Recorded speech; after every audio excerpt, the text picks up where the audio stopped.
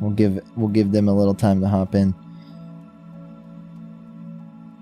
Like having it on OBS instead of dashboard, because then I'm less likely to look at viewer counts. I guess I have both of like the view count bars. I have that in OBS too.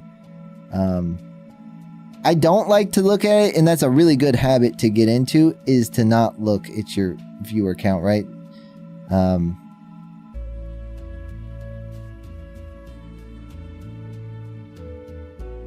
But hold up.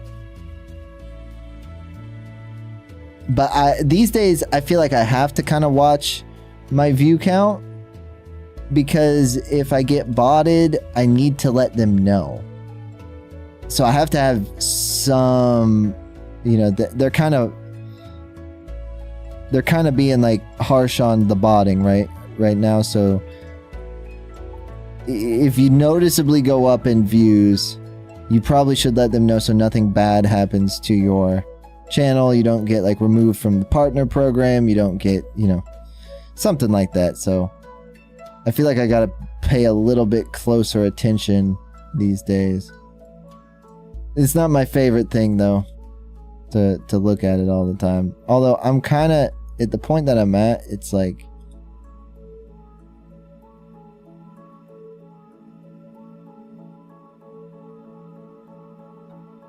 it doesn't bother me too much. Like, I always want more, but I don't think about the views too much anymore.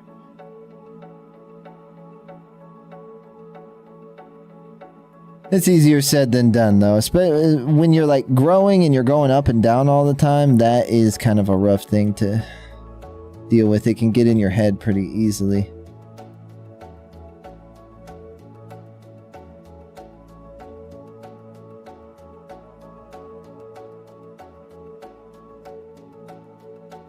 There we go.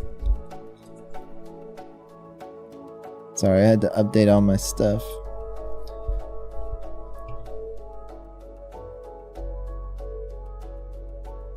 Yeah, you know, Twitch is also the thing too. It's like I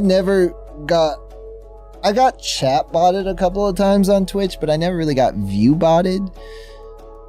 But I think that's, I don't know if the reason is that it's harder to do on Twitch, or if the reason's just that there's so many other people to do it to on Twitch, you know, like you're just harder to find type of thing, right?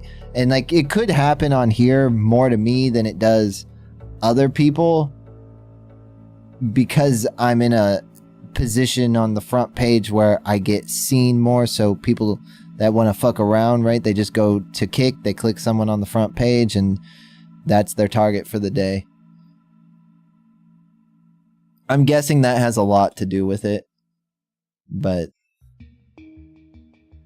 and for the most part, the streamers on Kick are small enough to where you can fuck with them, right? Like Twitch's front page, it's like everybody's 1,000 plus, you know, at the minimum 500 or something. But here you can find people in the 80s and the 50s, 20s, are all pretty visible, and also don't have a lot of experience with handling those like bot attacks.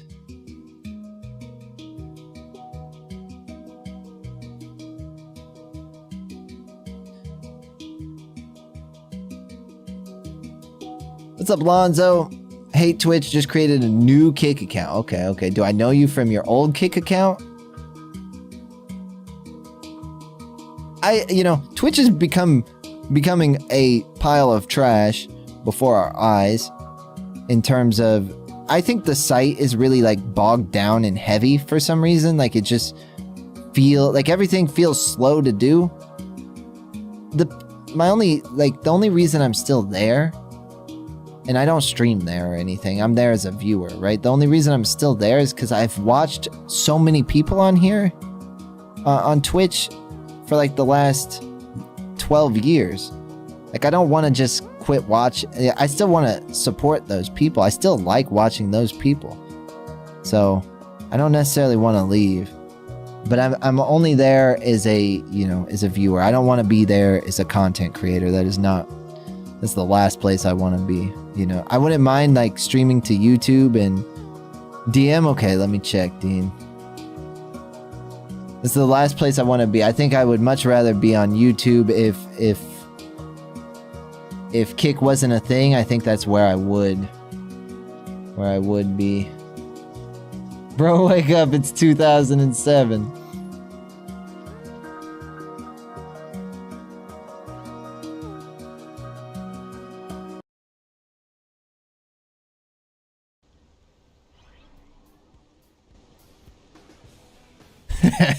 The music. You hit kind of hard there. You okay? I've seen this before, Dean. This pops up on my feed all the time.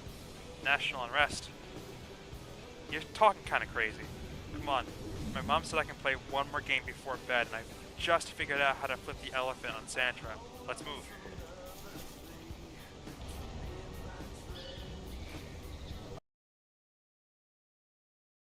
Things will never be the same, Dean.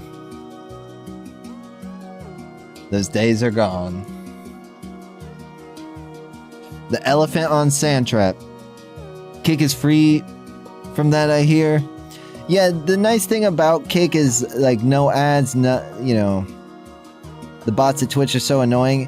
So Kick has bots and botting, and it's just probably not to the extent of Twitch, right? It's been happening for so long on Twitch that I feel like people don't even notice it anymore. There's definitely like, you know, people, I've been botted, right? Like I've gotten the view bots, the chat bots, everything, right? It's impossible to stop. All of that exists on YouTube as well. It's just, it looks different on every platform. It's so, you know, if you know what it looks like on Twitch, but you might not know what it looks like on YouTube, sort of thing. If you guys want to see how bad the botting actually is on YouTube, though, just take a look at the comment section on some of the videos and you'll realize, oh, this is like, all of this is just like AI. Some are so bad that they'll just like comment something that has nothing to do with anything the video was about, right? They're just saying random fucking shit.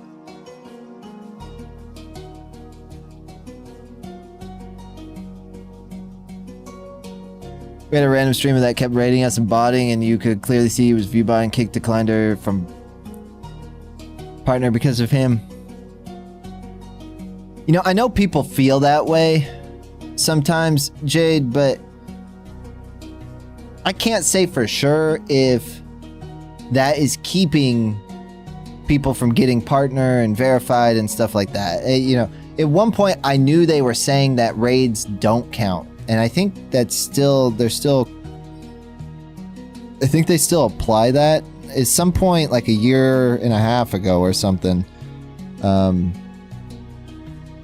they quit counting raids towards your verification metrics and towards your partner metrics.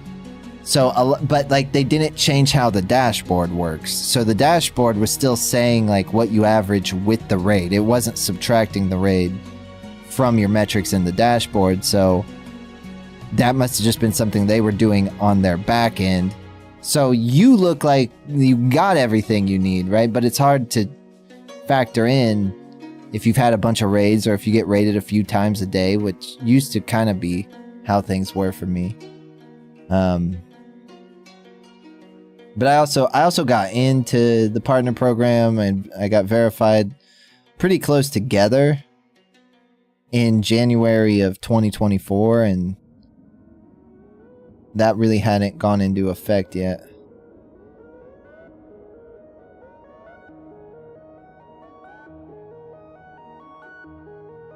I just laugh at them and mess around with them, and then they leave. Also, you know, the community on Twitch is a little different than here. I think the community is great on Twitch, but, you know, it's a little different. It's a little different than here. I think that's kind of the case everywhere, though, right? Like, you can't really replicate a community here that exists on Twitch and vice versa.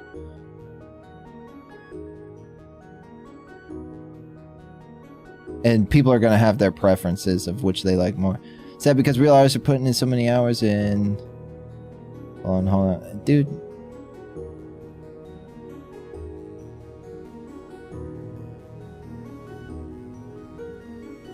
Oh, you talking about the bots that come in and say, like, try to get you to buy stuff? Yeah, those have gone down for sure. That are trying to sell you like AI artwork and that kind of shit. Yeah, that was super common when I first joined, but it's kind of gone away. But I still do see it on Twitch. Or at least it's gone away from me. I hear it still happens to other people. What do you want to talk to me about, Fina? They flat out told? Really? I've never had them tell me anything. I can't get them to tell me anything about anything. I couldn't get... You know, when Chicken was getting denied...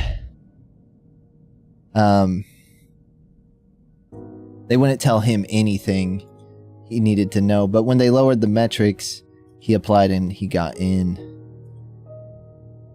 I'm surprised they even said anything. They're always like referencing like privacy stuff, saying they can't tell you. Yeah, I mean, so what I was doing for a while with the artists was I would let them, I'd tell them, hey, just don't advertise in the stream chat, right? Like, if you really have something you want to show me, some kind of art you want to show me, like, maybe I'm interested. I'm not really in the market for anything at the moment, but, you know, when I am, I'll check you guys out first that I know make art. All I ask is that you try to be a regular member of the community, and I'll give you a place in Discord, a channel in Discord where you can post your art and, you know, say that you make stuff for streamers and this type of thing. So I let them post in a channel in Discord for a while. But the thing is like most of it is AI generated, and a lot of those people don't, like, some of them, there's a handful of them that do hang out in here. Actually, I do know they hang out here. And those people aren't the problem. It's really just the people that only want to like peddle their AI art to you.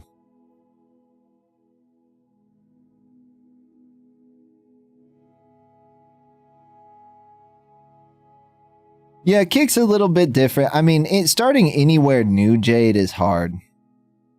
Right? It's hard to start with very little people. But yeah, I gave them a place in Discord so they wouldn't bother me in my Kick chat. But even that, like, I'm kind of regretting, right? I kind of want to just delete that channel and kick them all out. Because my Discord has gotten way more, like, there's way more people in it now. There's way more people using it for what I want it used for.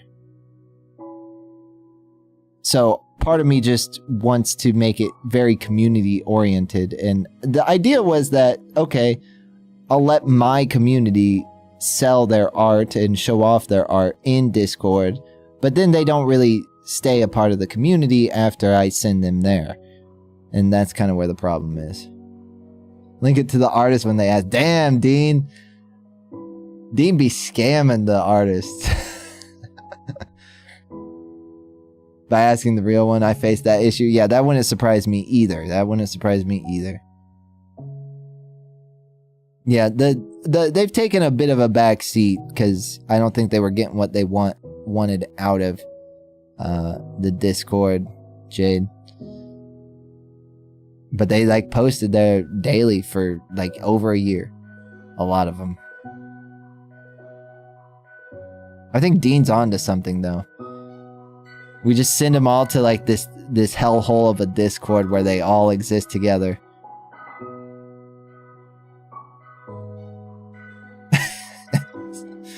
It's just funny as hell, dude.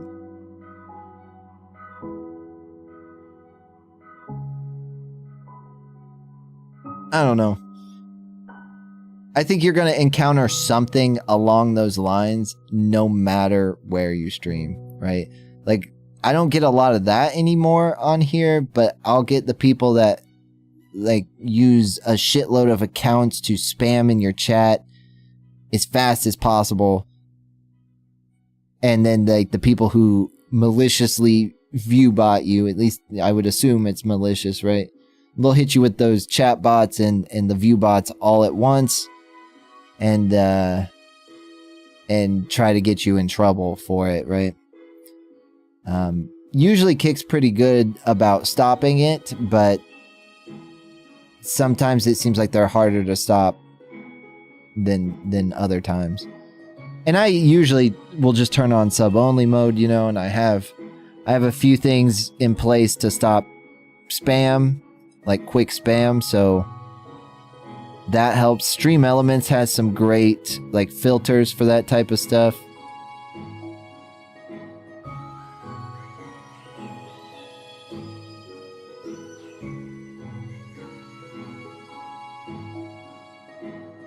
Yeah, I imagine that has changed like the dynamic and like how, especially how like creators respond to you, Faye. I think the best solution would, because it's going to be hard to approach creators in 2025 to try to offer them an art service, right? Just because everybody's so jaded from the bots.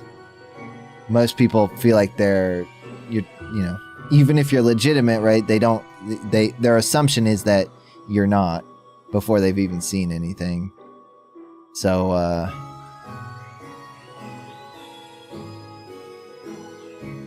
it is what it is.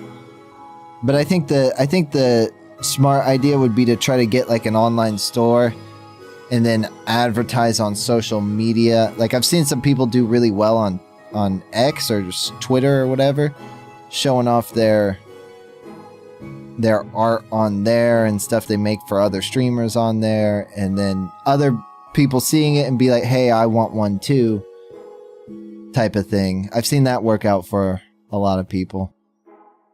And sometimes a few of those people also like will occasionally stream where they're designing some stuff.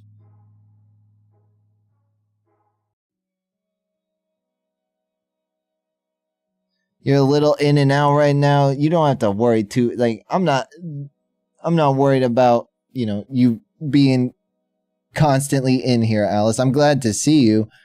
But I think really you should just kind of focus on taking it easy, feeling better, resting.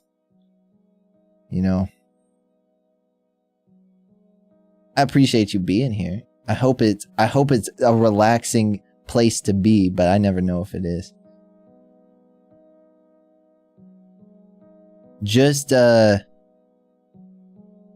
just want you to focus on getting past this moment, you know.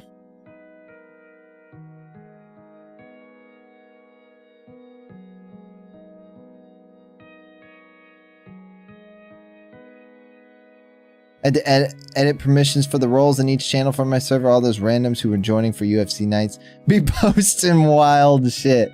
Yeah, you probably need a specific role, Dean, for just people who want to join in on the UFC nights. And if they end up hanging out for longer and they seem cool, then like move them to like a role that opens up a little bit more what they can do in post. I was worried about that too. I've only done that one with the Mike Tyson, Jake Paul boxing thing, right?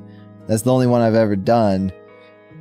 But after I did it, you know, a couple of them remained active for a little bit, and yeah, they were, you know, they weren't quite matching the energy of everybody else. So.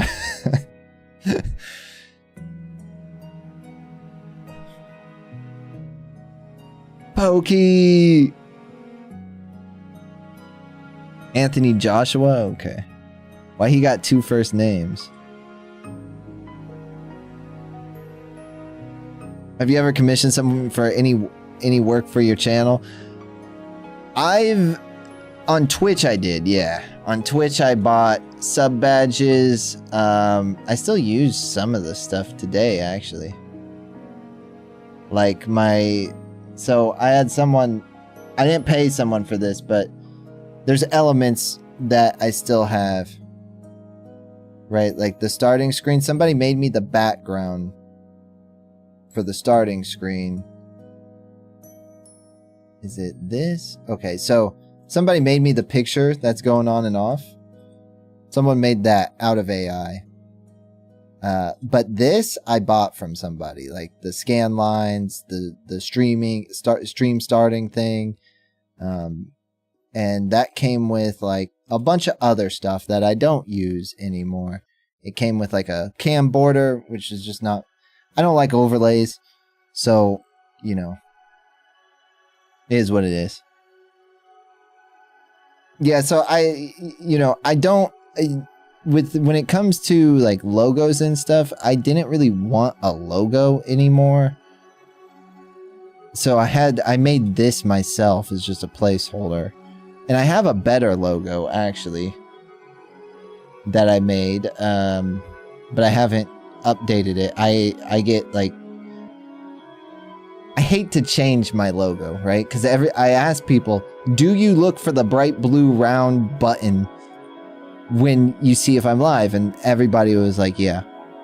So I hate to change it, because at this point it's like, it's noticeable, it's recognizable. Like that's all you really have to look for when you're looking for me.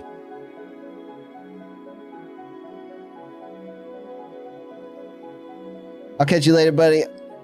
I draw, but like I could use emotes at some point, you know?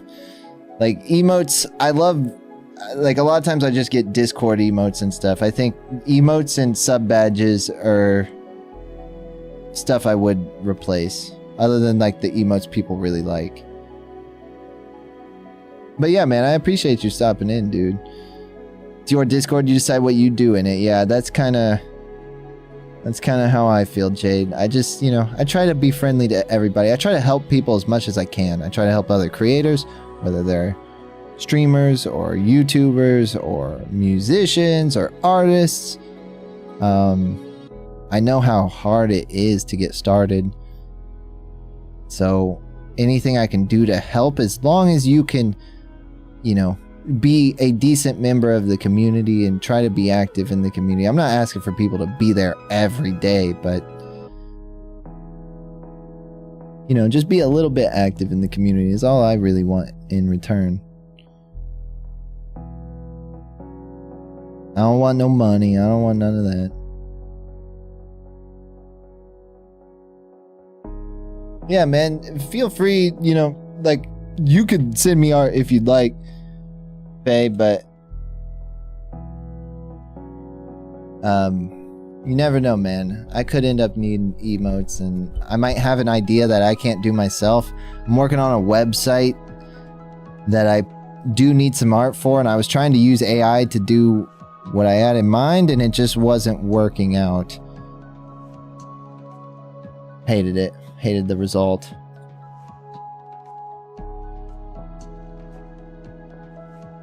So you never know, man. I would much rather pay someone who's been in the stream a little bit than someone that, hasn't. Anthony Joshua. Let me look, Dean.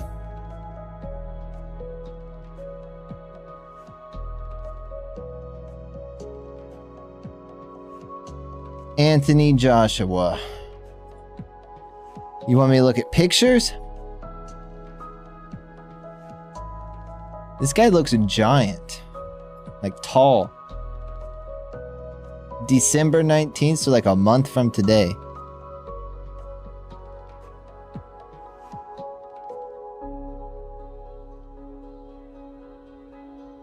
Yeah, the AI art, like it can be good, but sometimes it just doesn't work. Depending what you need done, it just doesn't work. This guy looks massive. I feel like this guy's gonna beat Jake Paul's ass. I don't know though.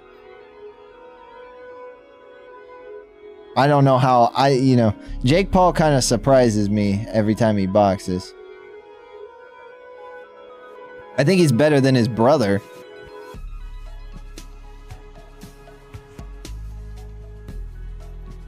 Heavyweight and used to be heavyweight champion. I don't know how Jake Paul... How old is this guy? Let me look.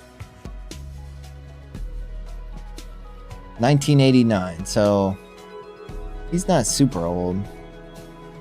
Total fights 32, wins 28, wins by KO 24, losses 4. Super heavyweight in 2012 in the Olympic Games. 2011 World Championship, super heavyweight.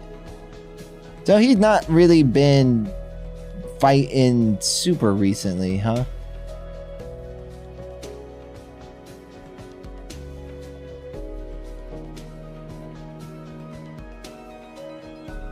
Doesn't look like it. Looks like he'd been out of the game for a minute. Okay, wait a minute.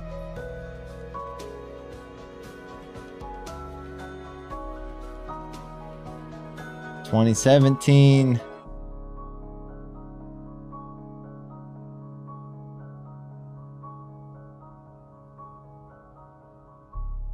(2018)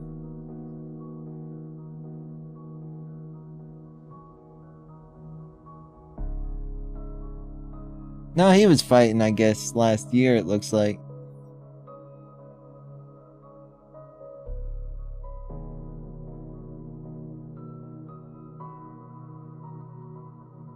But he hasn't fought this year at all. Unless they just haven't updated it. Super heavyweight champion. IBF heavyweight champion. 2 or 3 years ago. Apparently he did some 2 fights last year. 3 fights the year before. Only 1 fight in 2022. But yeah, his win record ever since like 2019 has been iffy. And he hasn't been fighting as much, it doesn't look like.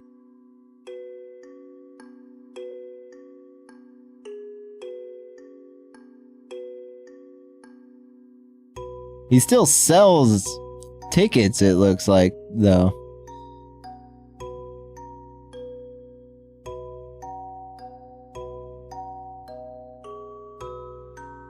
His ticket sales are still good. Lost the rest recently. Let's see. Yeah. He had like 4 straight wins in a row from April 1st, 2023 to March 8th, 2024. He won against that Francis guy, and then he fought Daniel Dubois in September 21st, 2024, and he lost that one. And he lost to a Ukrainian boxer twice.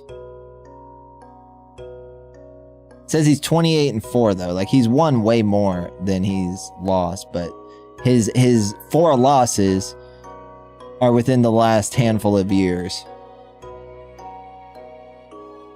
We'll see. I believe in him, but I do believe in Jake Paul too. Like, I feel like one of the biggest benefits Jake Paul has is that he gets constantly underestimated. Because he's just some YouTube guy.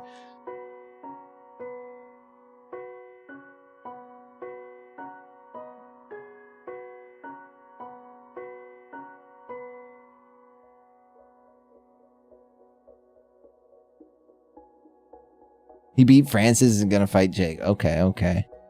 Pick up Francis? Okay. Yeah, he beat Francis.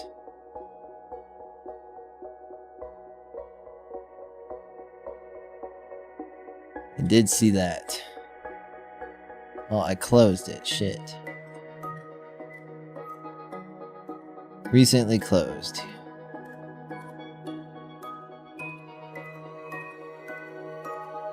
Where's this guy born at? This guy's a little bit older than him. This guy's pretty big, though.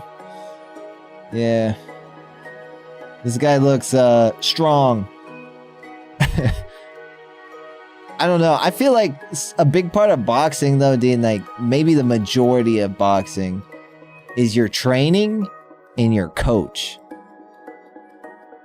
If you get those, if you got if you do well in training, you do stay on top of your training, and you got a good coach, I feel like you're already probably going to be better than a lot of people.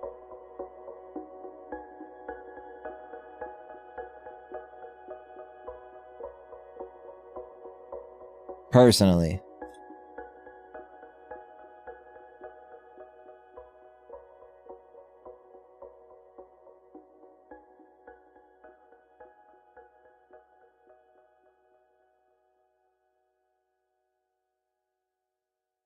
That is true. I'm anticipating.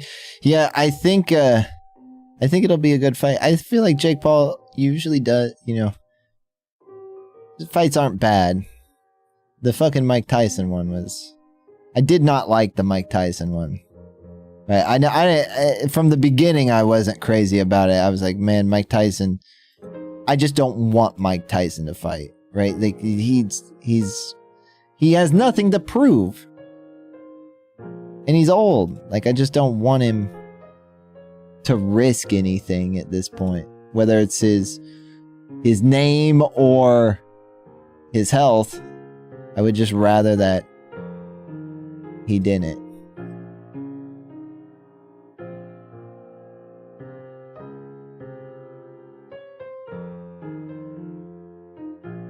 Alright, let's play a little bit of the game. If you guys don't know, it is pinned to the top of the chat. We're going to try this server for an older MMO that came out. I believe it released in 2007. Anybody's welcome to join me if they want to. But it was made by the creator of EverQuest.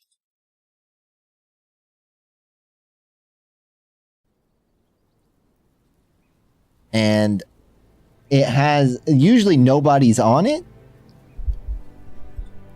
But it's kind of had a return of some players.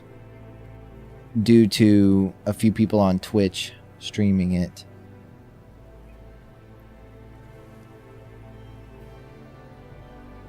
Oh no, they don't have a category for it. Yeah, that makes sense.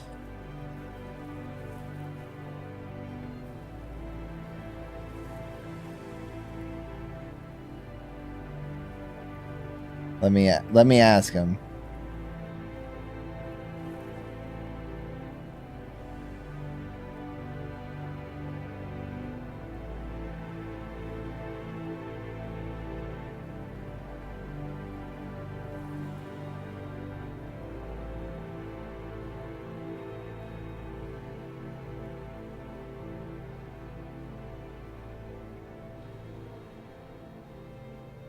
What can I send them, though? In terms of, like, artwork they could use. Saga of Heroes.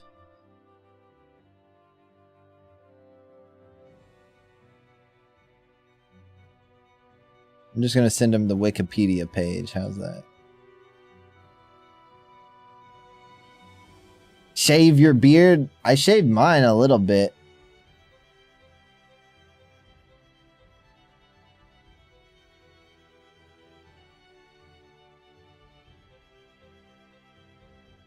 But yeah, if anybody wants to join in, I'm not saying like anybody's got to be on voice chat or anything like that. I'm not really expecting that. But what's up, Nawi? Bro, why you yapping on God? For real, twin. What's up, Rasha Fayed on YouTube? I see you there, man. Hello from the United States. I miss the fucking YouTube shit constantly. I need to leave my... Oops. I need to leave my OBS up.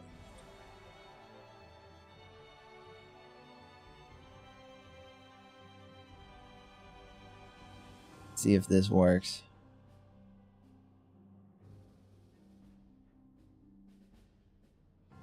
I don't know if game capture will work for this or not.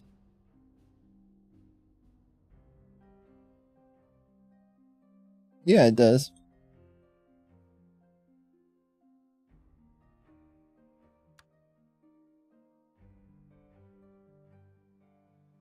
Left UFC. The champion fought Anthony. Okay, I see. So he was a UFC fighter. I feel like the UFC fighters struggle when they come to boxing. Dean, even if they're a great UFC fighter, I feel like they kind of all struggle in boxing. I know the rules are so different.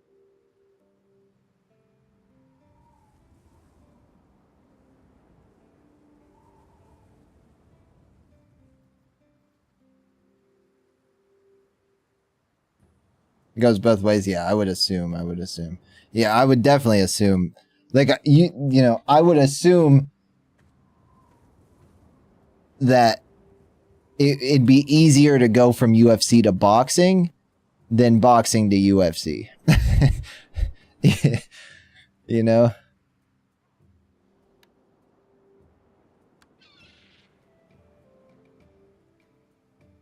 Combat music down.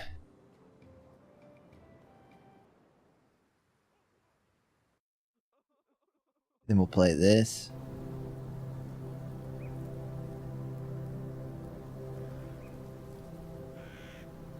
The real MMO is Guild Wars 2. I don't mind Guild Wars. I like Guild Wars.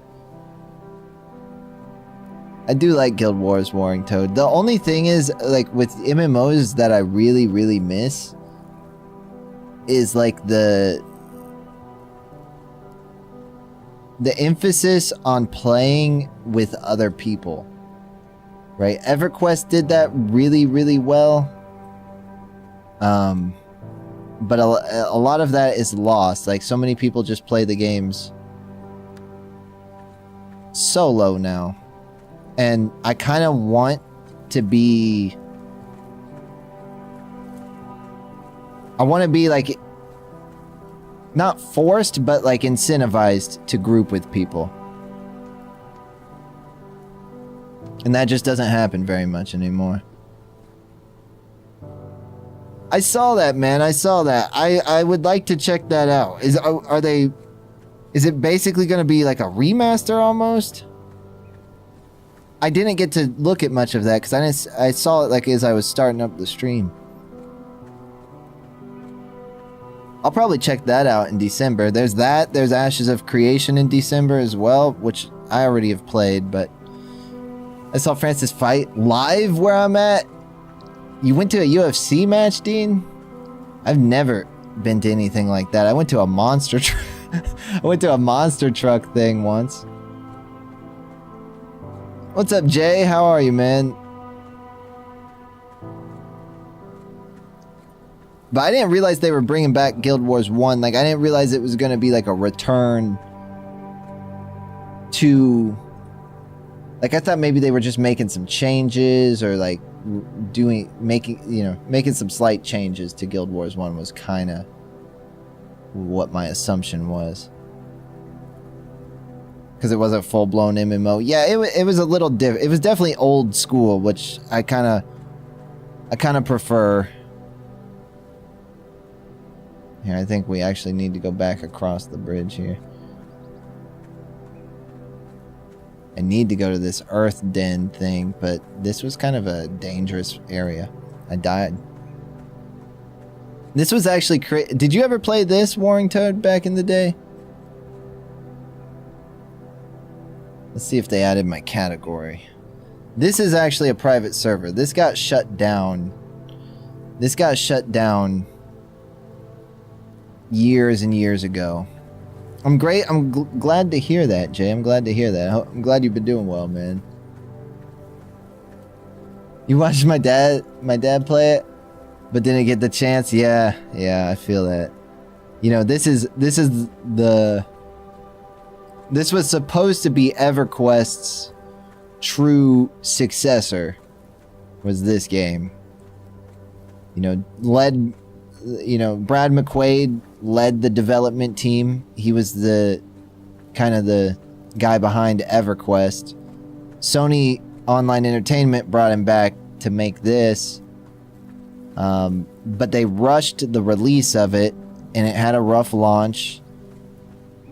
But what was there of the game at the time, was really good. It just, had a lot of issues with server issues and stuff like that. It took about 6 months for them to fix a lot of those issues, but they did manage to fix a lot of them. And the player base just kind of had already gone away and never really came back.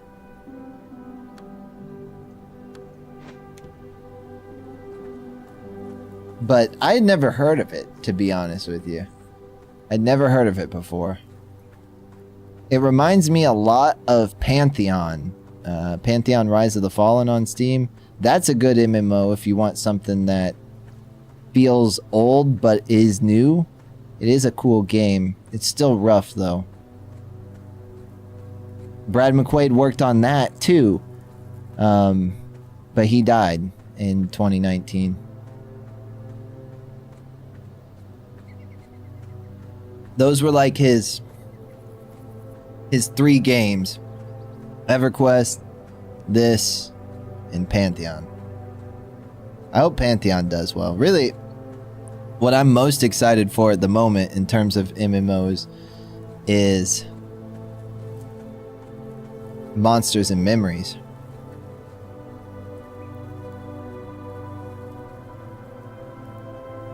I'm doing good, Jay. I can't complain, man. I cannot complain, to be honest. I was going to give that a little more time before I try that one. Yeah, you would be smart to. Oh, here's somebody.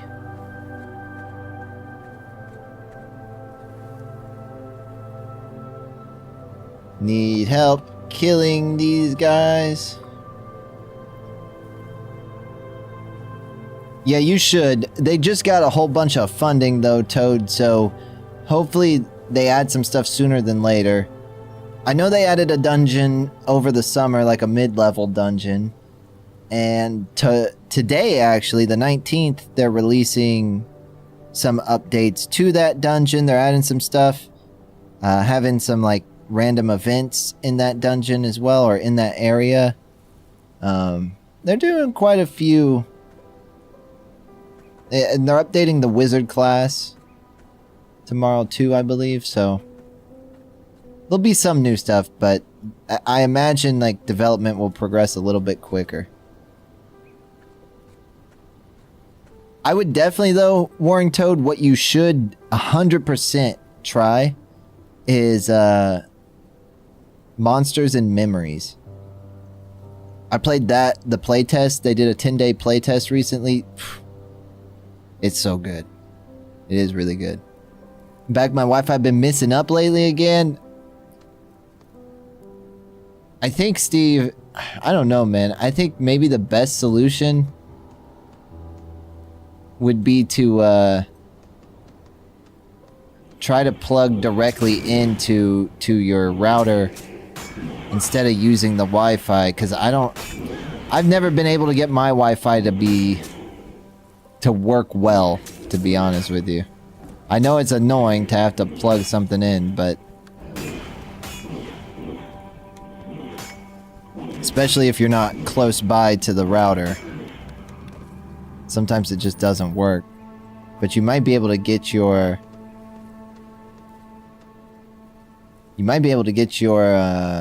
internet company to move the router close to you so you could plug it in. Oh, you are, and it still does it? Are you plugged? Do you know if you're plugged into the router or are you plugged into like a extender? Oh, look. Hey, wait.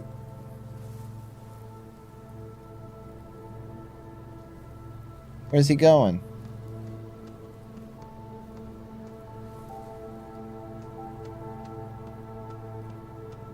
Wait for me.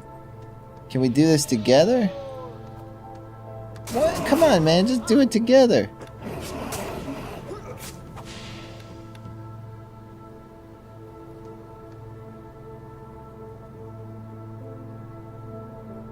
The main one. Okay. Oh, he joined. Nice. Well, in that case, Steve, I would contact your internet company to come look at it, man.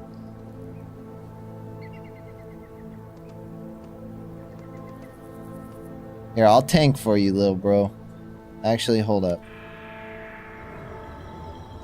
There you go.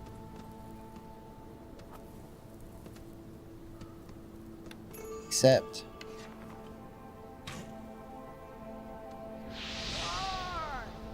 I found a crossbow and I've been using it. Wait, what is he exactly? He's a bard. Okay. I found a crossbow and I've been using it to like pull mobs from far away. Yeah, Steve, I think your best bet, man, would to be to contact them as soon as you can, and because if it is on their end, there's not going to be a whole lot you can do. You could try replacing your cords, like your Ethernet cords and stuff, because they could be damaged. That is a common... It's a common cause for stuff like that, but... Let's see if they added my category. No. Games.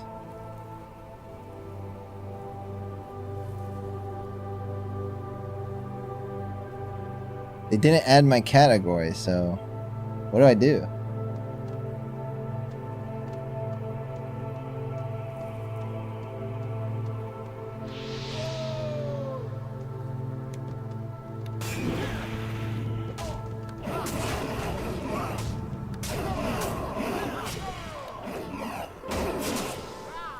I don't know. I just think this game is really cool.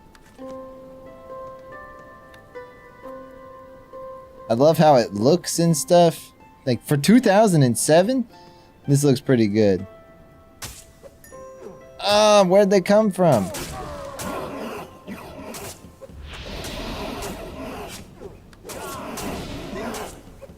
I hope the bard can heal.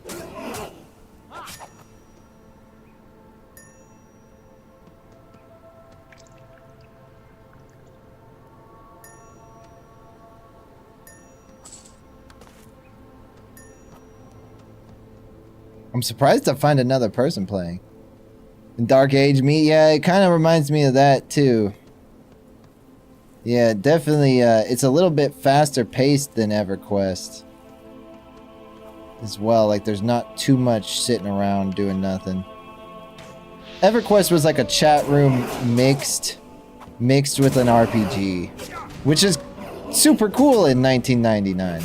It just doesn't hold up with modern audiences well. I hear EverQuest 2 isn't too bad at the moment, that there's some people playing.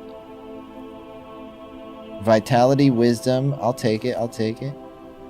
You can use loot on this corpse because it contains at least one soul. I'm gonna take it anyway. I don't have any earrings. Hold up, man. I gotta... let me sit for a sec. I don't want to die in here. What happened? What do you mean, Steve?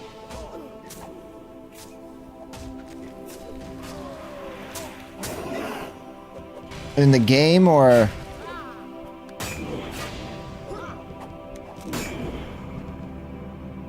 Oh, you mean with the category? I'm trying to get them to add a category for this game. Because they didn't have one. Which makes sense. The game died a long time ago.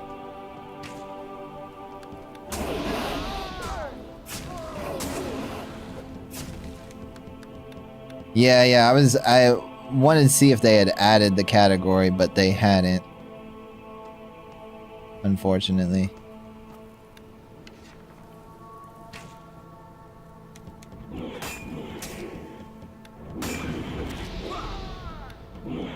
I bet they do here soon. I just told them, like, there's been a bit of a resurgence. I didn't want to say private server, but... I was like, there's been a little bit of a resurgence in this game in the streaming community.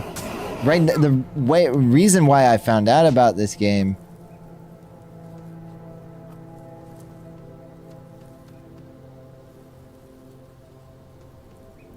is because people are playing it on Twitch right now. There's like a couple of small streamers.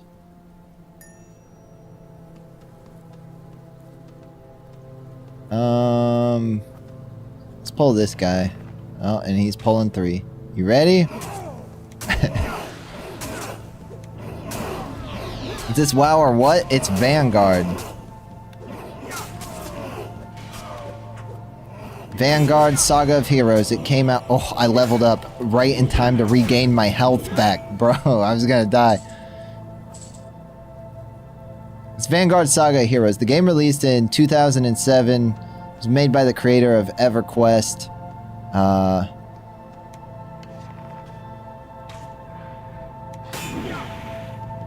It got shut down in 2013, I believe, and a small community that used to play the game is trying to bring it back.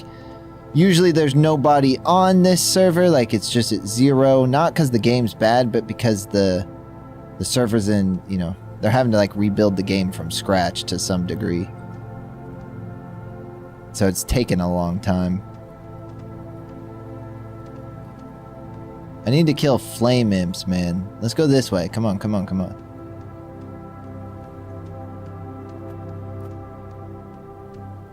But because some people have been streaming it on Twitch, they've brought in a decent amount of people back into the game, and they're all, you know, starting a new character, right? So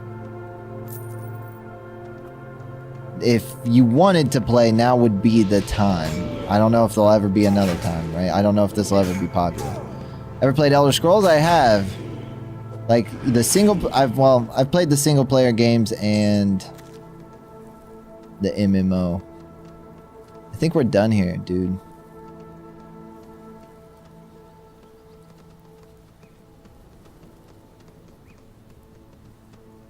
I wasn't crazy about the MMO. It's okay.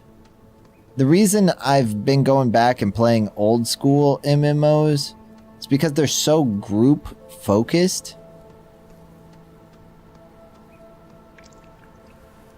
I like the way they make you have to play with other people, right? A lot of MMOs these days, it's just kind of an option to play with other people. You don't have to.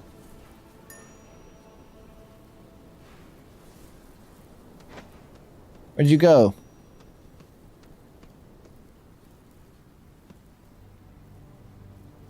Which kind of, I feel like, destroyed the social aspect of these games. They used to feel like a world where you'd come in and you'd talk to people and you'd meet people, and it's just kind of gone. Everybody's just kind of off doing their own thing. What's up, Forever? I don't mind Elder Scrolls Online isn't a bad game. I did hear that they would be kind of winding down development though on that game. Like there won't be a ton of new content, big releases anytime soon. So I don't know if they're working on something else.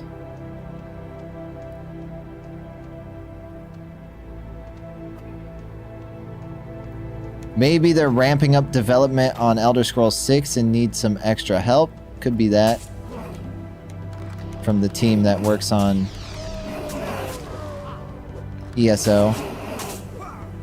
We're gonna play the new RuneScape Sailing, I think. Check out that on Thursday. But today I've been playing EverQuest and this right now.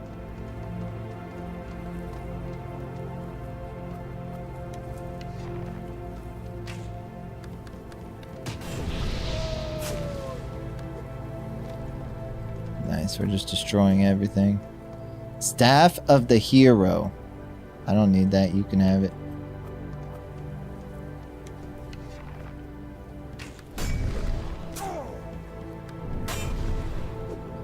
It's cool though. What's up, Forever6? I appreciate the follow. I hope you're enjoying the stream. Hope you're enjoying your night as well.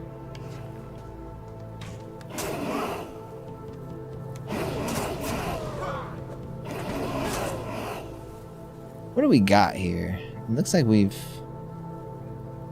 Earth Den entrance. Food poisoned. Okay, we just need to poison the food. If you need this portal, my guy. I don't think I do.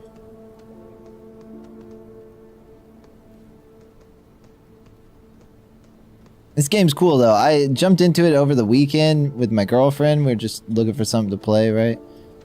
And we actually had a pretty good time with it. I mean, I'll take it if you're not gonna take it. I'll take it and give it to a different character. Nothing can be wasted. Do you want to go up here? We haven't been up here.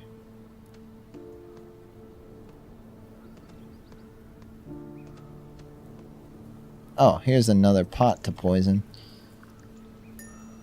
Done. Okay, I think we completed all 4 quests. Unforgivable.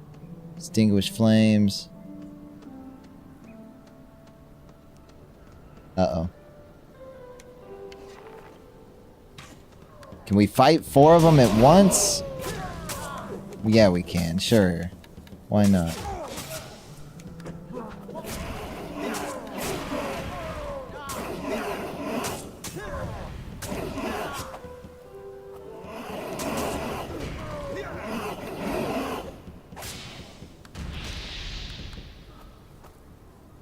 Give me the stuff. Give me the loot. Ooh. A head. Ooh. My girlfriend could play games. Would be a cool date. Me and my girl, like, I didn't know she liked games until we had already started dating. But the way I found out was the first time she came over, we've been dating for 12 years? No. 13 years. We've been together 13 years since we were in high school. But she'd come over and we'd watch scary... We were watching it, like the first time she came over we watched a horror film and I was just like, man, this shit... I'm not gonna lie, that movie was bad.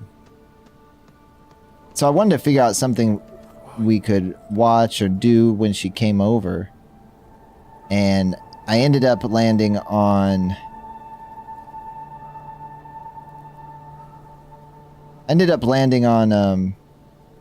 horror games. So next time she came over we played Silent Hill, one of them. I forget which one it was. And we had a lot more fun doing that than watching the movie. And then she told me about like all the games she plays and you know what she played when she was a kid. We've kind of just been playing games together ever since. That's actually kind of what got me back into video games, because I had not really been playing them when I was in high school. Yeah, 13 years.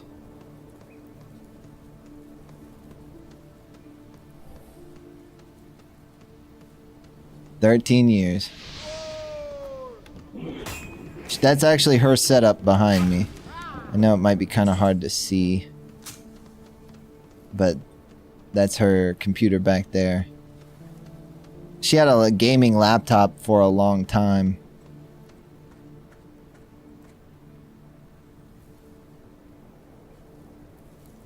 She had a gaming laptop for a long time, but that shit was miserable to play on. So we went ahead and she bought her computer. I bought one of her monitors for her, so she's got 2 for Christmas or something.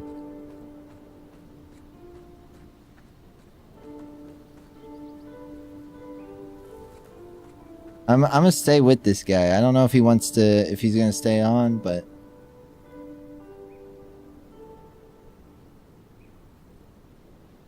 he should just stay with me.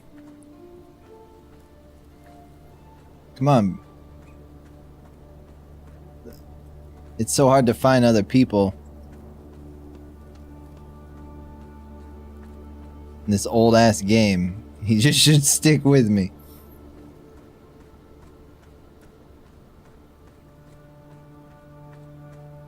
But yeah, man, we've really enjoyed playing games together. It wasn't something I ever imagined we'd be doing, but because I was barely playing anything at the time.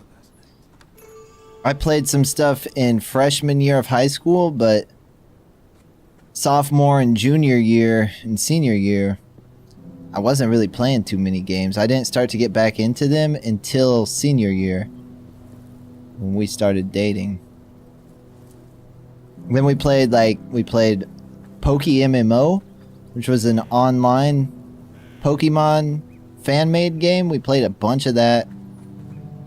We downloaded... we played a lot of Quake Live in high school together. We always played COD together. And then when I built my computer, she bought a gaming laptop, and we played World of Warcraft and a bunch of stuff together. A good time. I streamed on Twitch in 2019 for a long time.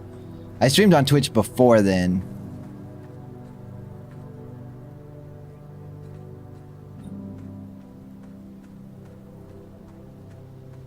But just kind of here and there for fun. 2019, I was actually trying to take it serious.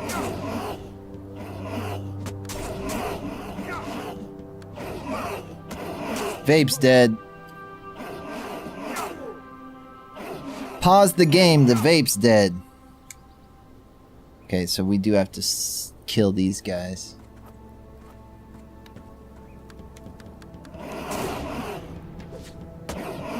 Let me create a new chat box for my party here. Group.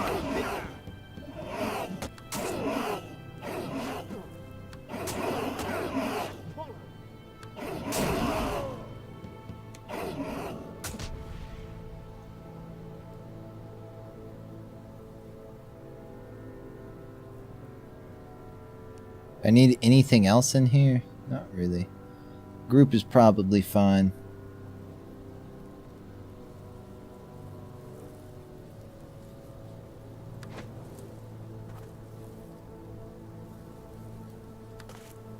That way I can see if this guy says anything to me. No, he left. Why?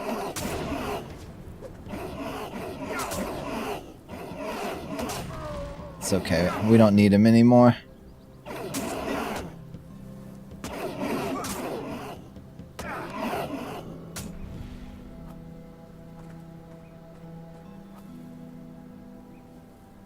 I like the jumping in this. You're so, like, floaty. Steve, I have some ways, dude, that you may be able to figure out what's wrong with your internet. I have a few different things you could try. Some tests you could run that should tell you what might be causing the issue. Like, we already know it's slow, right? But there might be more to it than that.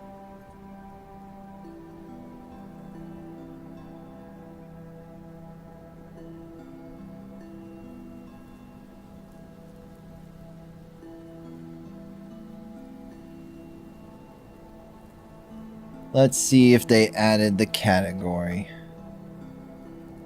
Dude, they didn't add the category. Why not? I don't know what category to be in.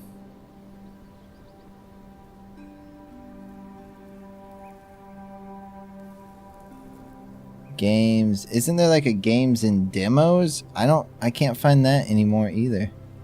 Oh, there is.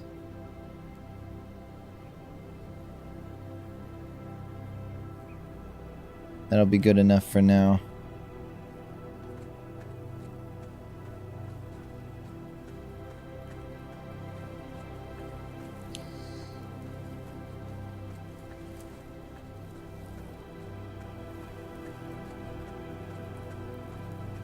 Let's look at our quests here. Unforgivable.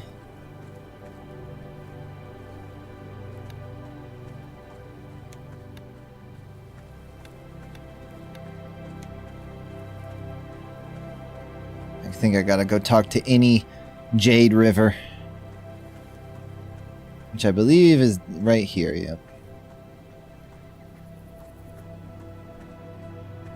I need to kill one more hobgoblin patrol. Have you found your path? Yes, here you go. I did everything you asked.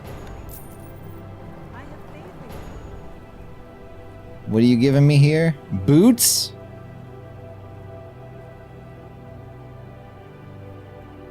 Boots and the Rope of Twilight.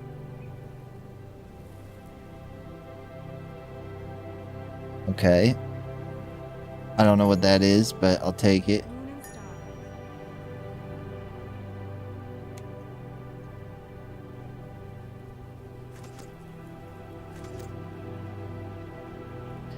A hammer. Either hand. Doesn't do as much damage, but it hits more. I think I'm gonna keep what I got. Apprentice's tunic. No thanks. Some crafting tools.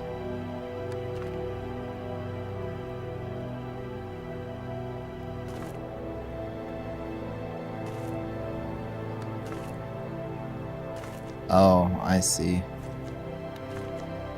can only have one crafting tool equipped at a time.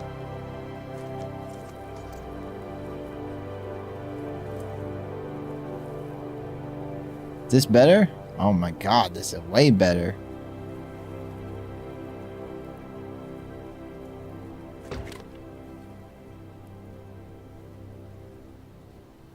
When did I get that?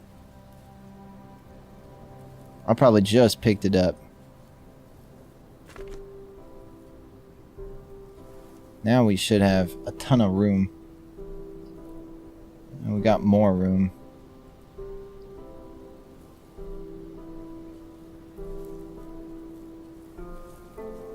My pleasure. Delivered the newfound evidence to Elder Wind Starbrook at Sun Village to the east of any I bow to you, if any. east, huh? Let me go kill these one things first. We'll go kill the patrols.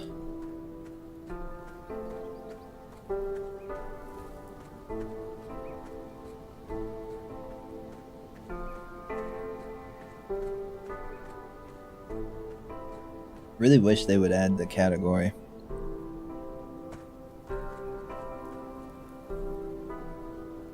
Chicken! I'm trying to get him to add the category chicken. I don't think they're usually quick about it. Maybe it's just, I don't know.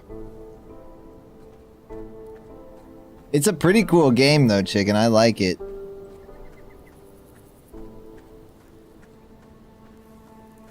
I did find someone else I was playing with, but I don't know where he went. It's like a mix of like EverQuest and World of Warcraft or something.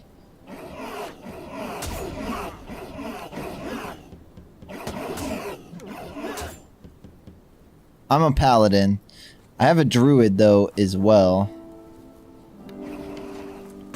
I found this bow and arrow or crossbow that I've been using to like pull mobs to me.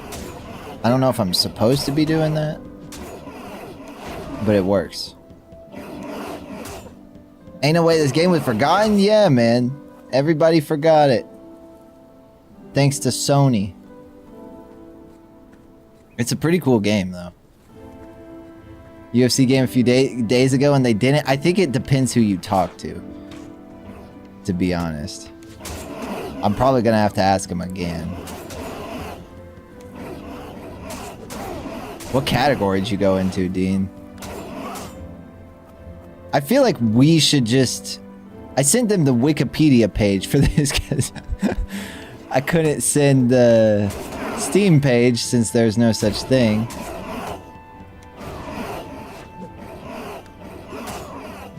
And I was like, just, you know, maybe they can just grab the artwork from here. But there's been a couple of times when I've had to ask a couple of times. Retro games, true. That's actually probably a smarter place for me to be in.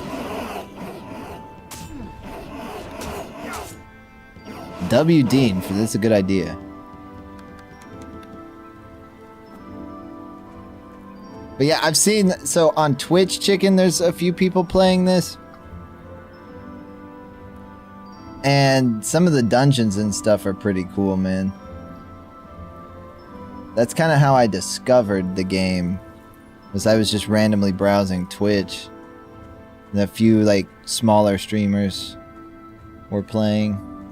I think that's why everybody's in the game.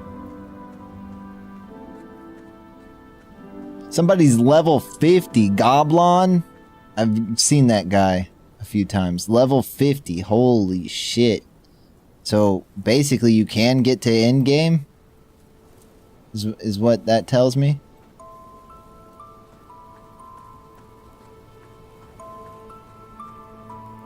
I just need something to mess around in while we wait for Monsters and Memories. I'll probably check out Pantheon as updates come out, and I'll definitely check out RuneScape's new sailing update.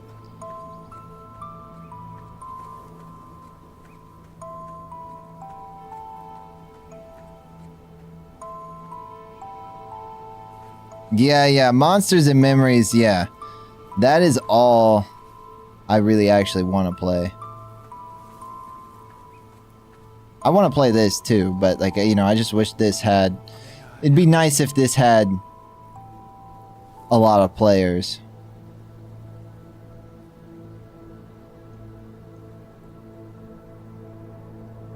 I think we'll go with this necklace. Strength and Constitution for a paladin. Obviously. Got a bag as well. There we go.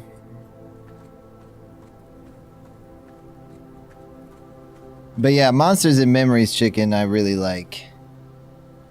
Lights, or I think the command's torch. Their torches don't work, but they did add a command to make torches work.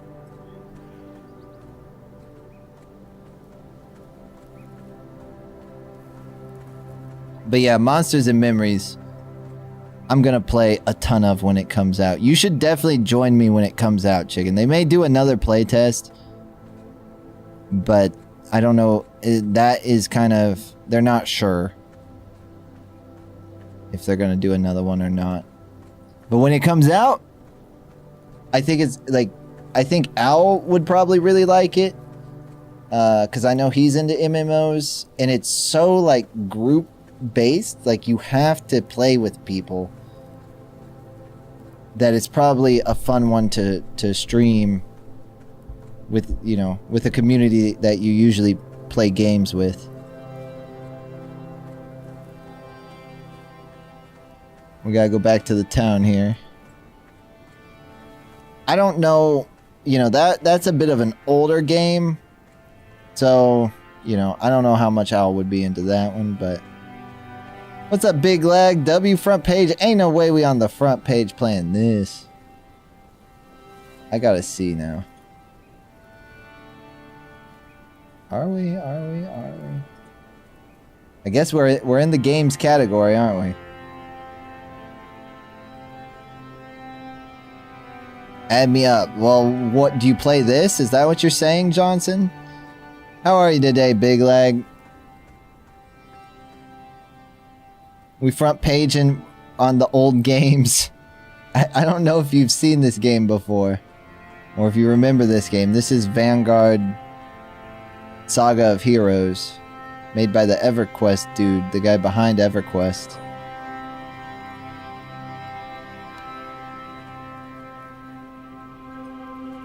I'm supposed to talk to someone in this town. Tell me more. Oh.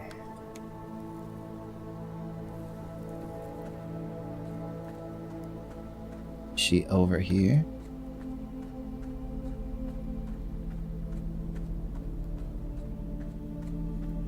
Although I was not productive today. I feel that. That's me most days. Not every day has to be a productive day. You gotta remember to have days. You gotta remember to have days that you just take it easy. The problem with me though is like I have one day where I take it easy and then the next day I'm like, you know what sounds really good today? Taking it easy. You know, I do it once and then I want to do it again.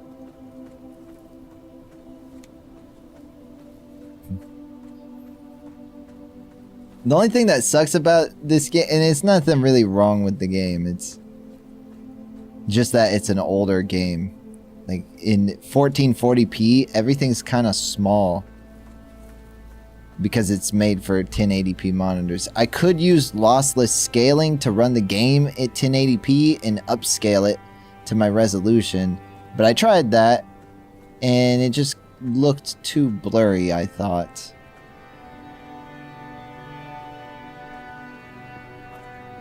Do you work for the magistrate, sir?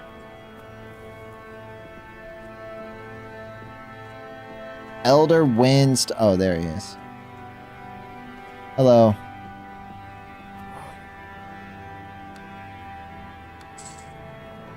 Go train. I'll do it. What do you get? Oh, you're giving me a better sword? And a better shield? I'll go do it. Hold on. I'll be back.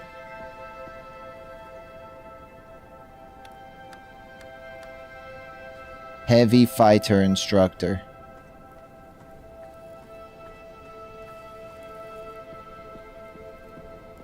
I also saw there was a new MMO that came out today, but it's just not...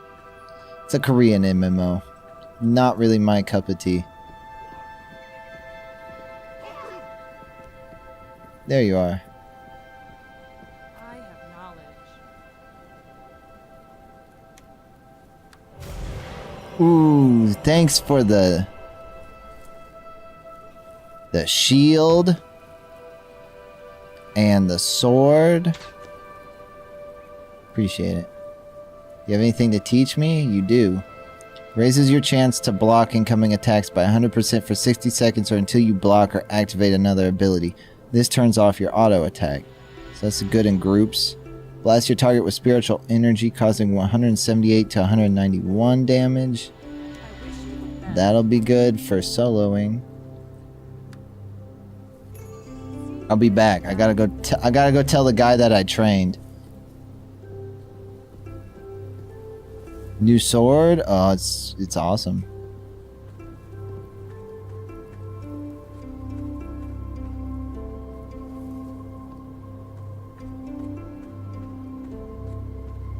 Oh, a person. Wait. It's Sonic. Sonic. Where are you going? We're friends. We're supposed to be.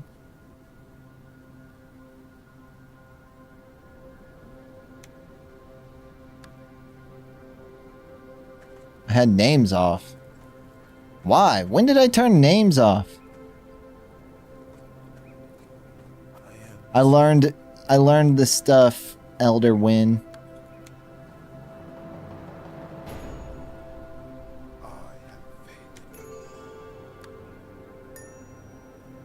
Okay, turns on and off my lantern.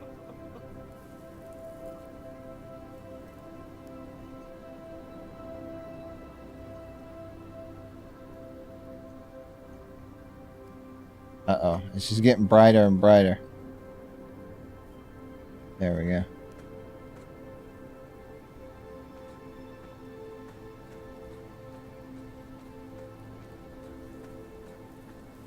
Okay, I didn't know I could do that.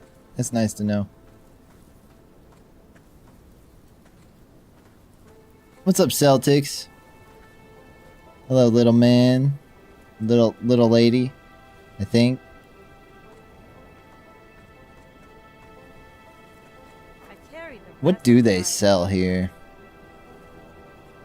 I'm gonna go ahead and sell some stuff that I don't need.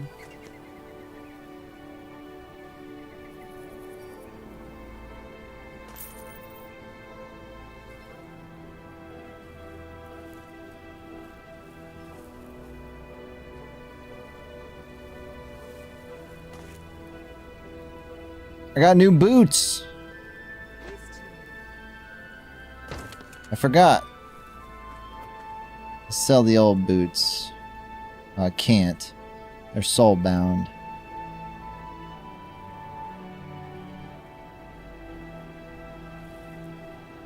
I don't know what this chest is for. I'm just gonna sell that. Sell that. Sell this. Probably sell this hammer.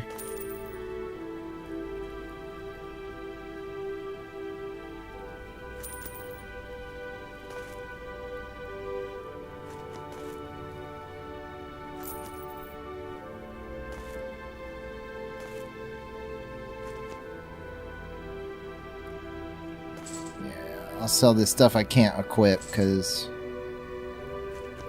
might as well.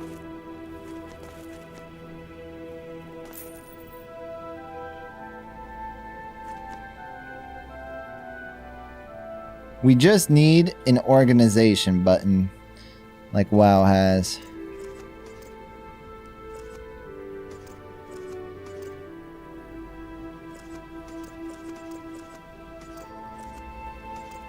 What is this? Run speed plus 33% for how long? For 5 minutes? Okay. Oh no, I think he logged out.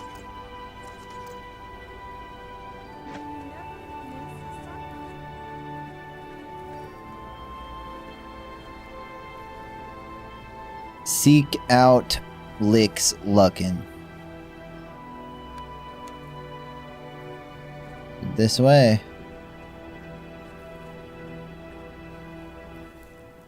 But yeah, I'm glad you've been doing good, Big Leg. Not every day has to be overly productive, you know what I mean? Do what you can do today. What's up, Imaginary Art?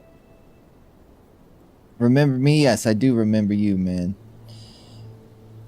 I'm back. I was in the hospital because my friend punched me and it broke my skull. Little shards of my skull came off. I don't know why my friend punched me. He had a big punch. Yeah. Sounds like he did have a big punch. Where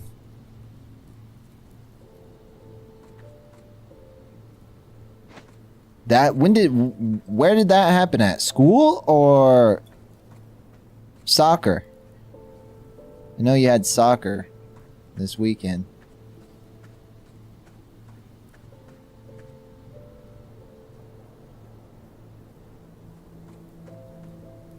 I'm sorry to hear that, Imaginary. I'm sorry if I missed your message too at first. I'm still getting used to reading the YouTube stuff. I'll try to stay on top of it better.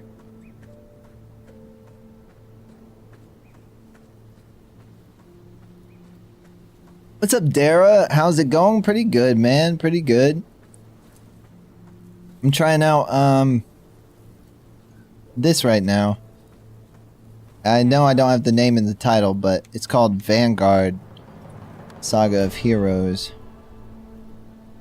So a couple people on Twitch have been streaming it. Smaller streamers have been streaming it because there's a server up and running, and they didn't know what to do after Monsters and Memories. So they figured they'd go try this out. But it brought normally nobody's on this game. But it brought a bunch of people into the game. So I was like, you know, if I don't play now, I might never get a chance to play. I've been just messing around with different classes and stuff. I'm trying out the Paladin. It's pretty cool though. It was made by the guy who created EverQuest. He made it for Sony, brought him back in 2000. I don't know exactly when, but it released in 2007. Is sort of a spiritual successor to EverQuest 1, but it didn't do so well. I had never heard of it before. That's how bad it kind of did. Normally, right, I know pretty much all of these games. I better run. But I had never heard of this. What's up, Mr. Steal Your Granny? We trying, dude. We trying to get him. Never heard of Vanguard. Yeah, same. Nobody has. Like, the marketing must have been terrible. It started in 2007 is when it released. It released really broken. I didn't have a PC at the time, so it's no wonder that I didn't really know about it. But I believe they shut down the game in 2013, I think. And pretty much since then, some fans of the game have been trying to bring it back. The hard part about it is... The hard part about it is they don't have all the files. Like, back in the day for, like, EverQuest and stuff, right? Pretty much everything was stored locally on your PC when you installed it. So, like, you had all the files. You had all the textures. You had all the stuff you needed. And it's just kind of not like that. By the time 2007 came around, it's just not really like that anymore.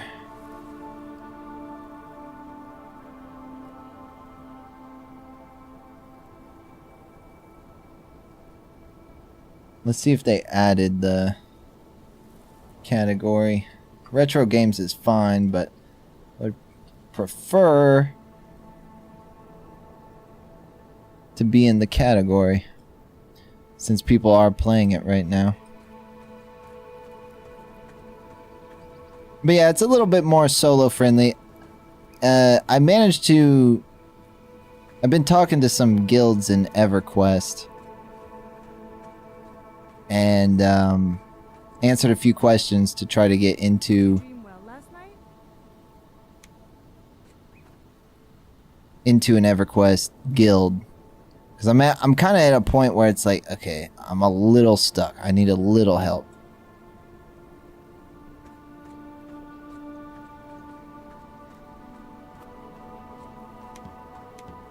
Or just some guidance. But it'd be nice to have some lower level people to play with. I'm almost level 13. But I'm kind of running out of mobs around my level. But, like, I can't progress to the next area quite yet because they're too high. So it feels like I'm supposed to go to the next area and just group up. But I haven't managed to find anybody.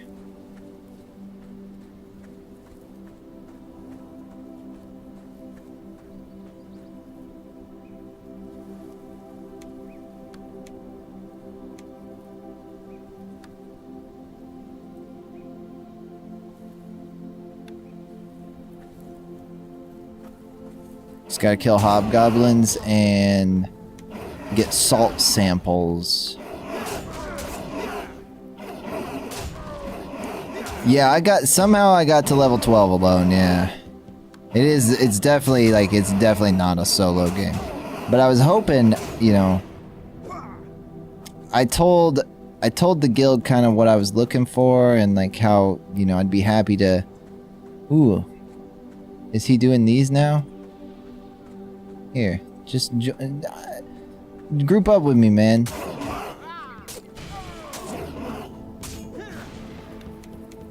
I was like, I'd just like to help other people level up as well. Like I'm wanting to group with people. That's kind of why I'm looking for a guild. But I was like, I don't know how many don't know how many people you guys have in the early to mid game, or if you plan on running new characters anytime soon. I was like, I might have a couple of people that want to join the guild. That are in the lower levels. But yeah, when you get a group, it is fun. It's definitely fun. There was the first few nights I played, I did get a group, and it was a good time. It was definitely much faster with a group.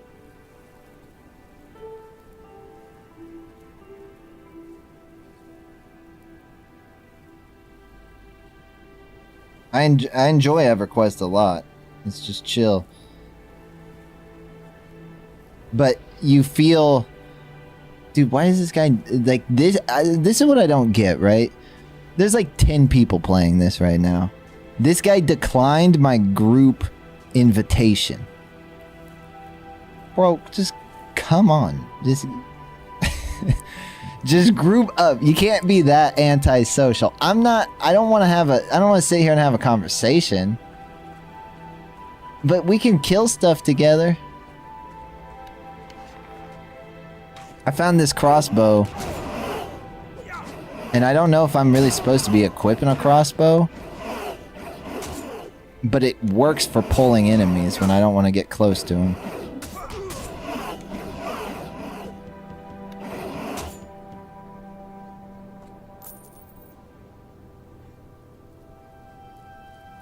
But yeah, the EverQuest people seem... Oh look, there's other people here too. The EverQuest people really, will always group with you. What is he? Is he a paladin? He is a paladin. Is he a shaman? The EverQuest people are super friendly when it comes to grouping, because they know how important it is. And a lot of those people played... And I guess, this is a solo quest I'm doing. You don't need to be grouped. But a lot of those people played back in the day, so they're kind of used to it. The only thing I had to do for the guild there was... answer their question, which was kind of like, what classes do you like to play? What's your experience with EverQuest and similar games? And he was like, and then, you can just add whatever details you want. He was super chill. He was like, you don't have to rush this or anything. Just do it when you can.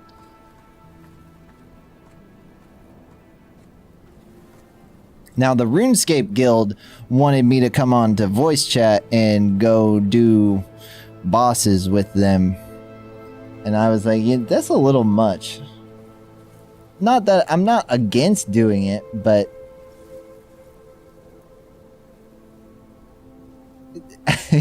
I don't know you guys.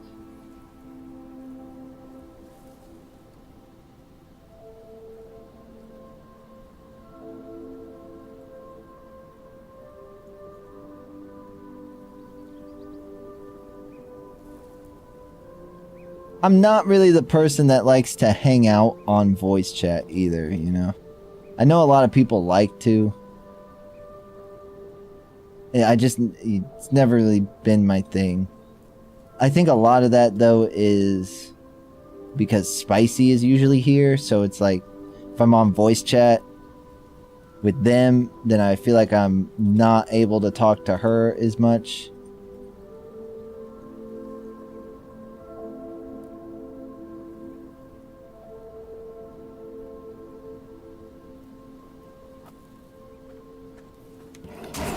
Laid back guilds that don't require too much, yeah. That's what I told the EverQuest guild, I'm not looking for anything too serious. I'm wanting to go, I was like, I just got off Monsters and Memories, really enjoyed that, and I'm just kind of wanting to go back and revisit EverQuest a little bit. I don't have a ton of experience with the game, but I can figure out how to play pretty easily. I'm not bad at the game. I'm probably not the best, but I know how to play. I was like, you know, if you guys have lower level people, I'm happy to group up. You know, count me in for that.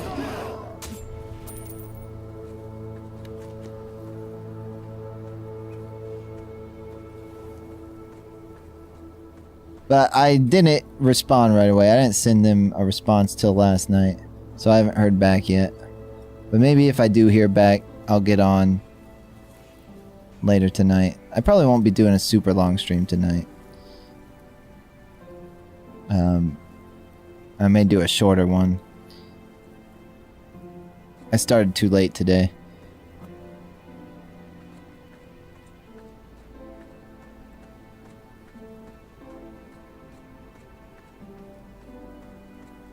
But I don't know, man. I just thought this game, like, for 2007, this game looks pretty good.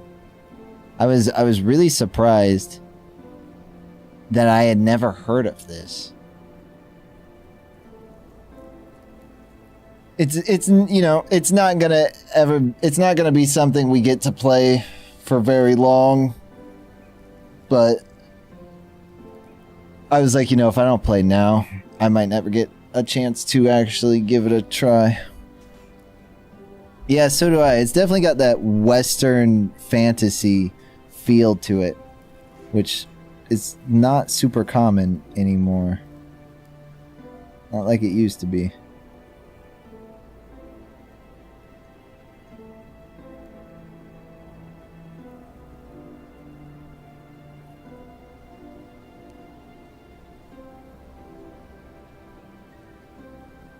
Give me like a little bit of like a Skyrim vibe or something. Not quite, but you know, similar. Oh, maybe more Oblivion than Skyrim.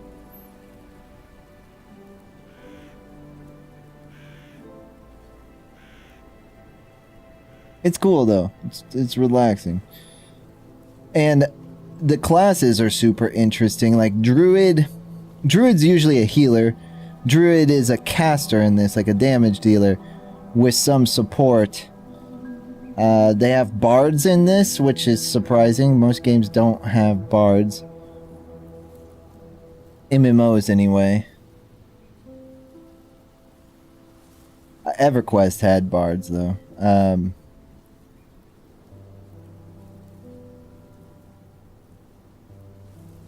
They had some weird blood mage type of class that, like, it's a healer, but it heals by doing damage to enemies, and that damage heals your team. I thought that was cool. They have 3 different types of tanks, but some other classes can kind of tank, like off tank, like a backup tank sort of thing. I don't know, the classes were really unique when I was picking one. The druid I made with Spicy over the weekend, we played some, and the druid's really fun. I've been keeping an eye on Pantheon. Pantheon has an update coming out on the 19th. So today, I think, later today. Nothing huge, though. Oh, you know what? I got new skills. Blast your target with spiritual energy. Yeah, let's try that.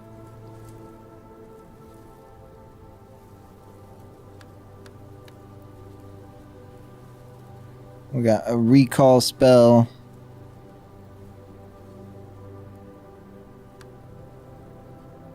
RuneScape Sailing comes out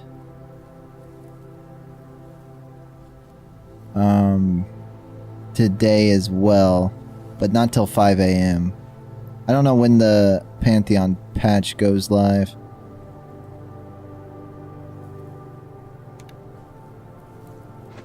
But I'm glad there's stuff coming out for Pantheon anyway.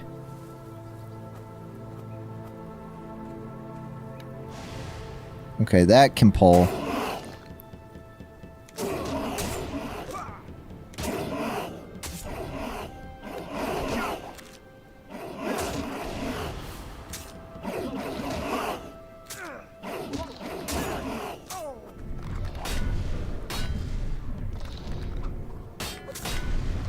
I got this, I think.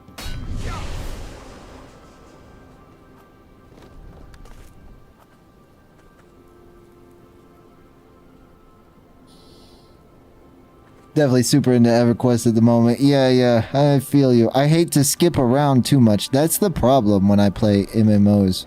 My biggest problem is that I just jump around a lot. And I think that works well for streaming, but in YouTube and stuff, right? You get to show off a lot of different stuff. But, I don't know. I wish I had more, like, streamer friends that wanted to get into something, you know, so we could dedicate a good amount of time to something. That's so I gotta try to, you know, I gotta try to pull people from who already play the game or something. But, you know, I talked to a few people playing this on Twitch, and they said I was welcome to join them. So I figured I'd start leveling a character.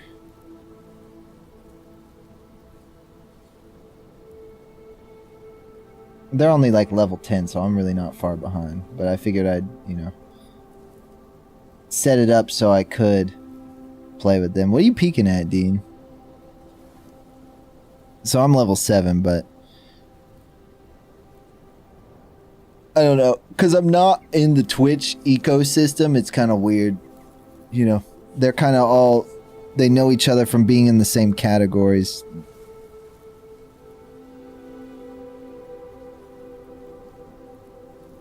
I don't think they know that I stream. They just invited me to come play with them.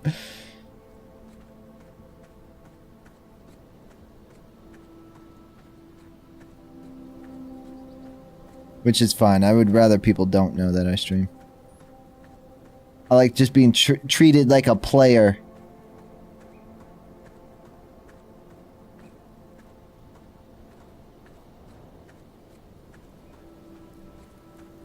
Not a streamer. What is this? Corrupted farmland. Did we beat this? I think we did. Or we still need salt samples though.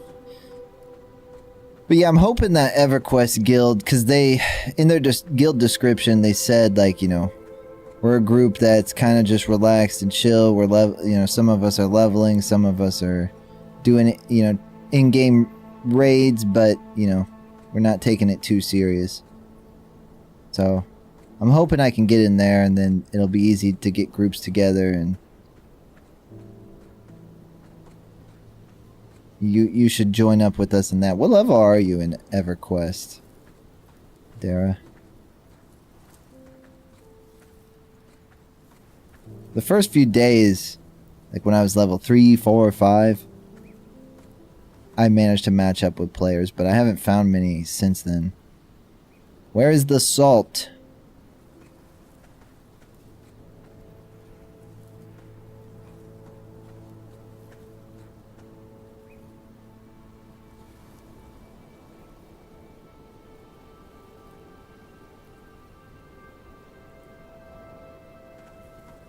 I see no salt. Pristine salt sample. I would assume it's like from rocks or something. Not from these dudes.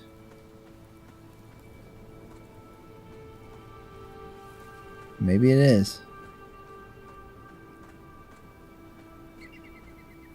I got to level 12, same as you. Well, thanks to the guys who helped me. Nice. What area did you start? Okay, you started in the ogre area, right? Maybe that's just more populated than the halfling area. You know, it's also I think partly the time of day I play. Troll area. Okay, yeah. Put your tongue away, Pokey.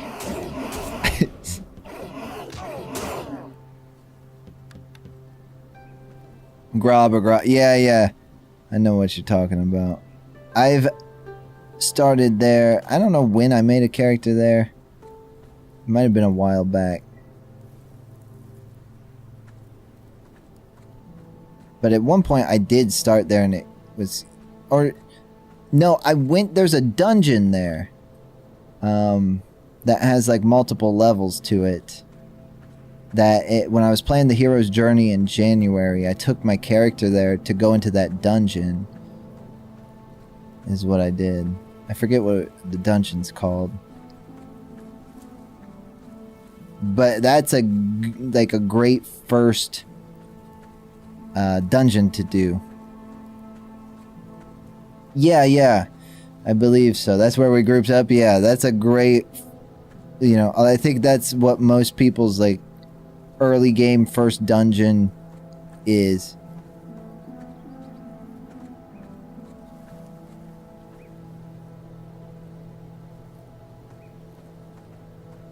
Is that one. And yeah, that place is a maze. That place can be hard to find your way through. But in the Hero's Journey server I was on, right, you combine 3 classes into one character. So, you were basically healer, tank, and DPS. So it made it easier. But it was still hard. Still hard solo. It was not easy. Yeah, it's one of the better dungeons to do early on. Like, I have a dungeon near me, and I thought, okay, well, maybe somebody will come along and do this dungeon with me. So yeah, I was trying to go in and just kill like some of the mobs at the entrance on my own, but they're all strong because of it being like a group activity.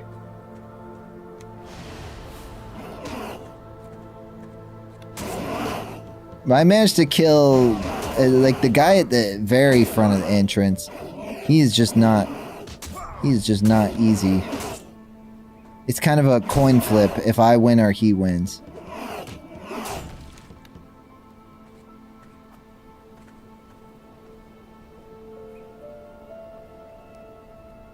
That's kind of how I felt too. But one of the guys that was in here last stream when I was playing, Broken Stoic, he makes guides, or he used to make guides on YouTube for the hero's journey. So he'd go over like what classes to combine, like different builds and play styles and stuff. Like there was some general information about all that stuff, so new players could give it a try.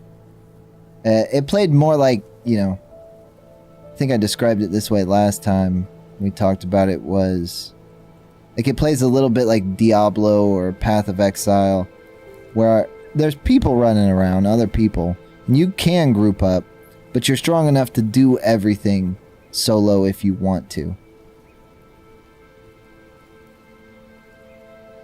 But yeah, I kind of felt like that too. Like that's how I feel. I don't know if you've ever played the World of Warcraft server, where you can freely build a character. No need for like you're not class locked, so you can like learn any ability you might want to.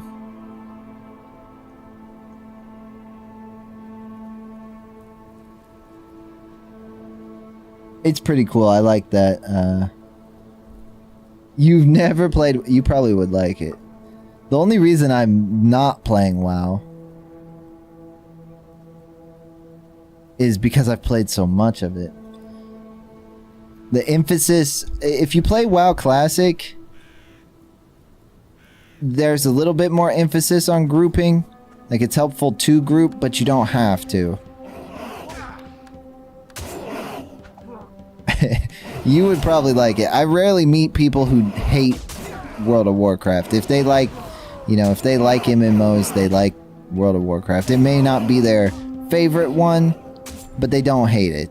It's kind of hard to deny how good it actually is for what it is.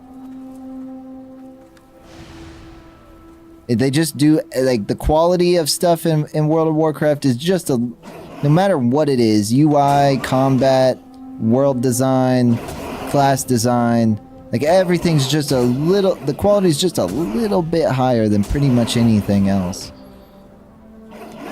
But I wouldn't play retail. Retail, retail feels like a co-op game, not an MMO. That's my biggest complaint with WoW, is that they've taken the MMO out of it. Even though there's all these people running around, you'll never need them for anything.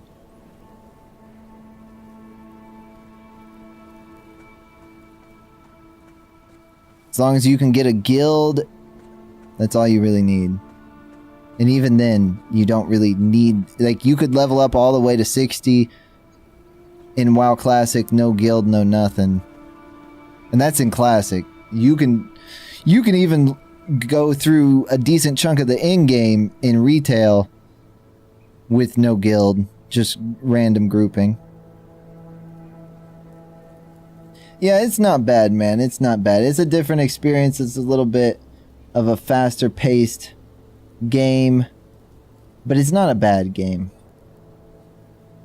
I just, I felt like early World of Warcraft felt like... The thing I love about MMOs is like you feel like you set off on an adventure, right? Not everything's easy. You remember spots where you struggled, but you got past it. WoW just kind of, it feels like my eyes glaze over and I just, do everything on my checklist, right? Follow the little spots on the map and, and part of it isn't the game's fault. A lot of it is the player's fault. Like, that's just how the players play. They've optimized the hell out of the gameplay.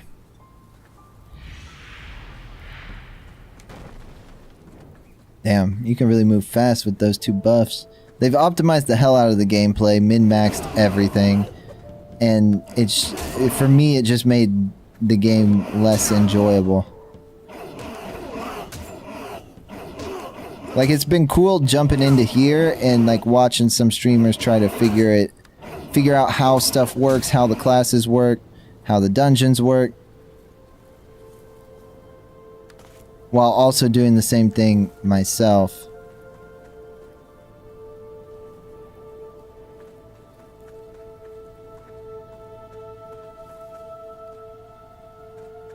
It's not really a buff. I don't know where to get the salt. Maybe from these stone minions?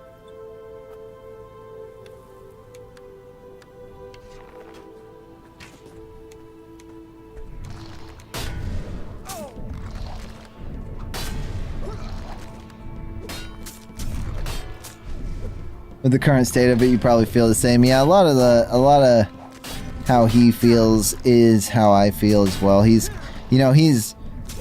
from the days of raiding in WoW. Am I gonna die? Where like in-game was the big boss fights, right? You'd go and you'd do the big boss fights in a group of like 10 or 24. And in early WoW there was a 48, I believe. No, 40. 10, 20, and 40, I think, were the sizes of the groups you needed for the raids. And depending on, how many people you have will kind of dictate how hard it was, but you for sure most of the time had to do the 20-man raids to get the best gear. But then in a group of 20 people, right, when you roll the dice to try to get gear, like, you're probably not the only one who wants that gear, so there's probably other people trying to get it too. If you're not in a good guild, they may have promised that gear to somebody else, that piece that drops, and don't really give a fuck if you get it or not, even if you win the dice roll. That becomes an issue in later stages of WoW, unless you have a good guild or a good group of people to play with. The thing is, every time we play, right, like, people just fall out before in-game. I will say, though, my favorite part of most MMOs is the journey to the end, not really the end. But WoW's kind of known for the end game being why you play, and the journey to the end game is just something everybody has to do. Nobody really wants to do it. I like that it creates drama. Yeah, it's like I'm not totally against it. You know what I mean? But the way loot usually gets handed out, because you can do loot a few different ways, right? You could do loot where people just roll on it, and whoever gets the highest roll out of 100 gets the piece of loot. But a lot of guilds will do it to where the raid leader, he gets all the loot, and then he passes it out to people. Because there's several different types of looting systems. So he'll end up passing out the loot to make sure the right people so people can't ninja loot the gear. So like if a really expensive piece drops but the wizard doesn't need the two-handed sword, it keeps people like that from needing on it and just ninja looting it to sell it, right? So usually the raid leader will pass it out. But if the raid leader is buddies with the person, who also needs the loot, and maybe they don't like you, or, maybe they just don't really know you, you're probably not going to get it. So a lot of times you have to keep raiding, and you get locked out. Like one raid isn't going to get you everything you need. You need to get lucky enough for the piece of loot to drop. Then you need to get lucky enough to actually get to win the loot for yourself. And then you get locked out of the raid for like a week, right? Your guild can't run the raid for a week. So you got to wait till next week and then do it again. And what it ends up causing is that people are only raid logging, right? They're only logging in to raid. Otherwise, they just don't play. And then there's not much else to do in the game. And that's usually where I fall off, right? I'm like, well, I need something to play. And I have not much else to do in this. So I'm not going to raid log. I just don't care enough to, like what? Get my gear and then do what? Like, what's the point of getting this last bit of gear to where if I get the gear, then I'll have nothing left to do. And like, oh, well, it's for the next expansion that comes out a year later. And I'm like, well, yeah, and then that'll only matter for like a week, and then it won't matter anymore. And I don't need the good loot to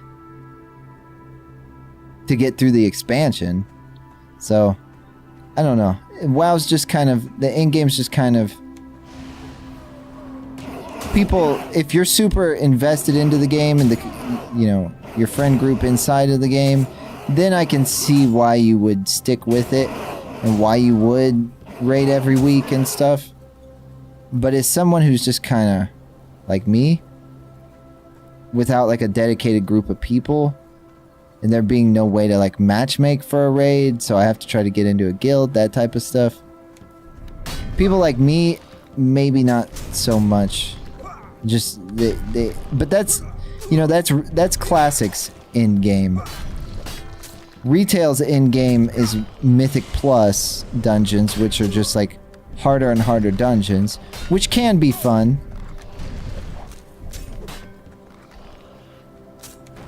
They definitely can be fun. But, how many times can you run a dungeon before you don't want to run that same dungeon anymore?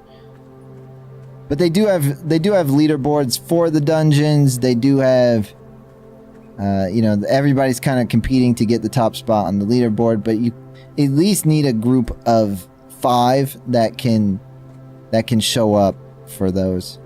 You don't really get locked out of those. You can run them as much as you want. And there's like tiers of dungeons, so they get harder and harder. Bad raid leader stealing good items you needed. The few times I've actually raided, I've barely ever raided in WoW, because I just don't have a group of people, right? Like, I can throw together like a dungeon group pretty easily, even without a dungeon finder, because that only requires finding 5, not 10, 20, or 40. There's only, I believe, a couple 40-man raids from the first version of World of Warcraft vanilla from then on, they never did 40 again because guild leaders were stressed out about trying to schedule 40 different people for, finding free time for 40 different people that they could all be at the raid. So they don't do 40 anymore. There was just one time. It was crazy, but they never did it again. Left over from the old school MMO days. I guess people no-lifed the game more back then. I just think there's a lot of competition too now, right? Like you have other stuff you could play. People don't typically... Some people play only one game, but I feel like a lot more people jump around these days. Yeah, I can't imagine what it would have been like to try to like have a raid, schedule people to raid. I'm glad that wasn't my job.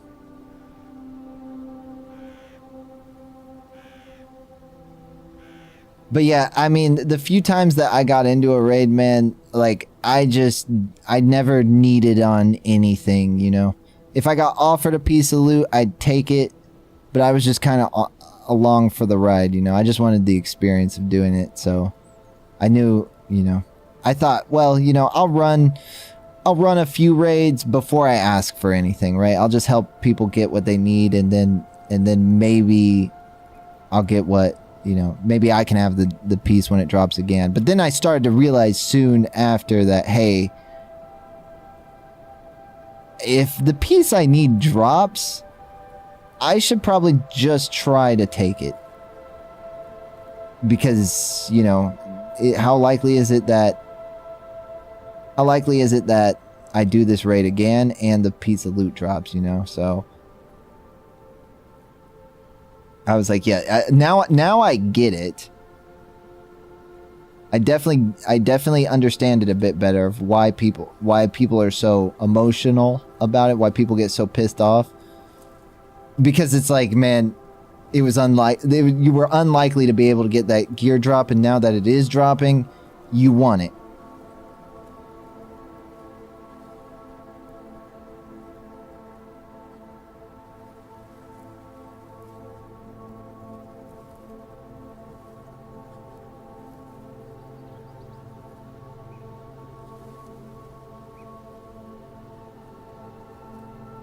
Yeah, especially when you have real life friends, right? Like you see something drop that your friend needs, and yeah, and like you're excited for them, you're in control of them getting it.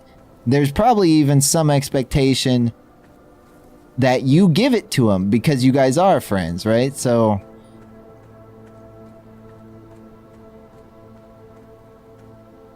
now, I think the best raid leaders will try to treat everyone equally, but that's way easier said than done.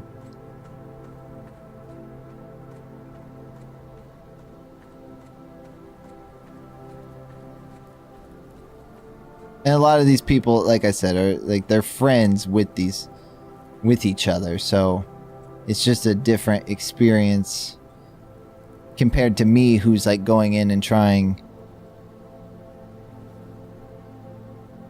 How do I collect the salt, man?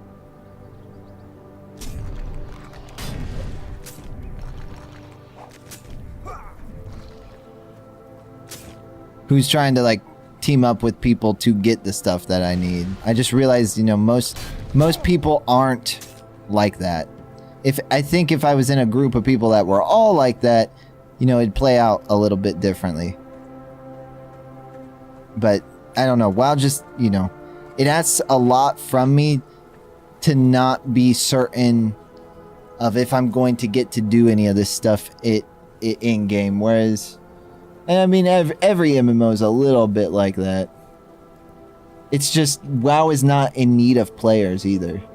So now now the guilds are picky of who they take. Right, they're not just taking anybody, They want people who are good, they want people who have some, specific gear. that type of thing. Yeah, me and Spicy played a little bit over the weekend and teamed up and had, you know, got in a group and had fun. She actually enjoyed it, which I was kind of surprised by. These games are... She really likes World of Warcraft. She really likes classic WoW. Not too much retail. I think retail's just too easy. To the point where she gets bored. Whereas, like, classic, the leveling experience, and she's kind of like me, right? She doesn't... She'll do dungeons just fine and that type of stuff, but she's never raided or anything. She just enjoys doing dungeons and leveling. So I think probably the retail's in-game appeals more to her than classic, but though the game's overall too easy, it doesn't get hard enough quick enough for her to stay interested to get to the end game. I think that is a problem with modern WoW.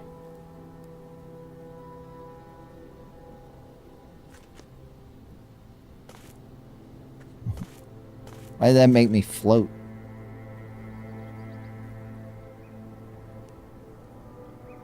But yeah, her and I played this, and I think she had a good time with it. She played a wizard, a mage. I played a druid. I started this character, so I wouldn't like level past her on my other character. I don't know if she's gonna play again. She said, you know, it was okay. But she seemed to be having fun.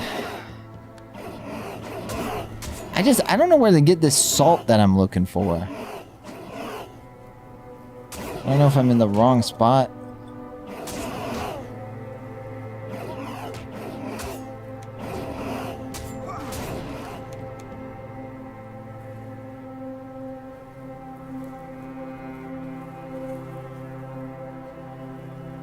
Rock dervishes and kill rock dervishes.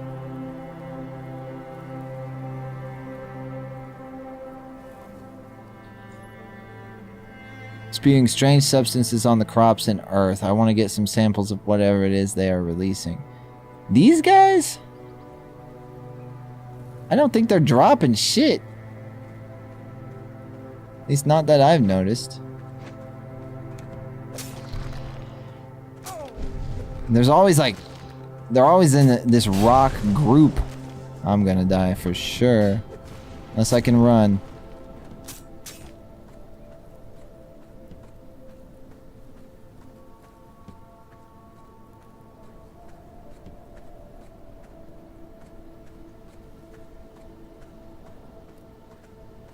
Yeah, I don't know. I would pair this somewhere. It's got a lot of elements from EverQuest, but it's definitely more fast-paced. I think the combat feels a bit better.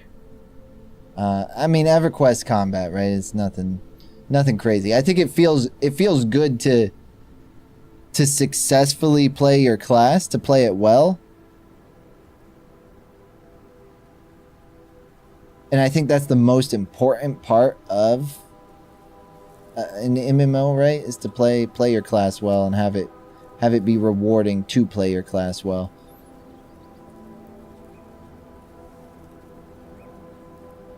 Let's see, another game came out today, another MMO, but I wasn't super crazy about how it looked.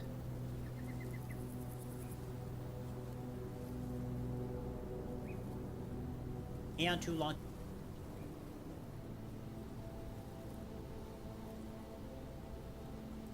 But if it does not,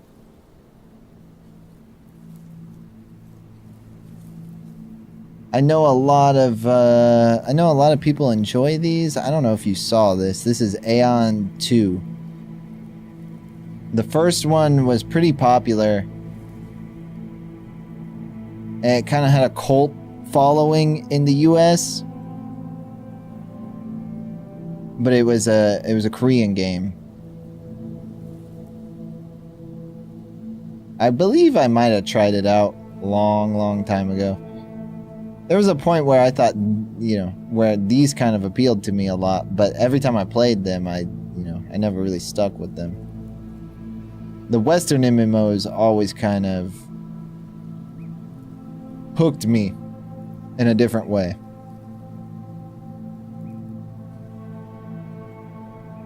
Yeah, you've heard, yeah. So there's a lot of people that played Aeon 1 that wanted to play this one, but I believe it's going to play, like, you're going to be able to play it on your phone and stuff like that too. And right now it's only released in certain areas. It hasn't released in the West, but it doesn't mean you can't play. It just means there's not servers close by, so you'll probably have high ping if you do play. But they do have a full English translation, so, you know, high ping isn't terrible in this type of game. It's not the worst. If it was an FPS game, I wouldn't even touch it. But I don't know. Personally, this is just not my style of game. I thought about playing it today. You know, I like Black Desert. It reminds me of Black Desert, which is also Korean, and maybe a little bit of Throne and Liberty. I actually thought Throne and Liberty had a good foundation for a game. It was just they wanted too much money from you. It was supposed to be free, and then, you know, they just threw a bunch of microtransactions in. Similar case with this as well. Korean games tend to do that. I believe this game has 2 subscriptions. One to unlock, like, you could play free, right? But you buy the base subscription and you unlock the ability to, like, trade and sell items and, like, stuff you absolutely probably need to do. Like, if you play for free, it's basically a trial, right? Not a long one, kind of an inconvenient one. And then they have a subscription for battle passes. You don't just buy the battle pass, you have a subscription for it, and then you get, you know, you pay one subscription to have the ability to do specific things in the game that unlocks more stuff, and then you have another subscription that will give you the battle passes each month. So I think one subscription for battle passes gives you 2 months worth of battle passes, and I think that's two battle passes. So I don't think you absolutely need the battle pass one, but you do kind of absolutely need the other one. It's very Asian-y, yeah. It's definitely Asian-y. It's just, you know, one thing that I've realized, I used to think that I did like a lot of like this flashy combat and stuff, like, oh, everything looks so cool when you do it. And it's not that I hate it, but, you know, if you're level 1 and your combat looks like this, like, I think part of the satisfaction I get out of MMOs is, you know, when I start out, I'm just, you know, but by the end of it, I'm doing all this different stuff where my combat actually looks cool. So from level 1 to max level, right, my combat is progressively getting cooler to watch. And, you know, when progress is tied into even that, I think it's a good feeling, right? Usually your gear looks cooler, your skills look cooler, your combat in general looks cooler. And then you unlock all these abilities as you go. Whereas I think, like, you know, you're going to get a lot of abilities from the get-go in this. And then you're going to it looks like you level the individual abilities, so they get stronger. Which I guess helps you learn your class early. Like, you're not, but I kind of like unlocking new stuff as I go.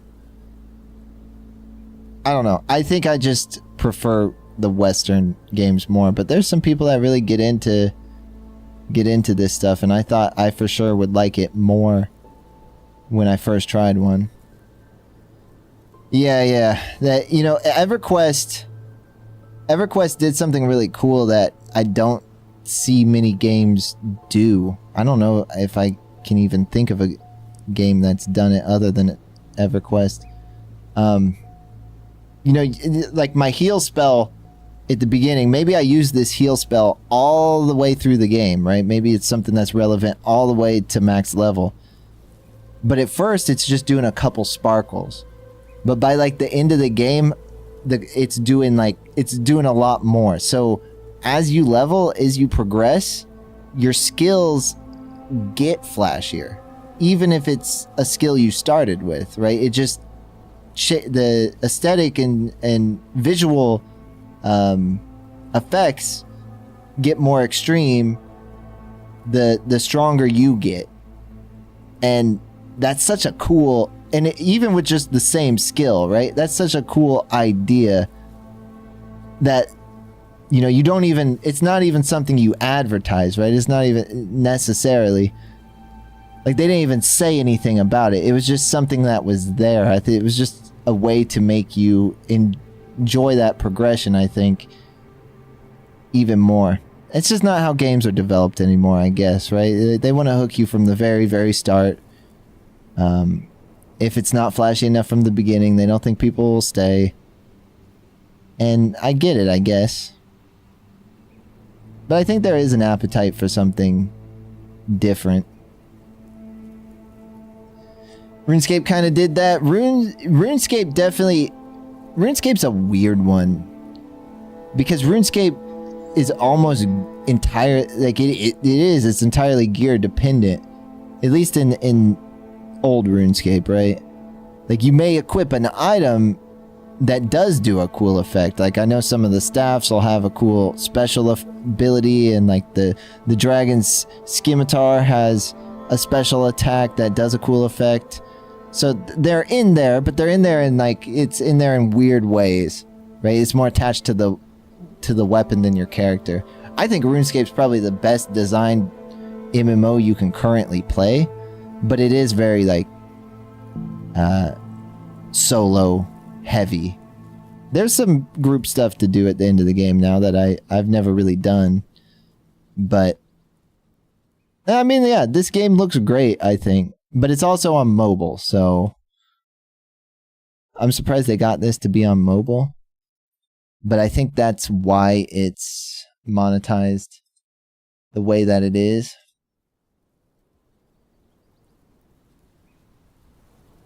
Tiny fireballs and end up freezing people. Yeah, like you do unlock new spells and stuff as you level up your magic and stuff like that.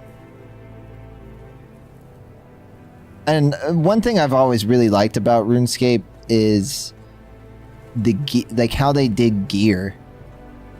Because you see somebody with the dragon scimitar, you know what it is, right? You're not having to guess what people are using, or it's very easy to look at someone and know what they're using, what gear they have. Like, I can even, a lot of times in RuneScape, I can look at someone and I know what they're doing at that moment, what they're going to go do or what they just got back from doing, just by,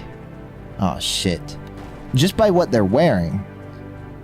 Because I'm like, oh yeah, you know, the only reason you'd be wearing these pieces of gear is because you're doing this activity, which is really, really cool.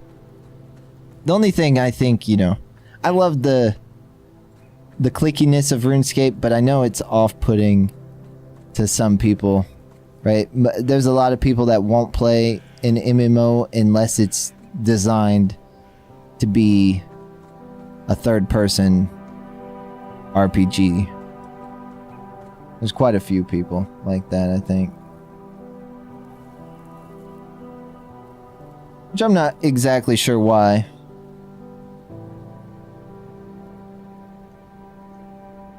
Looks like some people are gonna do 24-hour streams waiting for RuneScape. Ain't gonna be me. That comes out though. RuneScape Sailing comes out in an hour, I think.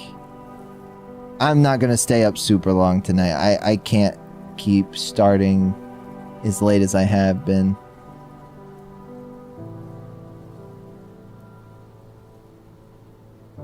So it'll probably be a shorter stream today. I just kind of wanted to take today to chill and just do something different.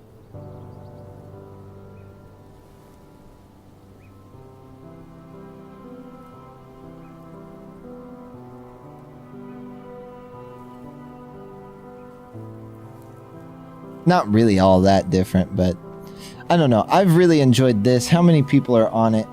Today, there's 10 players online. That's not bad. Level 5, level 4, level 50, level 8, level 7, level 4, level 10, level 6, 8, and 14.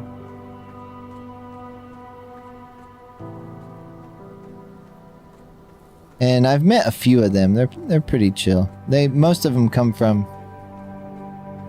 the streamers communities that are playing it on Twitch right now. I was thinking about making a Reddit post on the MMORPG subreddit telling people like, hey, you know, if you want to play, this may be the only time. Bro, I can't do this salt quest. I don't know what drops salt.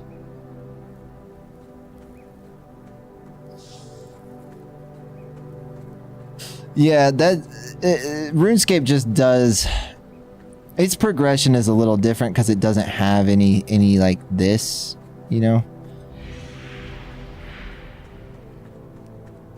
But the way that they've designed it is just. I don't think there's another game designed quite, not an MMO anyway, designed quite that well. WoW's designed well for what it is.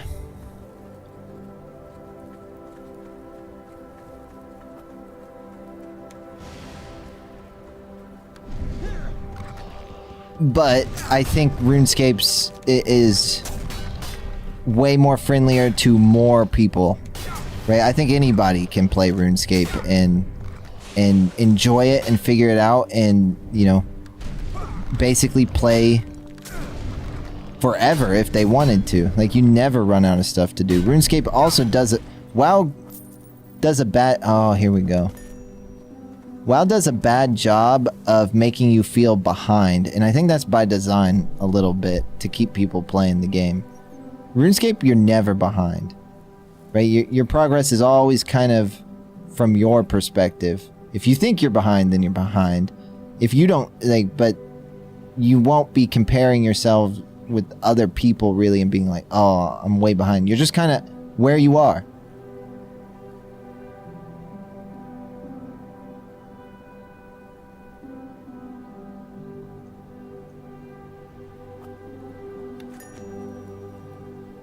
Which I really like about that game. And it's one of the easiest games for me to come back to and enjoy, you know, hop in where I left off and just start up again, right? Like, I don't have to remember how to play my character or anything like that. That is the downside to, like, something like this, right? Like, if I hop in and have a million freaking skills, the likelihood that I remember how to play this character it's very unlikely.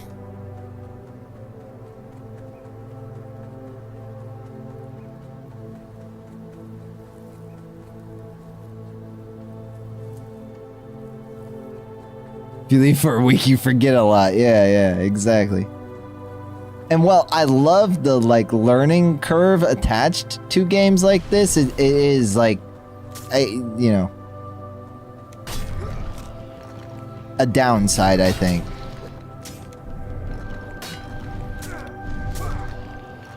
But when that's how most of these games are, I don't think it's a super big problem. If there were more games like RuneScape, I'd say, okay, well then, you know, why would I play something where I'm not going to remember how to play it in, you know, in a month if I quit? Why would I play that?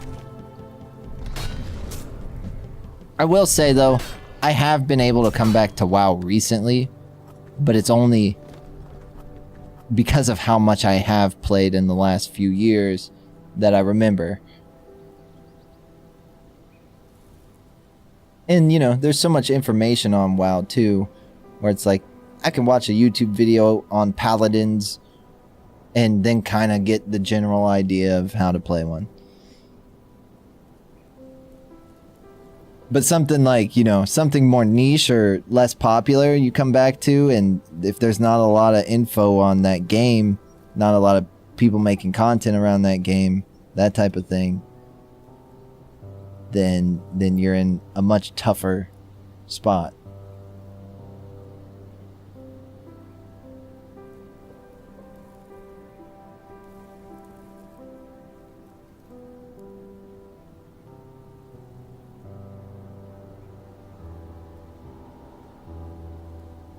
Yeah, it's easy, man. It's easy to just lose track of what you were doing, for sure.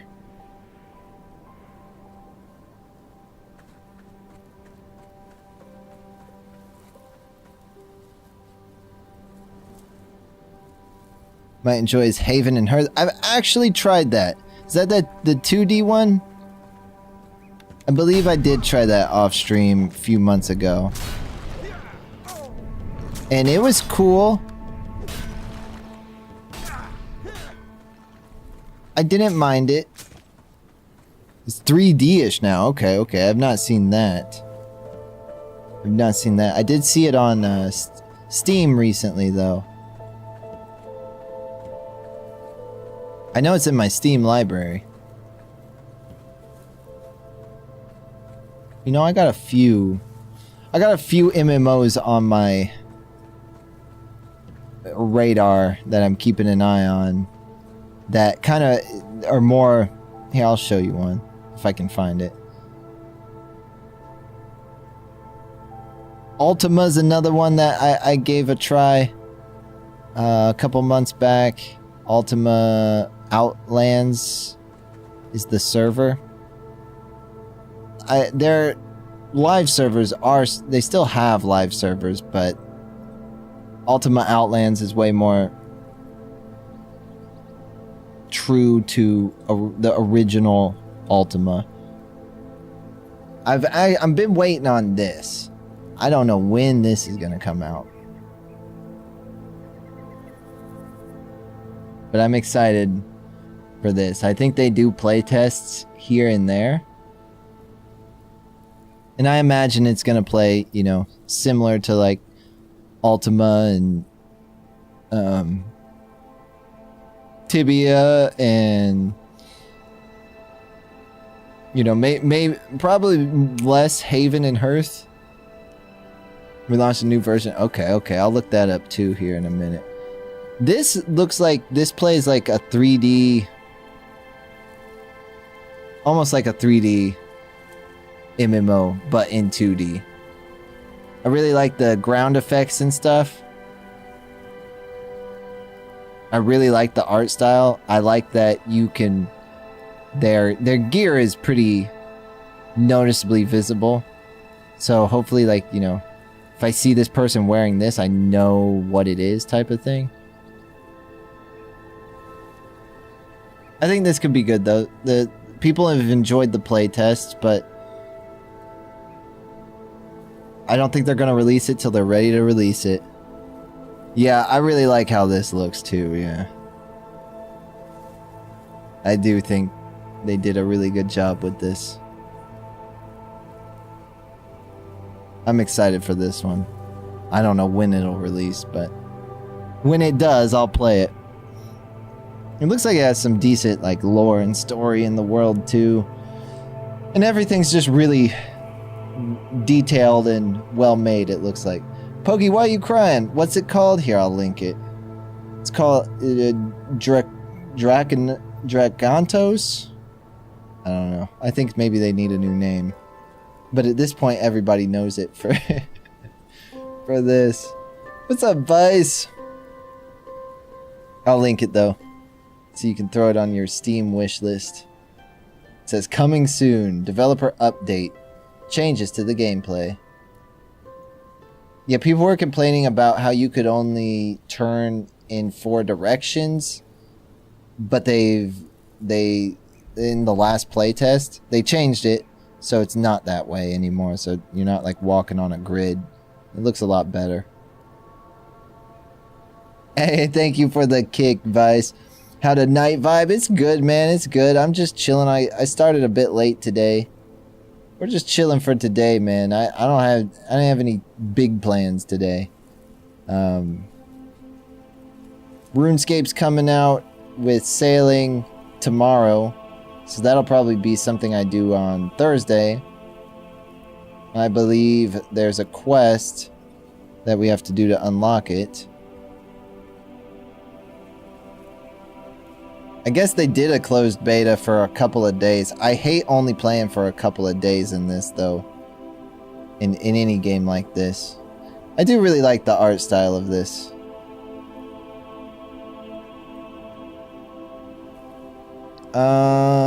Haven and Hearth.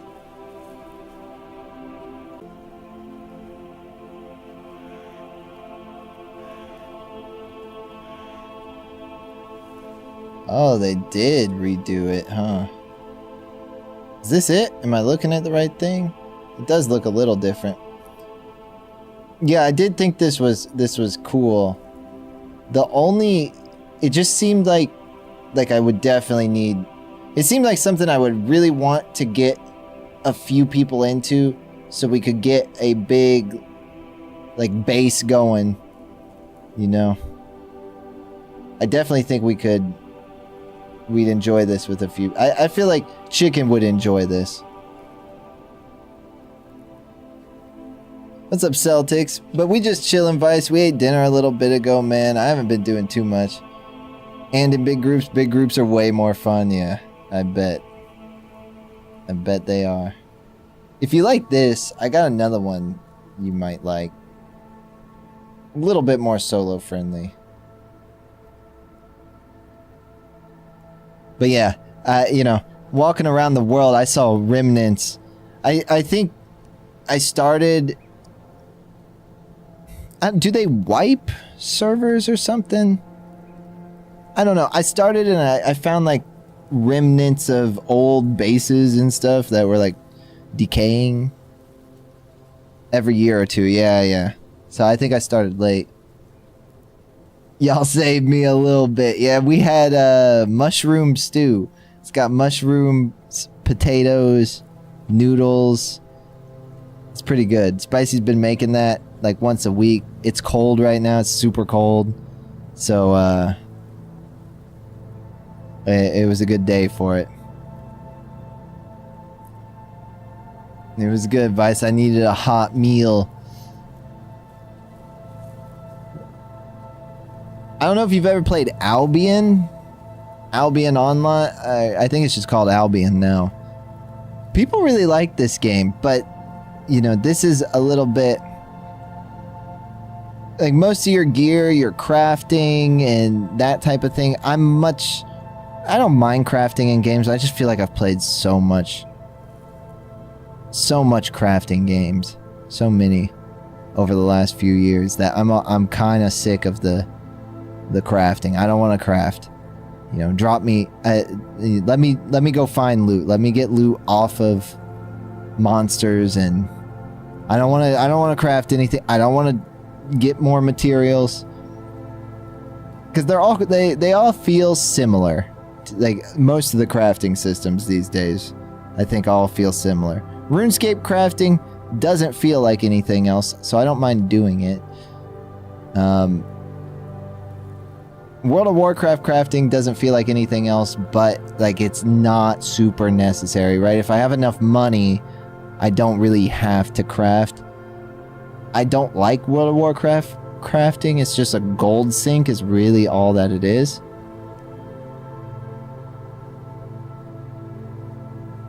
You've never played this one? People like this one. People do like this one.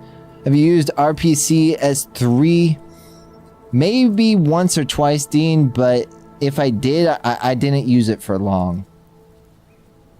It's been a while since I've used it. It's cold and rainy out. Yeah, it is. It's rainy here as well, dude. But people do like this game. I've heard pretty good things about Albion. Me and Spicy tried it. It's free to play, and you know, it's not super. I'm sure they have things you could buy, but it wasn't, you know, filled with microtransactions.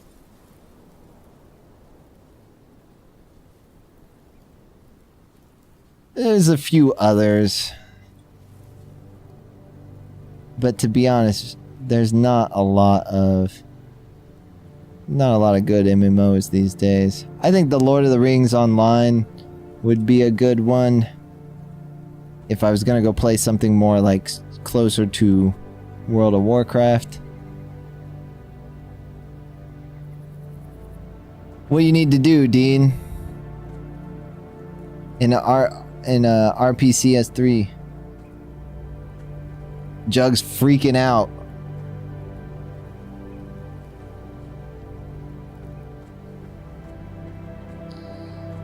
Yeah, Albion is good. Albion is good. I just feel like there's like a type of crafting that everybody has implemented into their crafting game these days. Bruh, I need to remember to keep my eye on YouTube. I've missed several messages.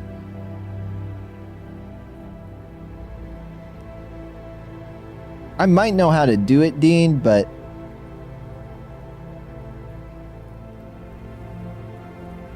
I'm not sure.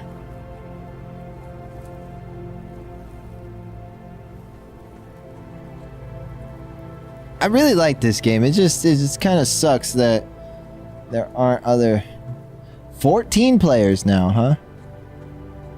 It hit a max of 60 earlier today, I heard.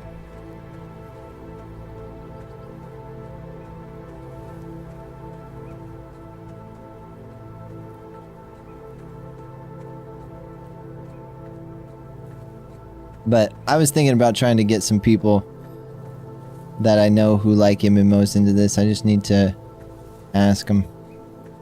Seems like everybody who isn't, that I know who is into MMOs though, is like, you know, they're dedicated to either World of Warcraft or RuneScape.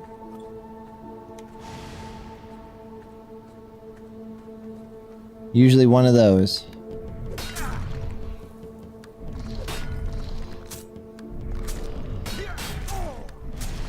I think Chicken will probably join me in Monsters and Memories when it comes out, possibly.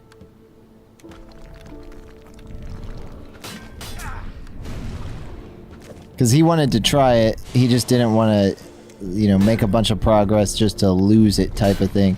Which I get. I don't blame him. That's always kind of hard. Okay, we got the fucking salt. Here's your fucking salt, lady. Did you dream well last night? Now what? Now what?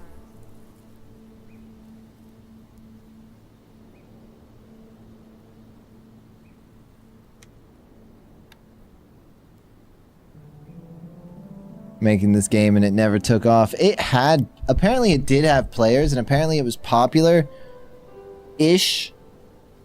And like the people who stuck with it have nothing but good things to say about it. It just had that rough 6-month period at launch because they were kind of forced to release it by Sony. And I think a lot of like the hype for it died when the release was so rough. But it was kind of like people were saying, it's going to kill World of Warcraft, it's going to kill World of Warcraft, and it didn't. And it also, I feel like it released around, right around the release of Wrath of the Lich King. A little before that, but that was coming up with World of Warcraft, and that was a big one. Instead of autosave, I gotta save file, so when I restart game with save file, it launches at the location I saved at when I want the save file, but want it to start normally. Oh, okay.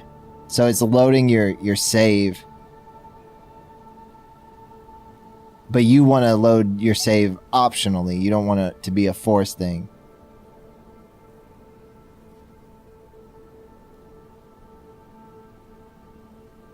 You may be able to like load the save file, Dean, and if there's a restart option, be able to like use that loaded save, but you know, restart the game and see the intro. That might be a way around it. I don't know why it's auto-loading. There also may be a setting causing it to auto-load the save state rather than, you know, sending you into the game and then giving you an option to load the save state. Maybe maybe the PS3 emulator works a bit differently too. Yeah, for 2007, oh my god. For 2007, this game looks good. And World of Warcraft at the time. Like World of Warcraft has a good art style that has aged well.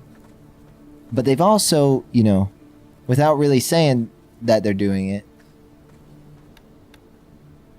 they've also, like, you know, improved the graphics and the engine and over time.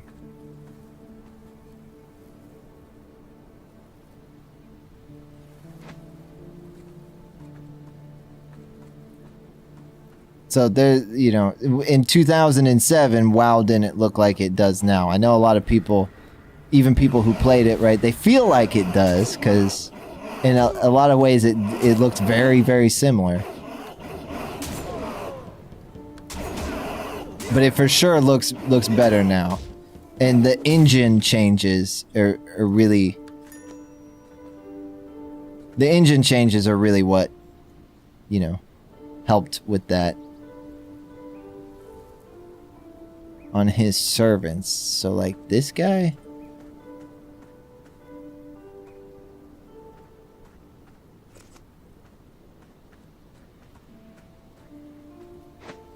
Excuse me, sir. I would definitely just check the settings, Dean. That would be the first place I look, just to see if you can find something.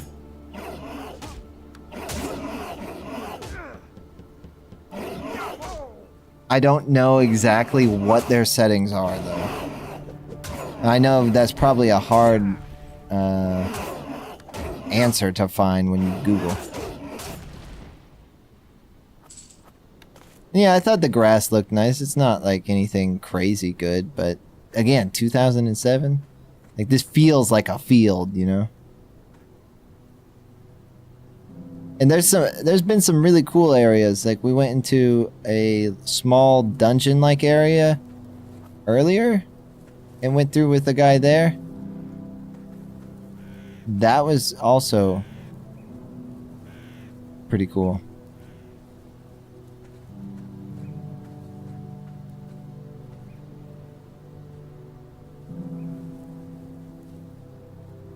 Use the ring on the corrupted minions. Okay, so these guys.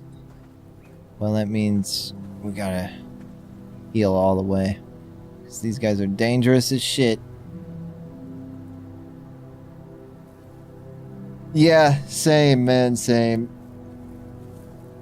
There's something about... Like, this definitely gives me Oblivion vibes. This, like, color of green. And there's just something about the look of something like this that I really like. But it, you know, I think this is Unreal Engine like 2.5 or something, right? I think it's something to do with that version of Unreal that caused stuff to look the way it does. We're getting some weird like flashing in the trees, but I believe that is like a view distance issue.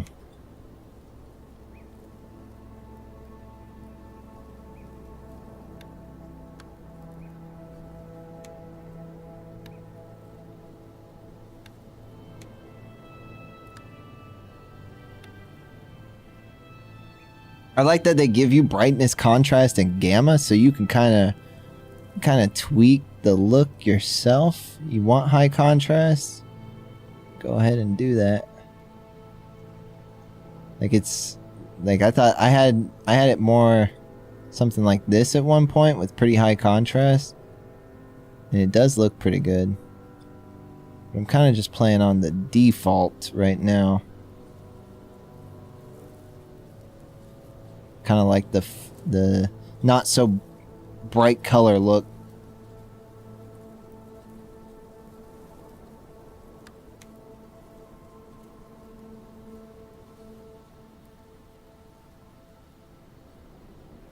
I think atmospheric distortion is like the blur.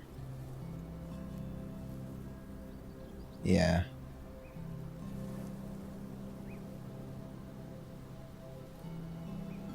A little bit's okay. I don't need a lot of it though. I don't want it to be too distracting. Also, I don't think it ends up looking bad on stream too.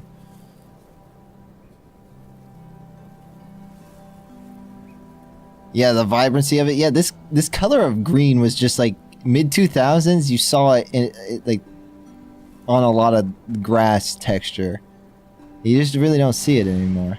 I know it's not really an accurate grass, I guess. I feel like everything nowadays is just, you know, this gives you the fantasy vibe. I think sometimes stuff is just trying to look too real.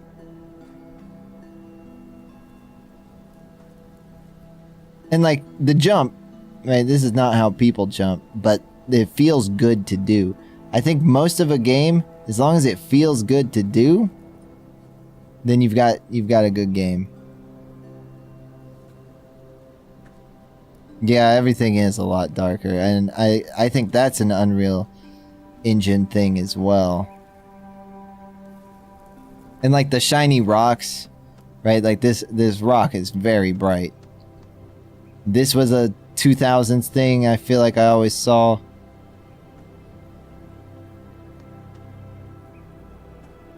I also think a lot of people are just kind of, you know, Unreal Engine has the assets built in now to use. And I'm sure a lot of people are just building their games with those. Oh, thank God. Will you join me, man? He's dying. He's dying.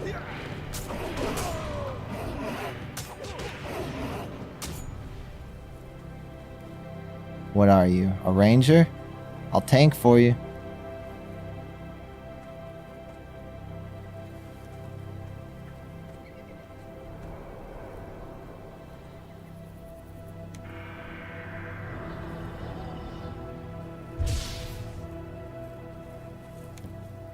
Nice. He joined. Yeah, things just don't really feel like fantasy anymore.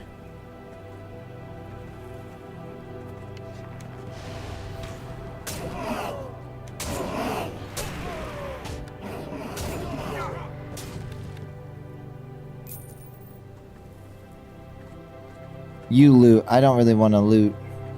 Not those guys anyway.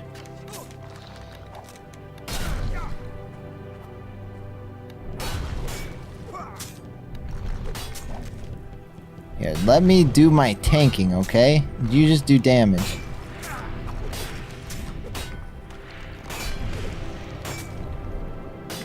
I know without a healer it's a little harder, but... Oh, I was supposed to use my ring! Oh, shit, I forgot.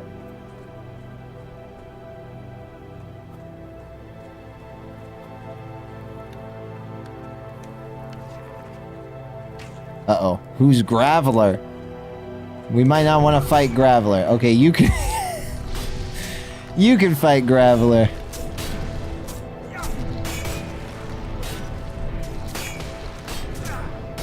Seen Tariff tonight? I haven't seen him. It might be a little early for him. I feel like I always see him later in the week too, rather than at the beginning. Depends on the week, I think.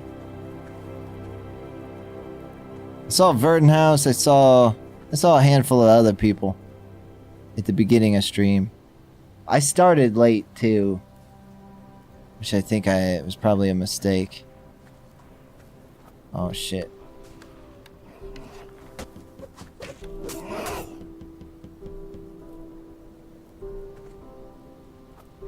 I didn't want to start late. I just kind of didn't have an option.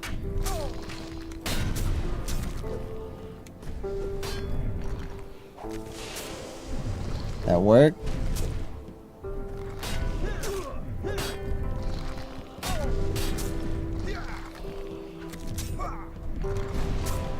Oh, you know what I also heard? I don't know if you've ever played Guild Wars, Dara, but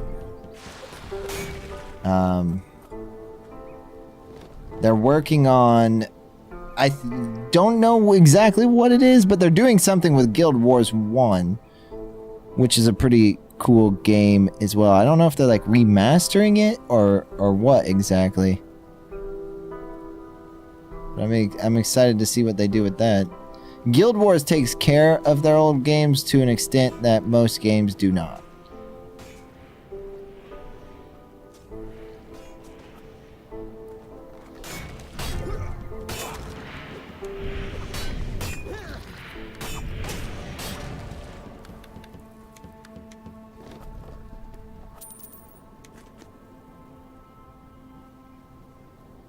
Yeah, Guild Wars 2 is really good. I've never played Guild Wars 1, but people like it. It's a know how to use food to regen fast when sitting?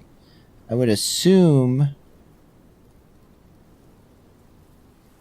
you just auto use it.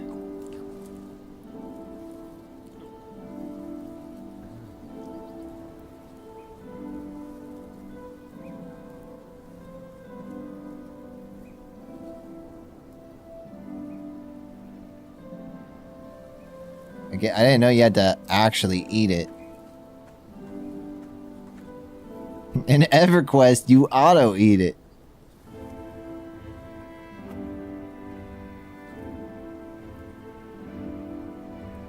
But I don't know. I've never played Guild Wars 1, so maybe I'll check that out whenever that comes out too. Next month, it might be next month. But next month we have Ashes of Creation that we could try out. RuneScape this month. And I'll probably keep jumping on EverQuest, you know, in downtimes. And when I feel like doing some EverQuest. I've been enjoying EverQuest probably more than anything else at the moment.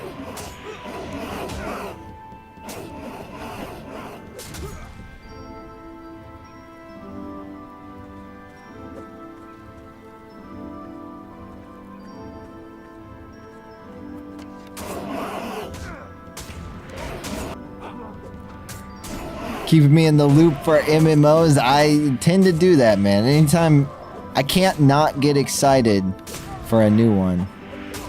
It's just they get me all the time. Every time a new one releases. You know, maybe we try Ion 2. I don't know if, you know, what Spicy will think of it or something. Maybe Spicy would think it was cool. But I'm not super interested in it. I'd probably just jump into it randomly. I like just hopping into anything new. Or not necessarily even new, right? Just something I have not played before. I like learning new shit.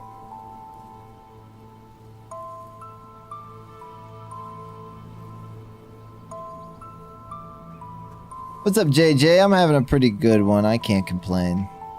I appreciate you hanging out. I can't complain. She might like it. Ion, yeah, you know, me and her played Lost Ark, which is also a Korean MMO, but it's like it plays more like PoE or something, right? It plays top down. That kind of combat, and it's fun. It's really, really good. For what it is a game. Like, we loved playing that, but you get to in game and you're basically like forced to pay money to progress. Like, you hit this point of no return.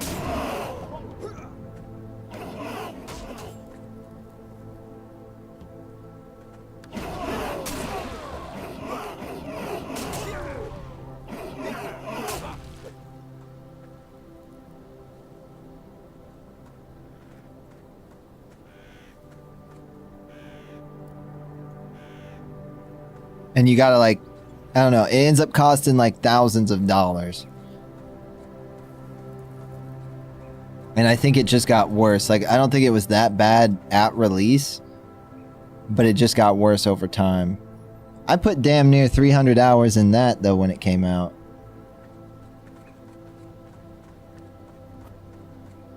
This guy's so lucky I was here. You know how long this took on my own, bro?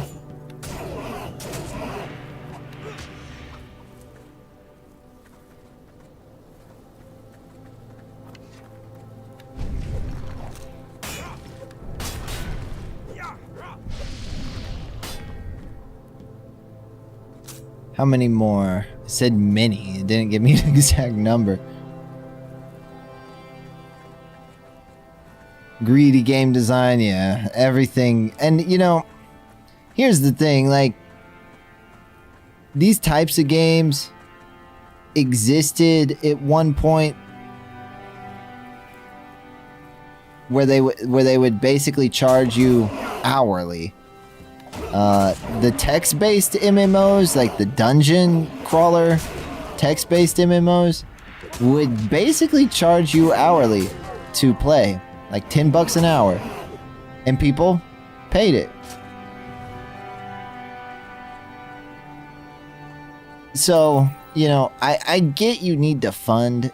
I understand you need to fund this stuff, but you kind of have to get an idea of what players are willing to pay. And I guess these days it's more, right?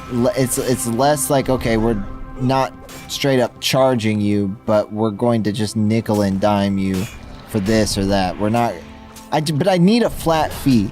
If you just told me how much it was gonna cost me, and I could just pay that up front, that'd be great. I don't want to like start buying into it to only figure out that, oh, I don't have the money. Like, I can't spend any more money on this, and I'm still not, you know, in game. Like, I don't want to be in that situation. If I don't know how much it's going to cost me, then I don't expect me to ever spend anything. I don't like the idea that it could just keep costing you forever and ever and ever. Like, that is very off-putting.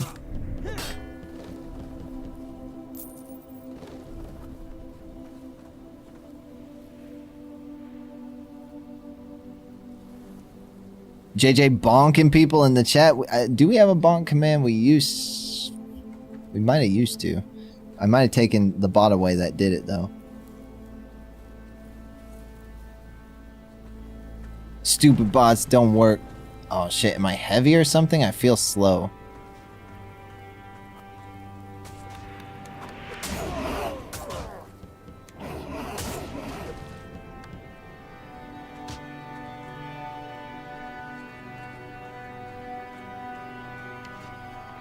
Oh, he gave me some kind of buff that I think made me faster. I don't know, it seems like I would just, you know, prefer well, they did add a subscription, I guess. But they also have cosmetics and everything else under the sun that you can buy. If the cosmetics were literally you only earned them through the battle pass, then whatever. But a sub on top of that to like trade and do this other shit, it's just too much. Just make the one thing more expensive.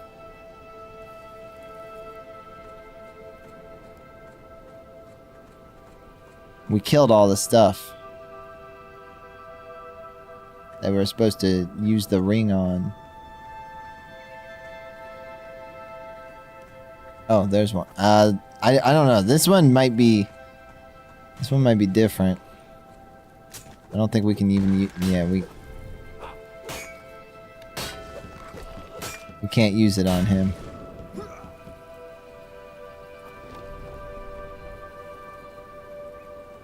What's up, Celtics? Sub will always be on top. Will always be the best choice. Yeah, I'm kind of with you on that. Like, I want you to fund it too. You know, I don't want the game to struggle to yeah, I want you to have more money to keep developing the game, but at some point, enough is enough. Get back, get back. Oh.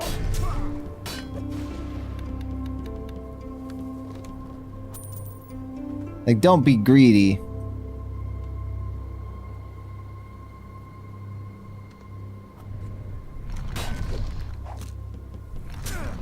And if you need more, right? Like, okay, well, look, it costs a lot to develop this game. It costs a lot to do this or that with this game. Oh, shit.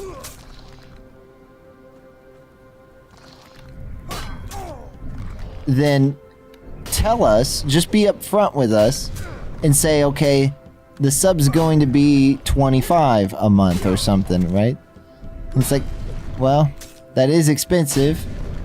But if it goes towards making the game, then, you know, I can decide for myself if that's worth it or not. I don't know if this guy is bad. He looks bad.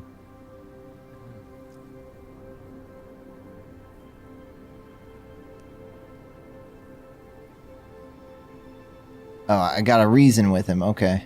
Hi there.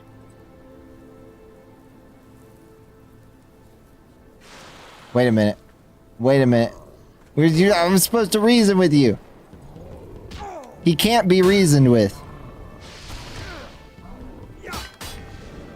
Oh, the ring did a shitload of damage to him, though. I just took a wild guess that that might work.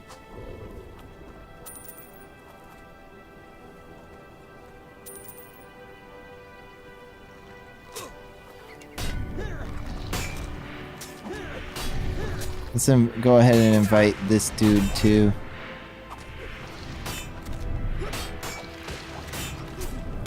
Hello, sir. How it goes? Hey, what is up, Genie? It's going pretty well. It's going pretty well. I'm having a good day. But yeah, you know, whatever it, I'll pay $20 a month, Dara, if it means that I don't have to ever pay anything else ever again. You know?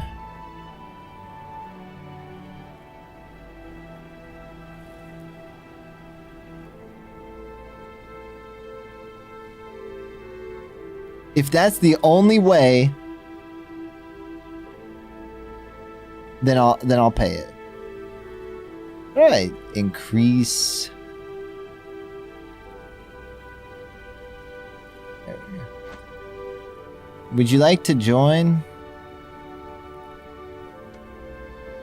Oh wait, is this my friend?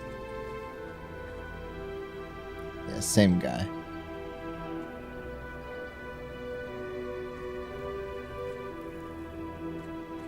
Yeah, I'll pay. And that was my thing with New World too, was like, okay, like, people are like, well, why isn't it free? And I'm like, because these games are expensive to make. And I think the free to play has missed with people's expectations a lot, right? They expect to be able to get into the game almost immediately with no cost. And if it costs anything at all, they're not interested.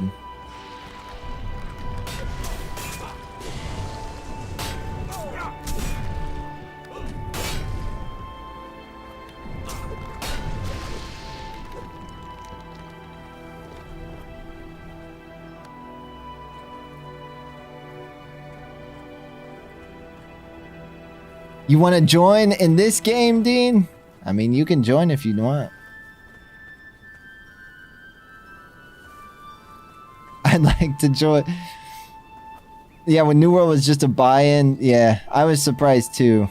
And I figured, well, Amazon can afford to do that, right? That was kind of the general my general thoughts.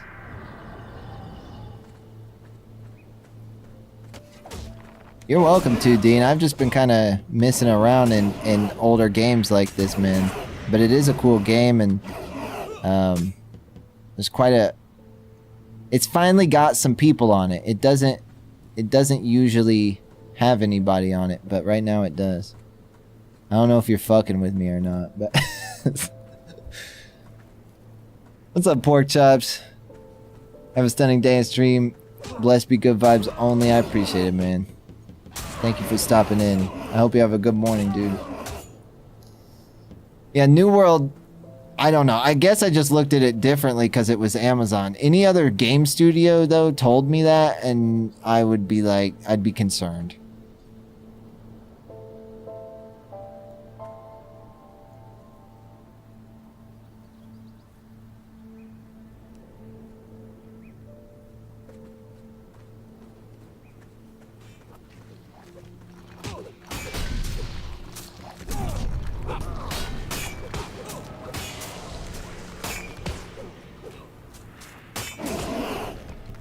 No.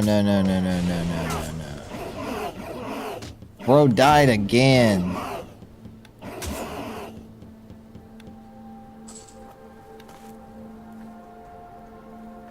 We gotta be careful in how we, and how many we pull.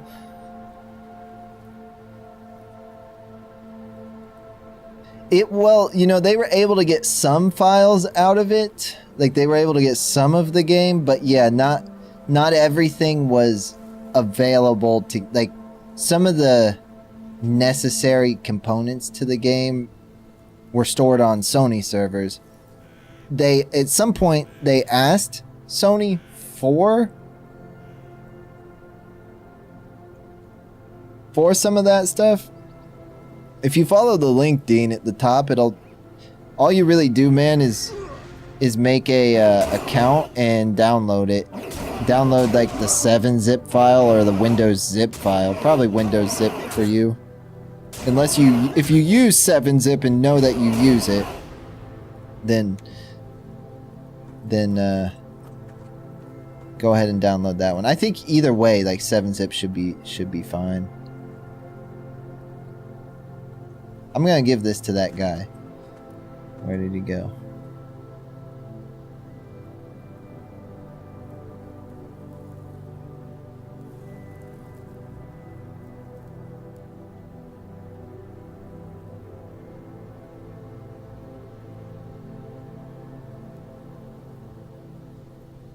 Oh, he's getting off.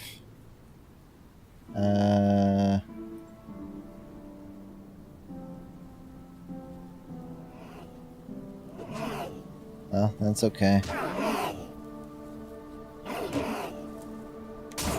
I finished up with this one anyway. But yeah, I think you just create a forum account on a forum, right, to log into the game with, and you download it, and that's basically it. It's like a 4 gigabyte file. But yeah, apparently at some point, Dara, they asked Sony if they could have a certain referenced file that the game was trying to reference, and they either said no or didn't respond. One of the two. But there's, like, they offer, I guess Daybreak probably owns it now, since Daybreak used to be Sony Online Entertainment. I'm guessing Daybreak owns it now.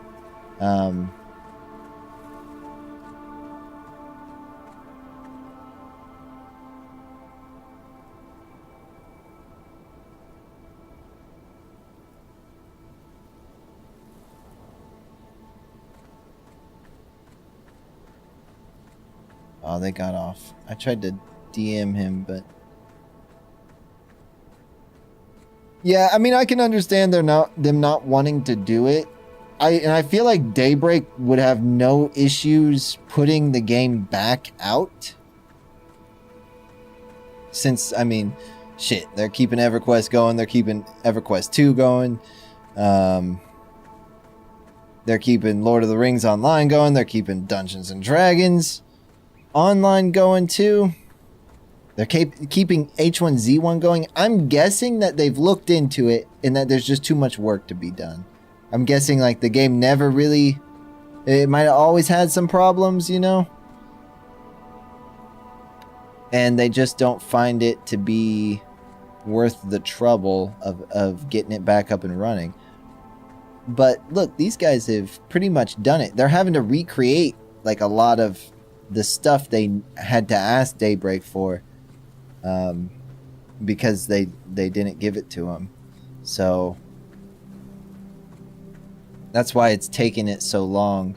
I know like some skills didn't used to work correctly. Most of them do now, but I know like the in-game, you know, you can get to in-game and there's stuff to do in the in-game, but not as much, right? This is sort of an unfinished experience. Not everything's good to go.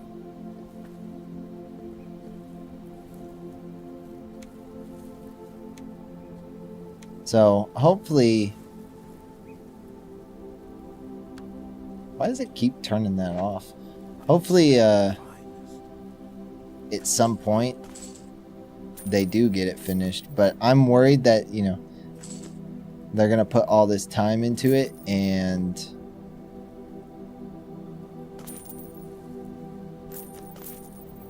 they're gonna shut them down, you know. They've been working on this since 2014, I think.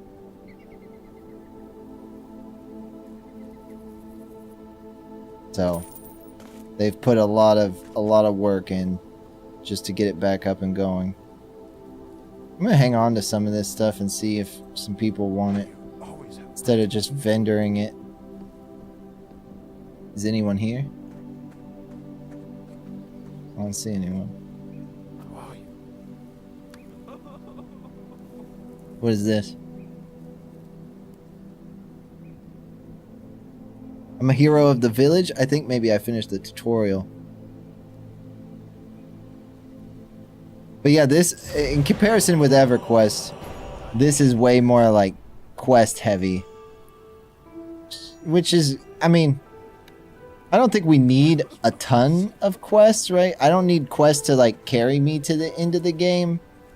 But it's nice to be able to do quests or be able to kill stuff. But I think maybe, you know, like quest to level 8 and then it slows down, and or like quest to level 4 and then like you need level 5 to continue.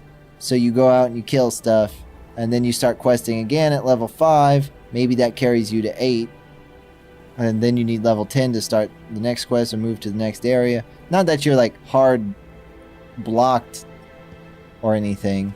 What level are you? 7? Don't go anywhere. Maybe you want it? Oh, I can't trade it or sell it. Medium. Maybe you want this. Hold on.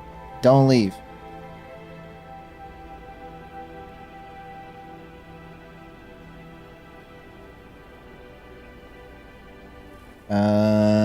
Hold on.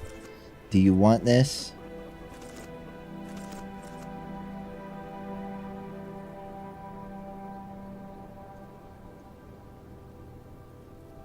Oh, I can't trade that either? My bad.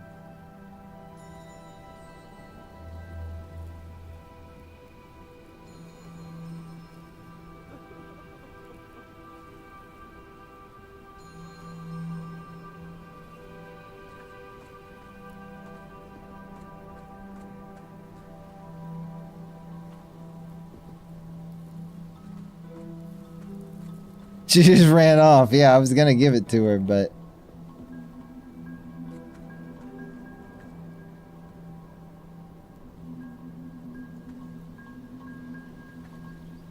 I'll bring her more stuff. If I have it. Well, I guess there's no reason... It does... Oh, it does say soulbound. Unbindable.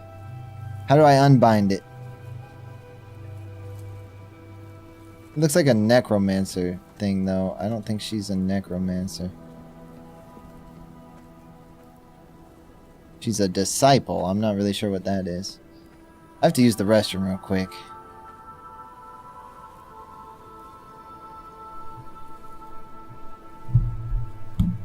Give me 1 sec.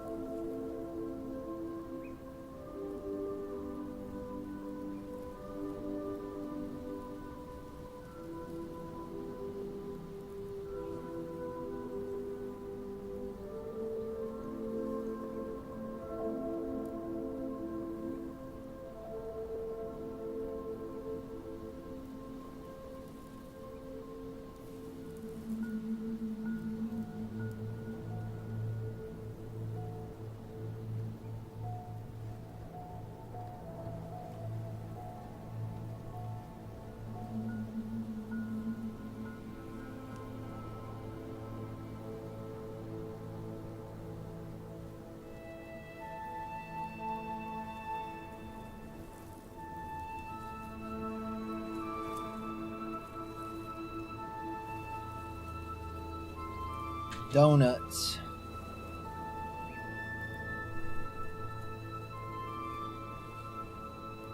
But there are some really cool areas in this game. Like me and Spicy were in a swamp area, and the cave I was in at the starter stream I thought was cool. Let's see. We're pretty far from...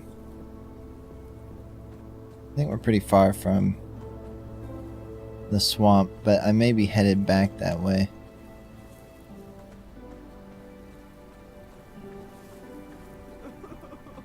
I can't wait to leave the tutorial place, but I'm kind of worried, like, out beyond here, there may not be much to do. I'm not sure, though.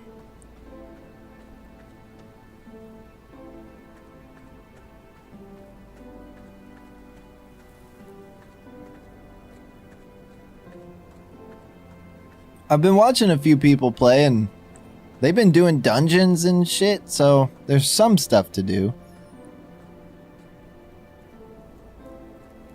A sense of renewed purpose fills you as you leave the village and her frightened citizens. So, Pantheon. This game, you know what this really reminds me of? Is Pantheon. Like a more finished Pantheon.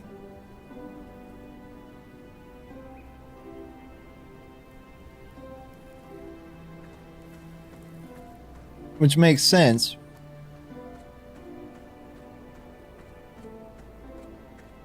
But like even like the UI looks a lot like Pantheon.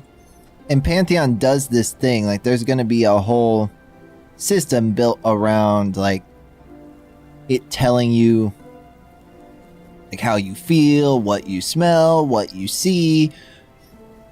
You know, that type of shit. Like, oh, it's so cold. You know, that type of thing. Yeah. Pantheon, it's not fully fleshed out, but it's going to have more to it. And that might help you discover, like, secrets in the world and stuff. That's kind of how they want it to work, anyway. New shoulders.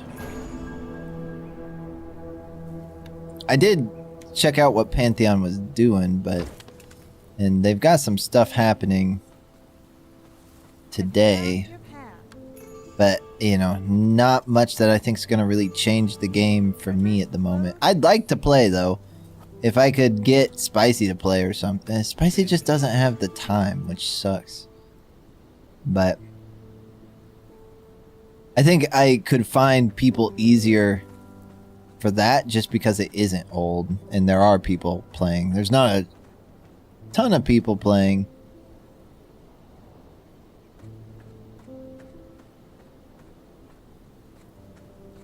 But, you know, there's a few hundred any given time. And I see that it's going up, like the amount of players is going up, so that's good anyway.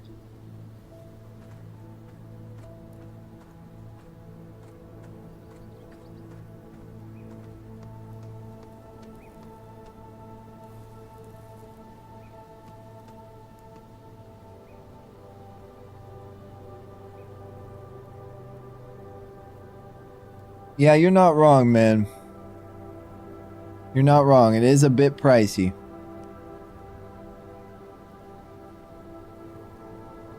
I do agree with that.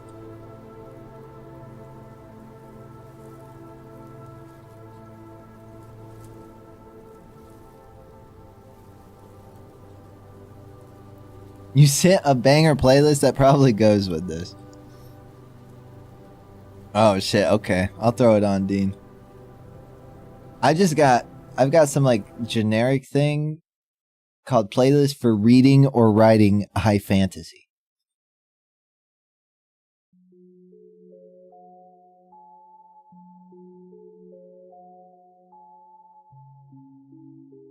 But you're right, this probably does go with it. I was trying to think of a game that would go with it. And my original thought was Final Fantasy. But then it was like, there was too much like, okay, well, here's the playlist would play like a 30-second long song that plays in a cinematic, you know, it wasn't really what I was looking for. I like that song from Fable. Yeah, he sent me a Fable playlist. Dean likes Fable. I played Fable for the first time a couple of years ago, and it is a really good game. But it's all slow pace. Okay. Yeah, I don't mind a little bit of a switch up. I just like Final Fantasy, it'd be like, okay, well, you know, here's some overworld music. Okay, well, here's some battle music. And I'm like, the battle music only really works. Battle music only really works when I'm battling. Otherwise, it doesn't really work. Infiltrate the Hobgoblin encampment, search for clues to the source of the corruption. Okay, I'll do it.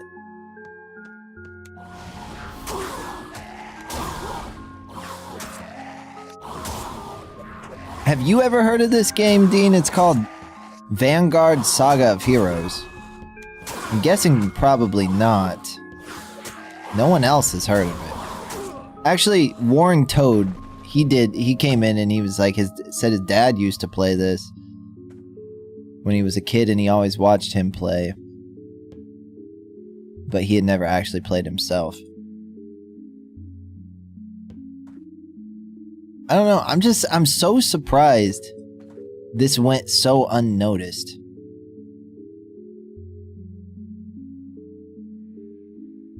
Was it on PC around then? Yeah. Same here. I did, you know, I assumed I would have heard of it though, just because I heard of EverQuest. Like I heard of Dungeons and Dragons Online back then. I knew of EverQuest 2 as well, World of Warcraft. Like I knew of these games and I wanted to play them, I just couldn't. You know what the first one I played was when I did finally have a PC? The only one that would really run was Dungeons and Dragons. And I didn't have a gaming PC, but that would at least run in like 2010-ish. Toda cool dude, we talk UFC a lot. Dang, okay. I haven't talked to him he comes in here and hangs out occasionally. I haven't talked to him too much. I don't know much about him. I don't know too much about him. This does go with the game, Dean. I just needed some, like, you know, background music The game has background music and it is good, but sometimes I like being in control.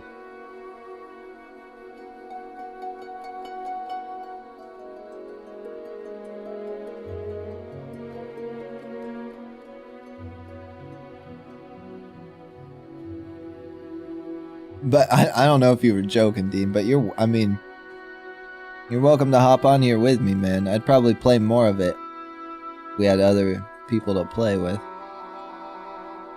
I know you're not doing it tonight, but I wanted to... there isn't a ton to do, but there's quite a bit of dungeons and stuff later on. I'm still on the tutorial island place.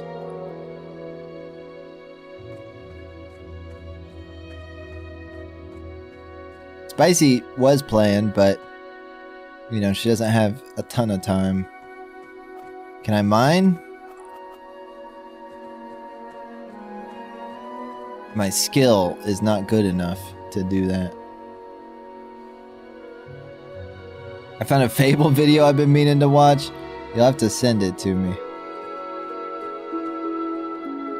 Any of the game videos I'm all about. That's usually what I watch, but... Oh, and I saw the videos you sent me, by the way. I haven't had a chance to watch them. The UF... Or the... No, it was the wrestling. The Rock and John Cena thing. I've not watched it yet, though. Was it about Osama bin Laden?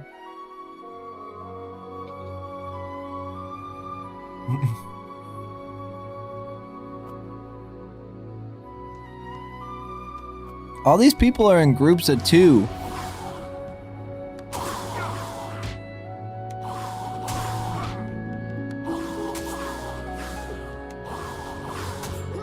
Let's see if they added this category. Danny Elfman was part of making the Fable music. That sounds right to me. But I don't know for sure. I could if you told me that though, I'd believe it.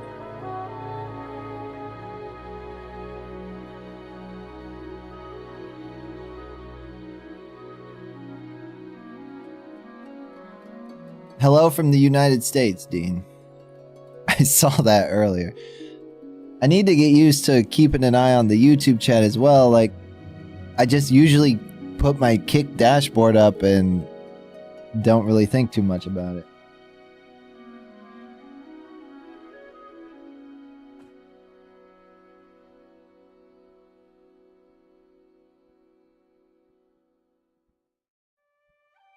I bet I can figure it out.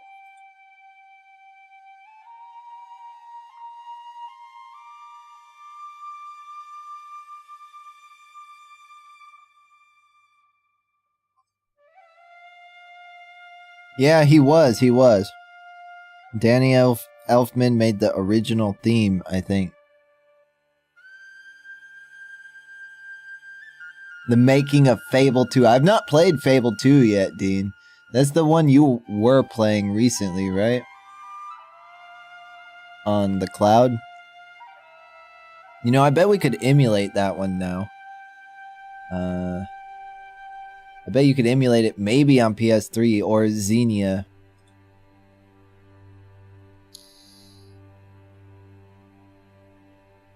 I think Xenia typically works better. And it crashed. Yeah. Yeah. They sold you the DLC and then scammed you.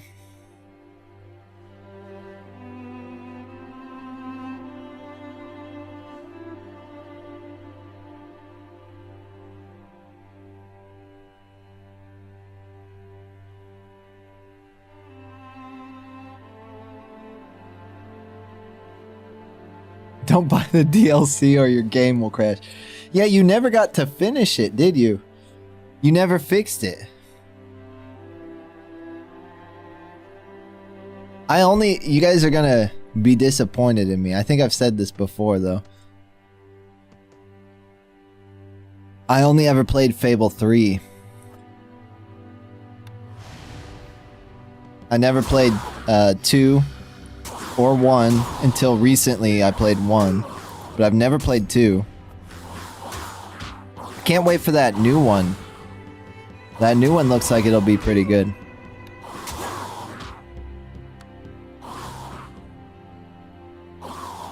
Just wanted to see how my block ability worked there. I guess that block ability is for big attacks, huh? It's gotta be. I bet that's more like a boss mechanic than anything else.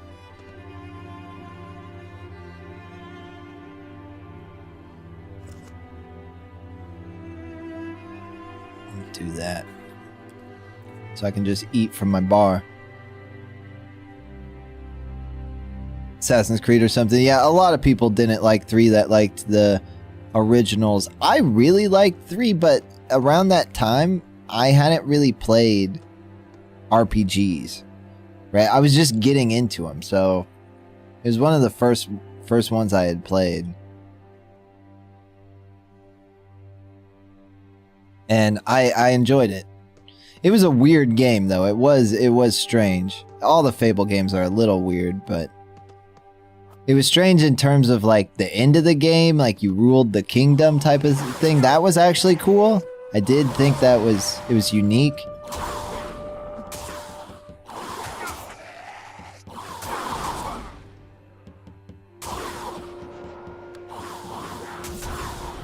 And I liked how the dog followed you around, but I assume that happens in the other games too. I just think, you know, people were hoping it went in a different direction than it did. I don't think 3 is a bad game. I'd much rather play that than Assassin's Creed now. Back then I did like Assassin's Creed though. At least the first one. I liked the first one. Probably need to buy more food when we go back to town. Played 1 and 2, but a lot of memories on 2, yeah. I feel you. I feel you.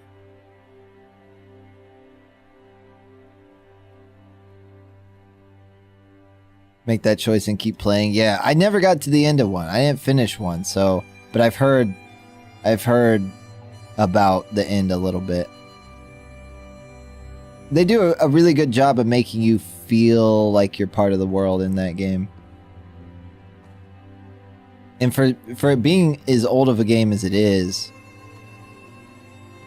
it's surprisingly good at doing, immersing you in the world. I only played the anniversary though. I didn't play the original. Back then, Dean, I didn't even know what Fable was. Like, back then I was just kind of picking, you know, going to GameStop, looking at the backs of games and picking one. But I did manage to play, like, Oblivion and Fallout 3 and Fable 3. I probably got Fable 3 because it was new. And I wanted to play something that had just come out. Okay, well, we got 1 stolen treasure.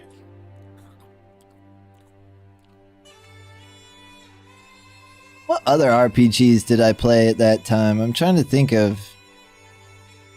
I didn't play a whole lot. Like, I got Skyrim and I was like, why would I play this, man? Oblivion's better.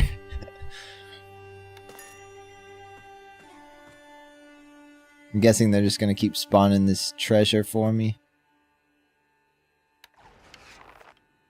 I know, like, Skyrim's probably objectively better than Oblivion, but I like... Skyrim was very kind of low fantasy, where I felt like Oblivion was more high fantasy, and I preferred that. More colorful, less dark, less depressing. Skyrim's very depressing. Being in the snow all the time and shit. Did you play the new Oblivion remaster, Dara? It was okay. It wasn't bad. But, you know, I have a modded version of Oblivion installed with like 600 plus mods or something. I think I'd just rather play that, to be honest. Oh, I see another box. The remaster's cool. The remaster's cool. If you don't want to fuck around with mods and you just want to play the game and have it look better, the remaster's great. But you know, with Elder Scrolls games, I'd be modding the shit out of them, so it kind of, I was like, what? You know, with this version, it runs on Unreal, so you can't mod it. Like, there's no mods for it. Maybe there's small mods now? I haven't looked into it.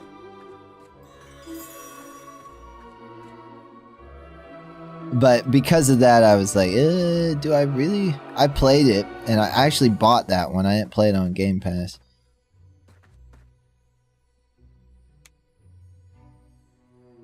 Let's see. Interview Tajan about what you need. Convince. That's a lot of stuff.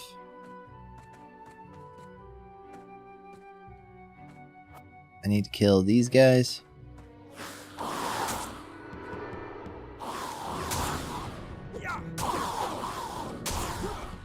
Did you play the OG Elder Scrolls? How far back we talking? How OG? I've played a little of Morrowind, but I didn't play that one when it was out, right? That's something I went back to on my own later on. First one I had ever played was Oblivion. I played that one before. I played Oblivion before I played Fallout 3. And then, like, right around that same time, I played Fallout 3 after. I played Oblivion all the way to the end. And then I did the same thing with Fallout 3. And again, around that same time, I played GTA 4 as well, all the way through. Saints Row 2 all the way through. Saints Row 2, underrated. Oh, you mean just like the old Elder Scrolls? No, I haven't played that one. I've seen that one, but I haven't played that one, Dean. I mean, I could imagine that at the time, that had to be a crazy experience. But even that's a little rough for me to go back to.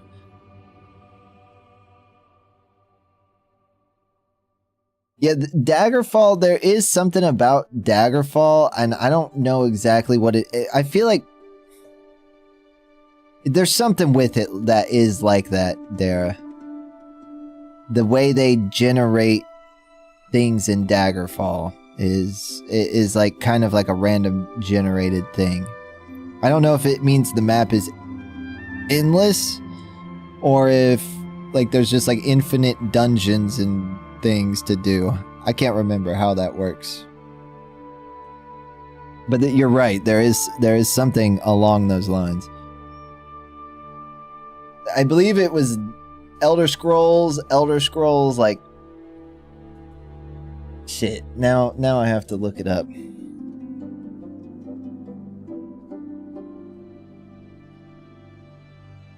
There was okay. The Elder Scrolls Arena, which I do own, but that was on DOS. That was on Microsoft DOS. Then the Elder Scrolls 2 Daggerfall, same thing.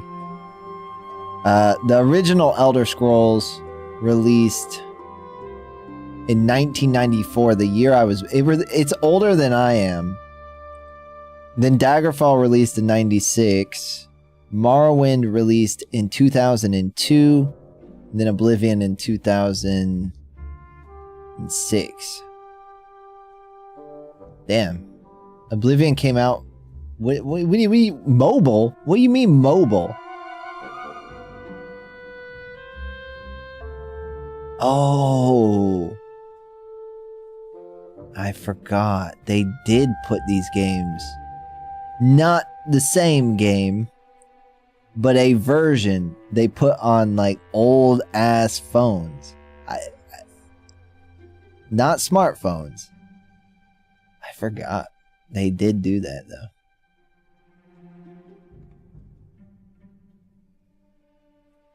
It came out on Oblivion came out on PlayStation a year after it released on Windows and Xbox. PlayStation got screwed, man, with the PlayStation 3. Morrowind's pretty good. I do think Morrowind's pretty good. I even think Daggerfall is probably pretty good. Arena just might be a little too old.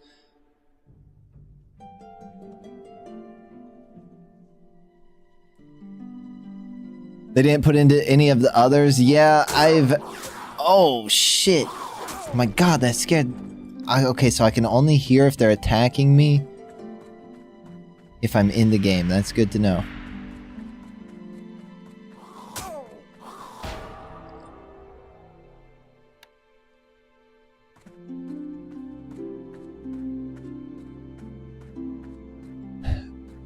I did know some of the... Is there like slaves in the Elder Scrolls arena or something? Or am I thinking of Gothic?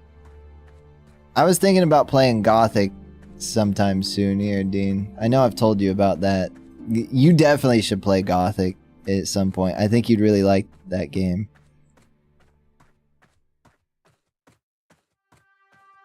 Not because of the slaves, but there are slaves. But it's just a funny-ass game. Dara, have you ever seen Gothic?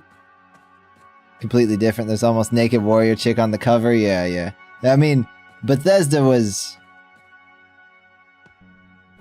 90s games, man, were just different. Like, you weren't gonna be judged publicly. You know, there was no... The court of public opinion... Oh, he's back. The court of public opinion didn't have their eye on video games yet.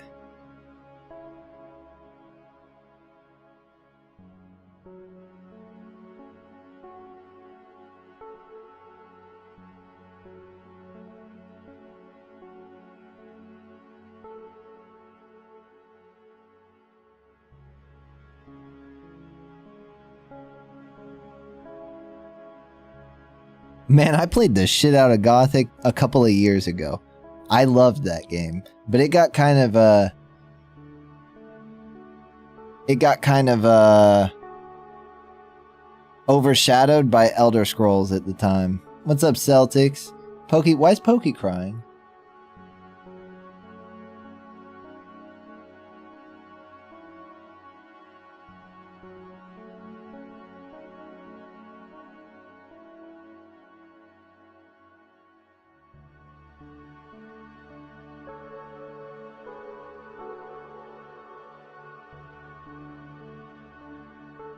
I don't know why I stopped. It's really good. If you ever, if you ever want a single player RPG and want something that isn't like everything else, Gothic will give you a very unique experience. Play Gothic 1.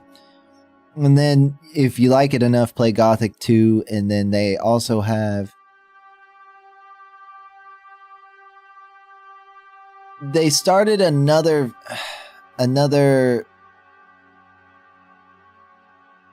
kind of, I don't know, like they branched off from Gothic, made another game in the style of Gothic after the first few.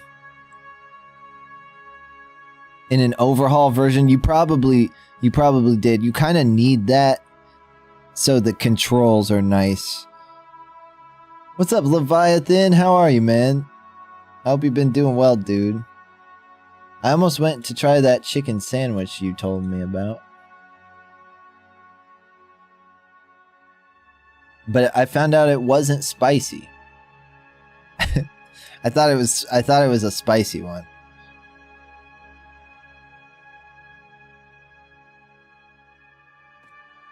Trying to figure out how to use reaction. I just got a bunch of new stuff. Level 8.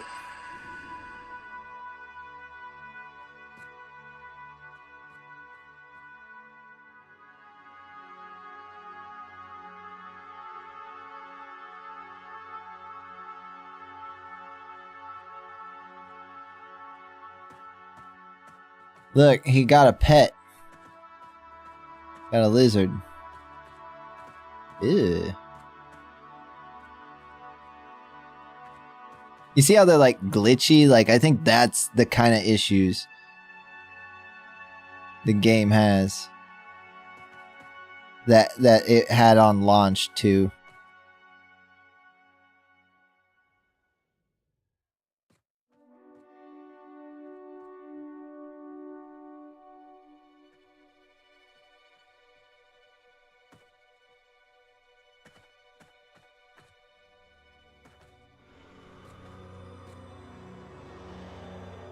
Oh, how many can he do at once? What the fuck? Oh, what the fuck? He's gonna make him battle?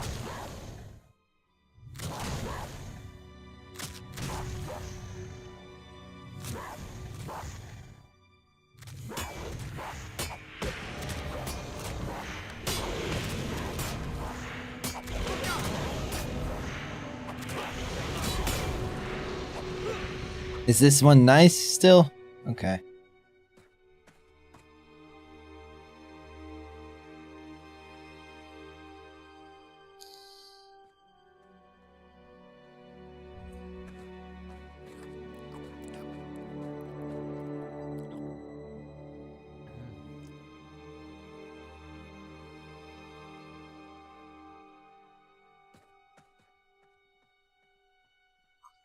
He's a ranger too, I think.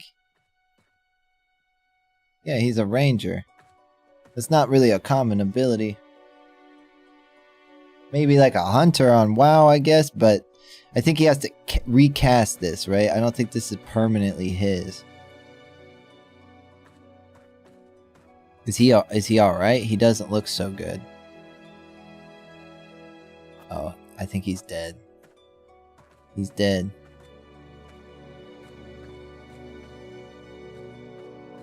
But yeah, the overhaul version is the way to go with Gothic, I think, these days. Uh-oh. No. Please, no, there's no like moderation to get me unstuck.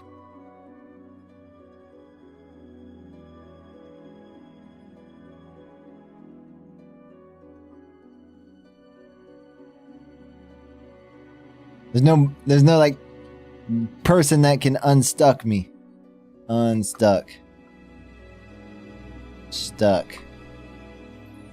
The stuck command is to be used only when your character is trapped in a location in the world and unable to move. All instances of its use are being logged, and misuse will be considered an exploit subject to GM intervention. Use stuck, yes, if you still wish to proceed. Well, here. I'll try to not.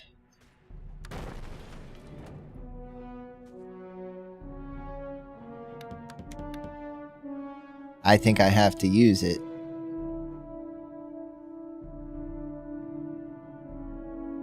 What will it do?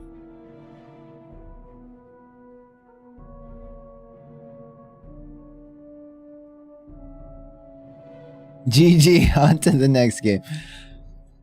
Now, I know I have another ability that may be able to get me out of this. No, that doesn't work either. So I do have to use stuck, yes. It'll be logged.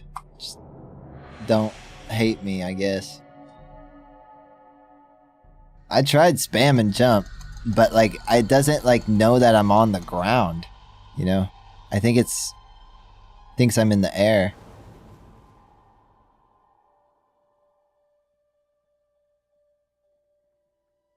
I probably could, but I have a feeling I'll just be in the same place, Shiny Hero, since you log out where you're standing. I don't think it's a big deal to use Unstuck. I mean, they just don't want you getting free teleports out of it, I think. It literally just moved me back a little bit. And they, you know, the people who are making the game are pretty chill. I don't think he's gonna mind.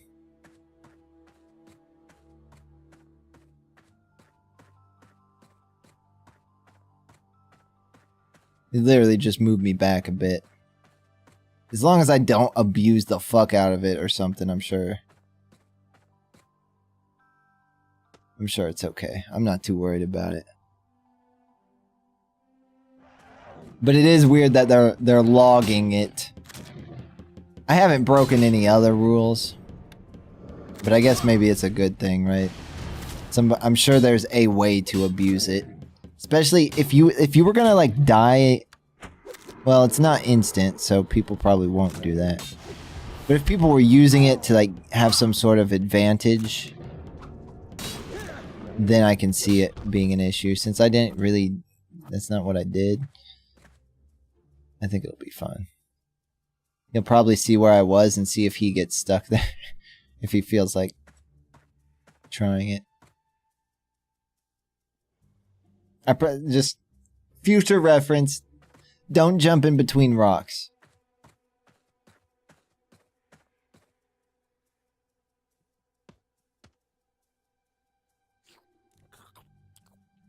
It's a cool game, though. I've been enjoying this. I wish they, I don't know, I wish they could bring it back somehow. But hopefully Pantheon ends up being what this never got to be. But it sucks that Brad McQuaid is, you know, gone. Dead.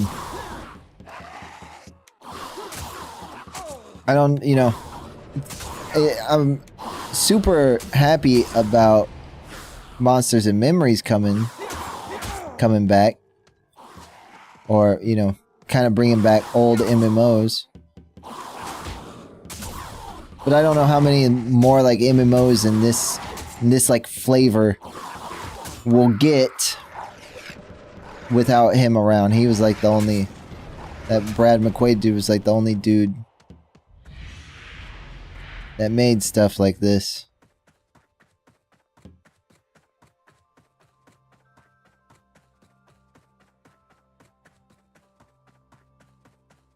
You could run so fast if you stack the speed buffs.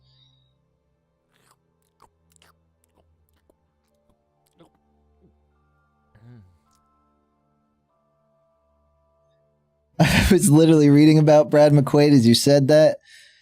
Didn't know. That really sucks. It does suck. I'm not exactly sure. The thing is, we never got a cause of death. The public never got a cause of death. His daughter didn't want it to be a public thing. But somebody did speak out that knew him and his family through mutual family and said, you know, it was a combination of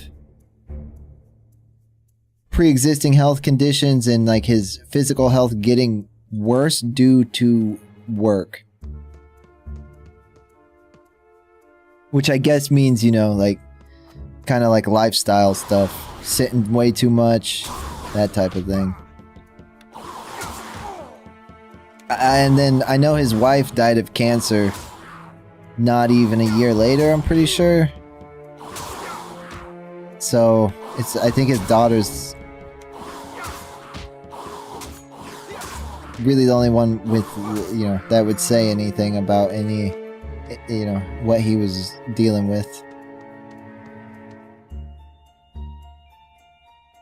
And I don't think she probably wants the attention. Was it COVID? I don't think it was COVID, because I think it was before COVID. Unless it was undiagnosed COVID, possibly.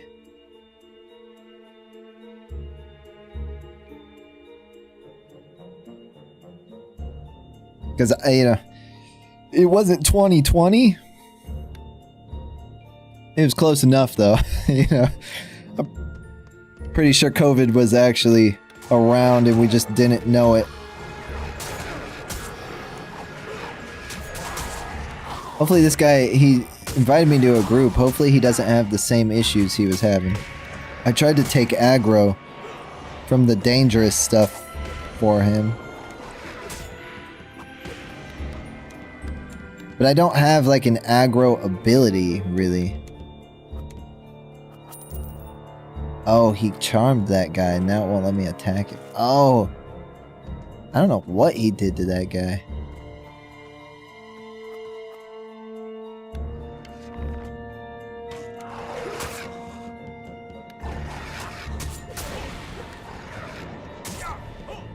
I did, yeah. I knew he was working on Pantheon. He was, that's why Pantheon's had such a rough time, man. That's why I feel so bad for Pantheon, and I'm kind of willing to look past a lot of the issues, you know. And a lot of people are kind of negative about it, which I get, but, you know, My thing is, I don't want them to give up on it. Just, you know, I want him to keep trying to bring his last vision of a game he had to life, you know? I don't want it to die with him, sort of thing.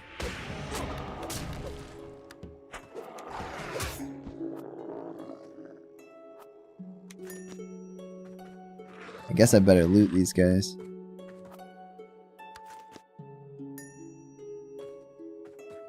So, I mean, that game is really, really similar to this. The thing is, I think this game feels better to play. I like how this game looks better. I like the world more. But I believe after he died, they had to switch the Pantheon engine to Unreal. So, and that changed a bit of the look. Yeah, I mean, that definitely affects how I look at it, too. And I mean, don't get me wrong, the class designs in Pantheon are really good.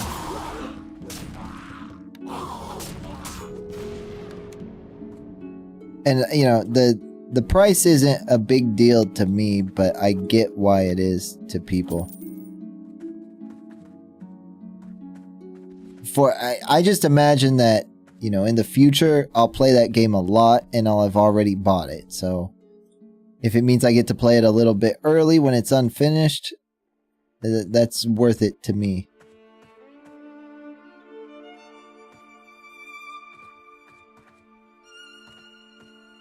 And they're trying, they are trying.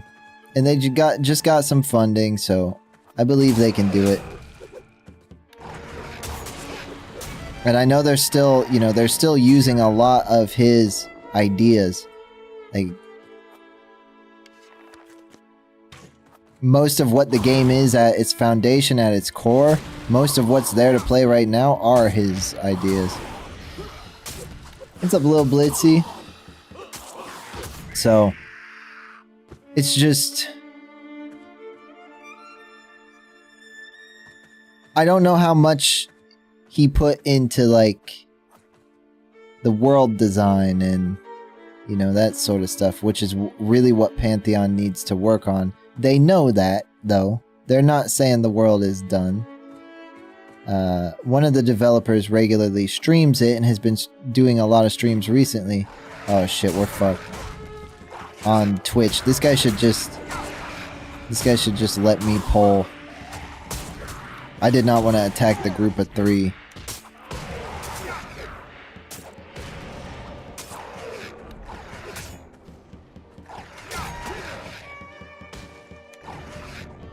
Okay, well, you barely got out of that one.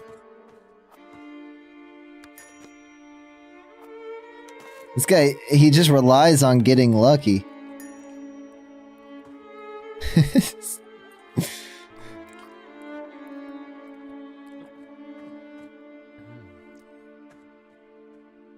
Yeah, 1 HP, yeah.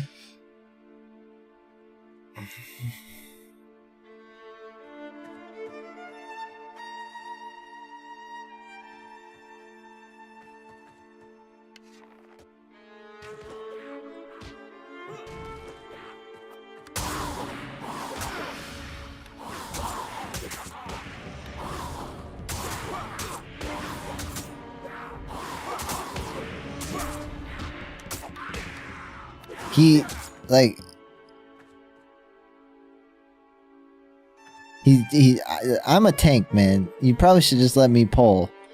Oh wait, here, let me give you...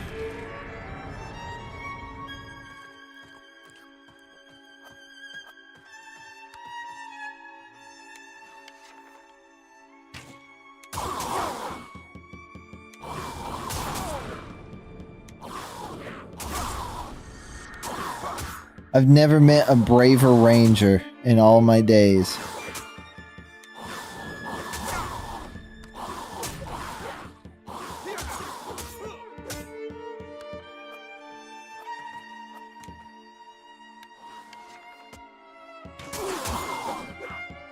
I'd much rather do it this way. I know killing packs of mobs is a good time.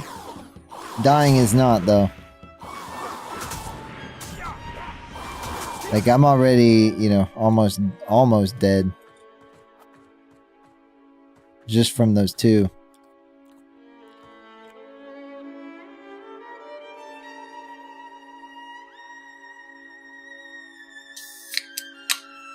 Probably shouldn't be opening another one of these. I'm not going to be on very much longer.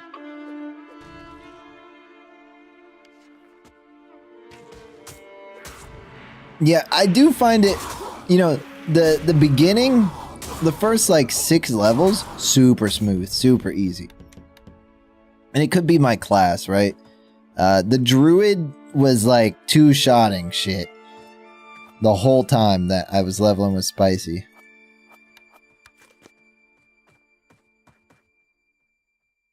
This, on the other hand, just does not do damage, so...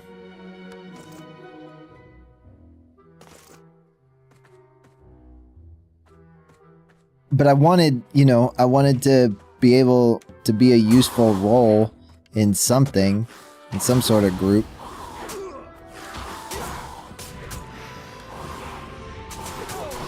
So, like, you know, if I am playing late at night and there's just a bunch of people playing DPS classes, maybe a healer here and there, like, all we really have to worry about at that point is finding a healer.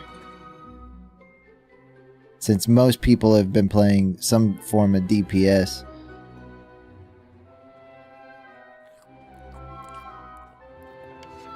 And I usually play tanks in MMOs, like that's my thing.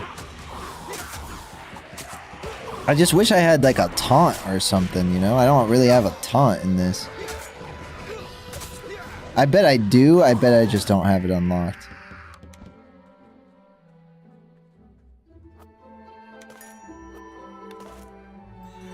Okay, we good. How many more you need, bro? Here, ignore that. Let's just do this one.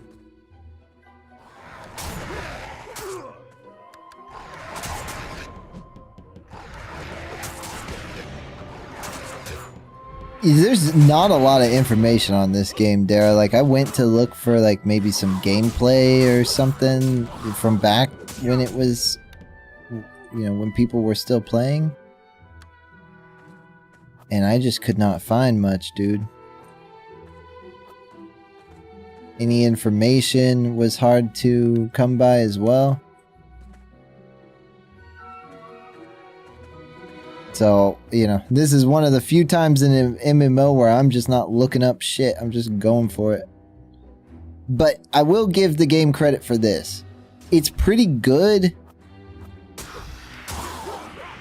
at letting you, you know, giving you the information you need to make some of those hard decisions.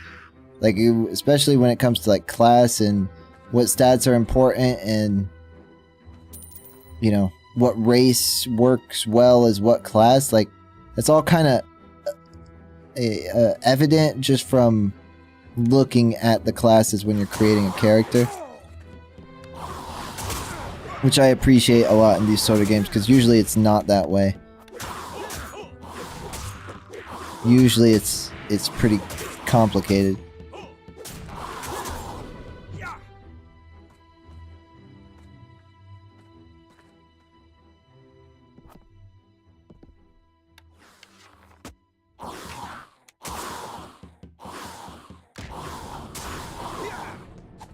Getting in the box. Oh, he's just now looting the boxes.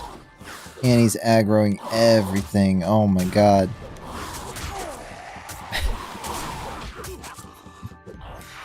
Man, I can't help you. You should just run.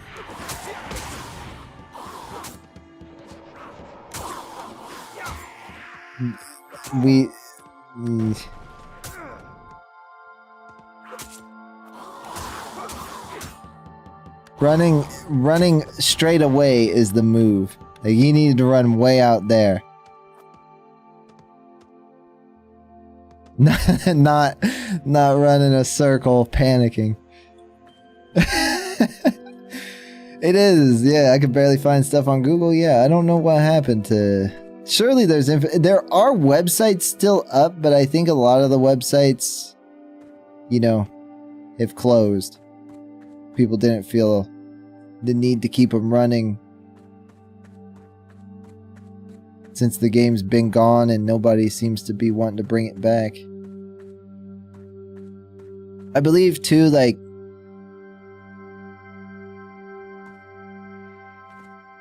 I know some of the tanks and some of the, like, clerics, I think, have stances. And I don't think those are working correctly right now. So, like, I mean, you could play it, right? But I feel like you're more, like, touring. It's like a museum, you know? You're going back to... You're not going to play this for maybe the same reasons you would play another game. You just kind of want to go back and see. But it's surprisingly, you know, I haven't had too many issues other than getting stuck.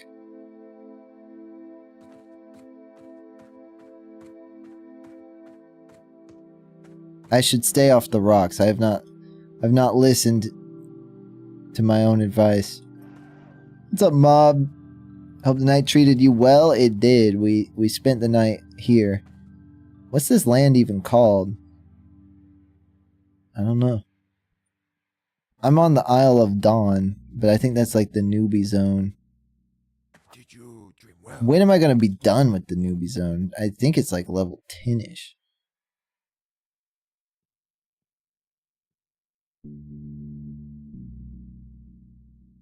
Ooh. Yeah, give me that. Nice. I wish you the best. New mask?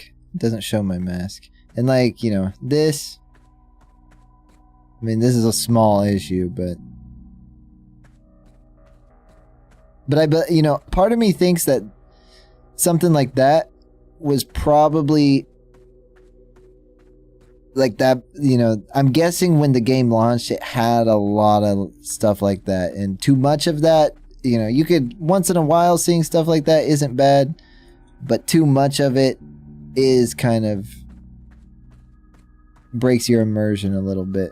I don't know how bad it actually was, and I don't think people really recorded their gameplay all that often. 2007. Console kids did. Halo nerds did.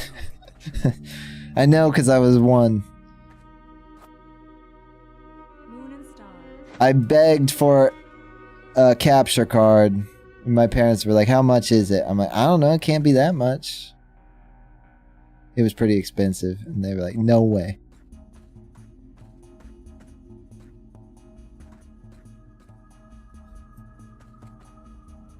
I thought for sure it was gonna be reasonable.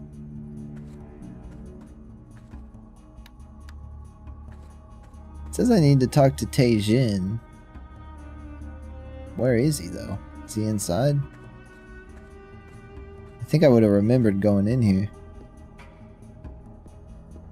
Good day.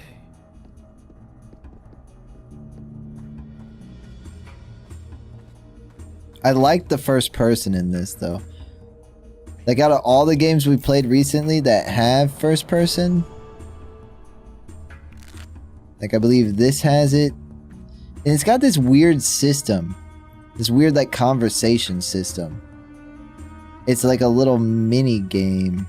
I'll play one. Wherever this is... Oh, he played an 8. What the fuck? Wherever this is, like, that's who's winning. Yeah, so it's on his side, so he's winning. With an 8. I don't know if I can catch up. Yeah, there ain't no way I can catch up. Bro is skilled in the art of conversation.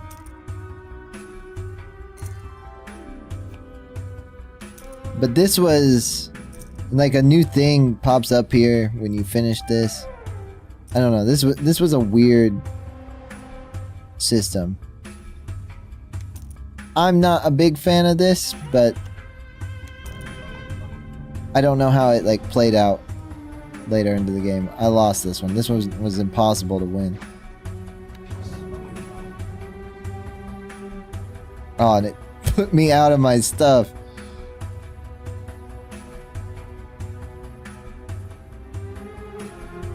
Yeah, I played Halo 1 and 2 back in the day. I played 3. I did play 1 and 2 at a friend's... friends as a kid that lived next door had an Xbox.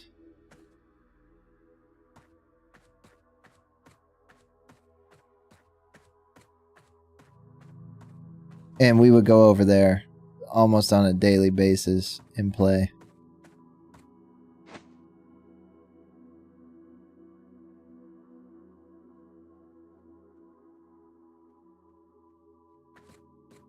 He said he was getting food. What kind of food?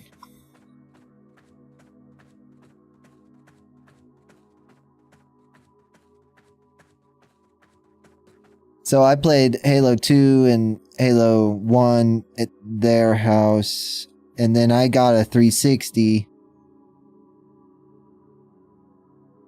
and then nonstop played Halo 3.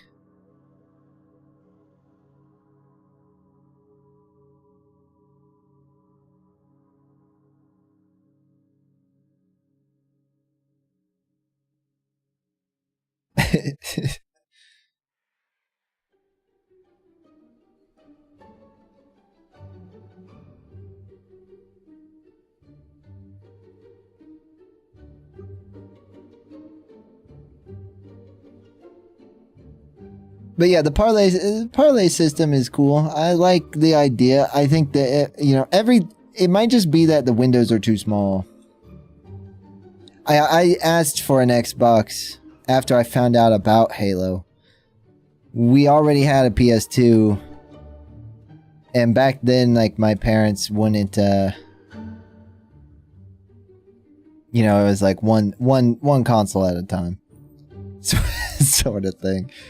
Now, I collected a bunch of other people's consoles who were getting rid of their old consoles because people at the time just would replace them with the next best thing. That's like what you did.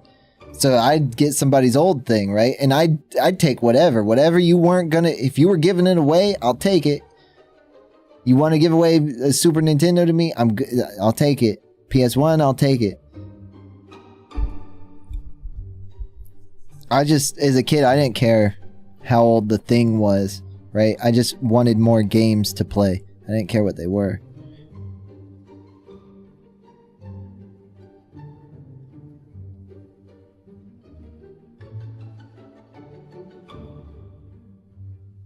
Oh, it's International Men's Day, huh? Ain't no way.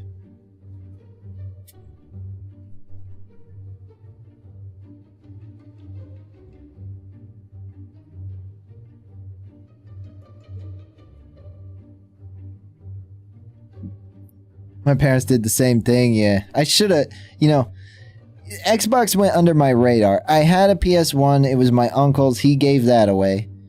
Because he was in school. And I think school was ramping up. He went to medical school. And I think he was kind of,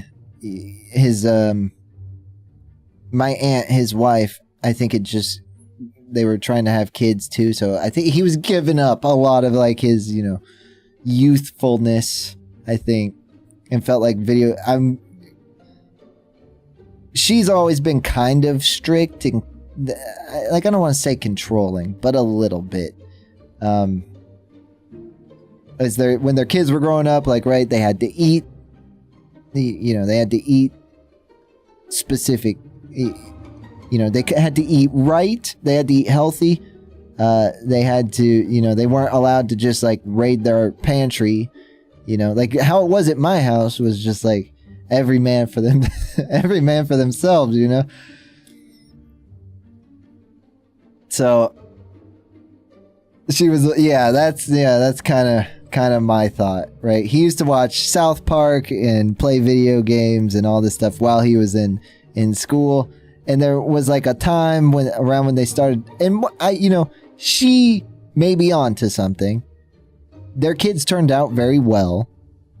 Their kids are,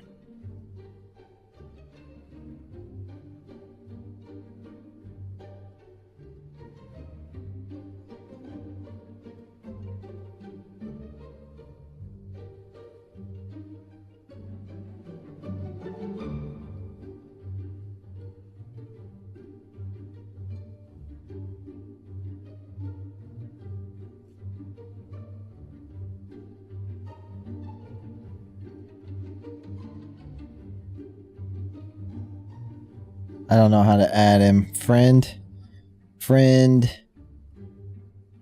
Storm bow. That work? Yeah.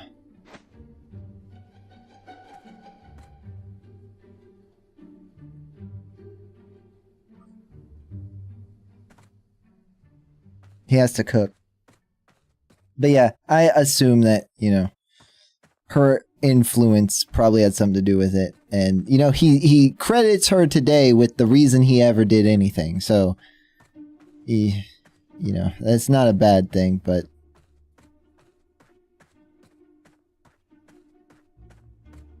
I think, you know, her biggest fear, if you asked her what her biggest fear is, I think her biggest fear is like the people she cares about, like their life going the wrong direction, you know, like, which is fair enough.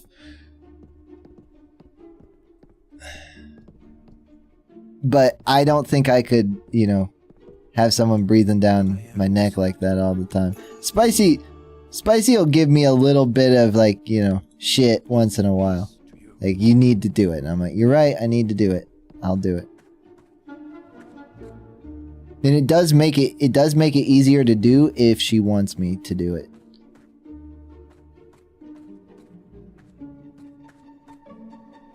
But for the most part, she's like, I can't make you do anything. I don't, she's, you know, like, she's like, you're gonna do what you want to do. And I just have to accept that. I'm like, yeah, to an extent, that's true. Hello.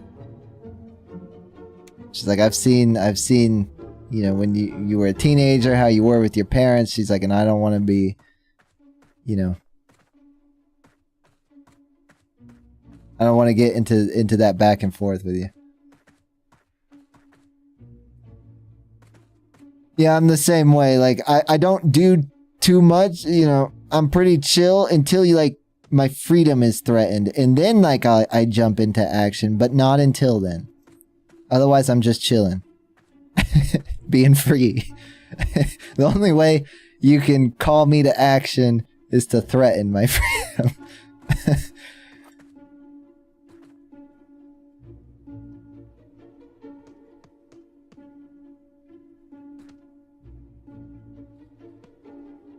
Let's see.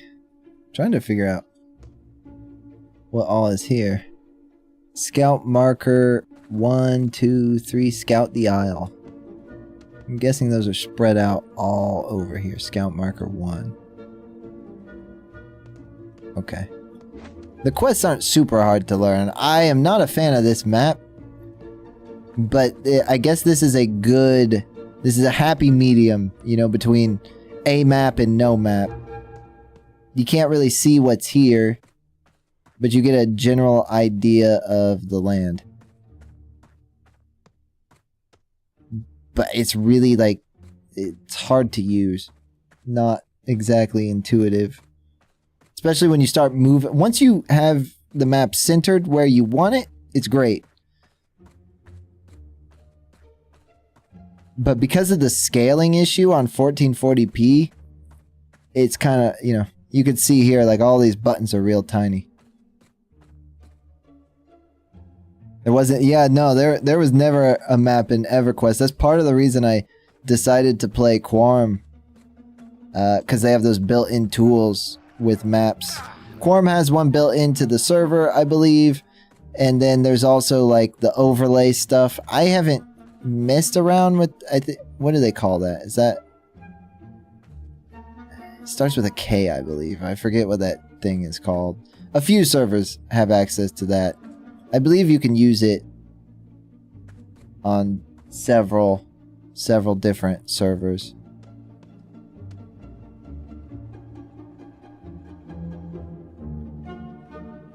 So you probably could use it in Project 1999, and here, I'll look what it's called.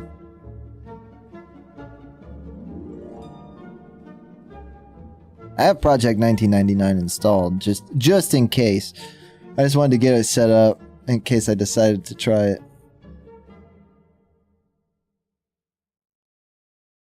Denny. Please stop doing that.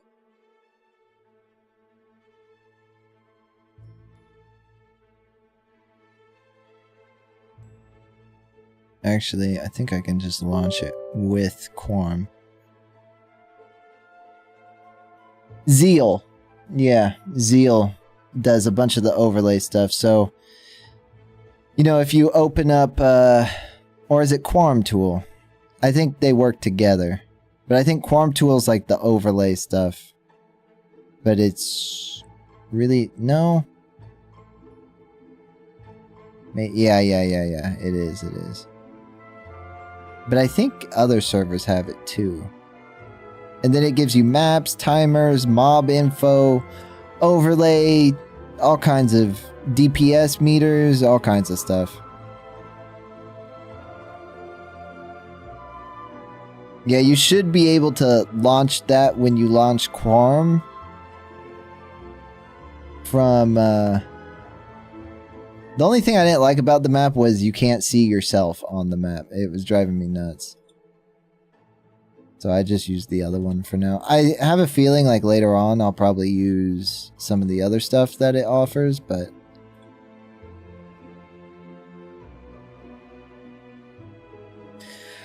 just want to explore it without knowing too much. Yeah, I mean, I bet it has its place. For sure. But I'm not, you know, I'm not doing anything where I actually need it right now. You know, maybe in a dungeon or something, doing some kind of group thing. Maybe I'll be interested in knowing what my DPS is or something. But for the most part, you know, as long as nobody's complaining, I'm doing just fine.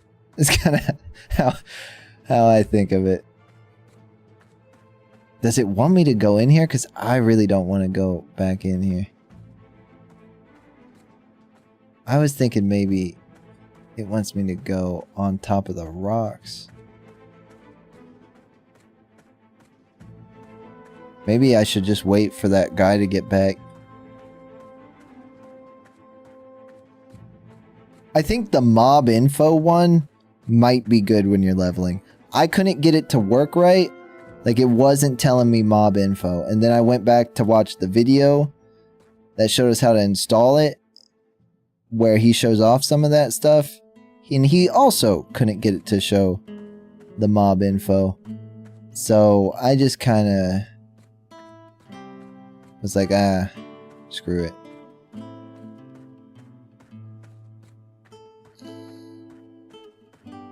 Alt tab into it. Yeah, you can also set it to be on top of, like, always on top, I think, right? It has a setting for that. How am I supposed to get up here? This can't be it. Oh. What?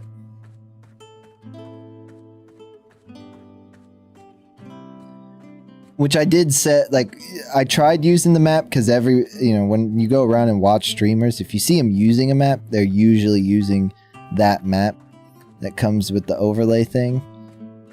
And I realized a lot of them do have the mob info and stuff enabled as well.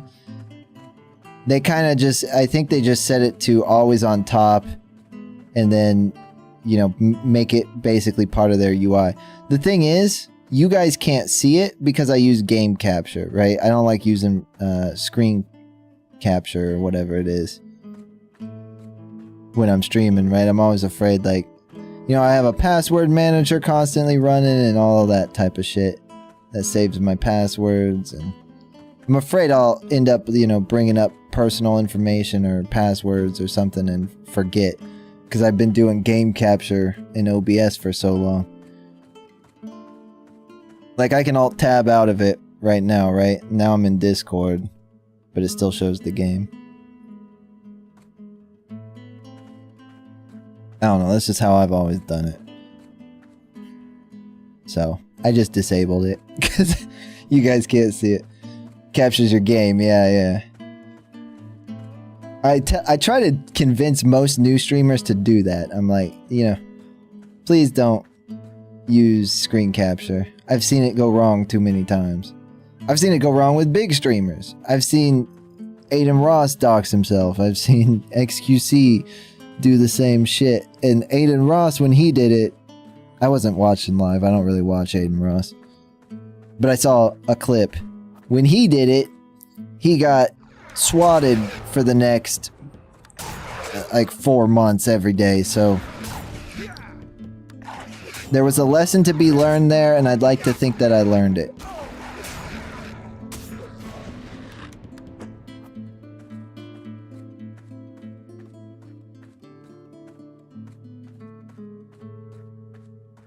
See if we can go around here. I just don't know how to get up. There's a bridge here, but it's broken.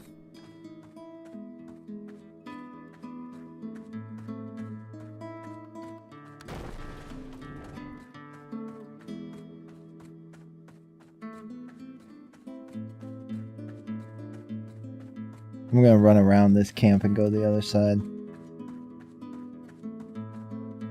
Yeah, I'm not trying to end up in that situation. He's got the money to move, I'm stuck where I'm at. What's up, Automatics? I hope you're doing well, dude. Oh, there might be a path over there. Yeah, I don't even like to... I always tell people, too, you might as well... information that doesn't matter, right? Where you live, all this, throw in hints of, fake information, too, because people do this thing where all it takes is they'll hate watch you for long enough, right? They'll do this thing where they gather your information as much of it as they can, little by little, and then they'll use that to combine it together. I mean, there's a word for this. This is a... cops will do this in investigations, especially digitally, when they're trying to prove someone's guilty of something, right? They'll use a bunch of different pieces of information to come to a bigger conclusion, sort of thing, and to figure stuff out. So people can figure out where you live, by putting together just a couple of different things.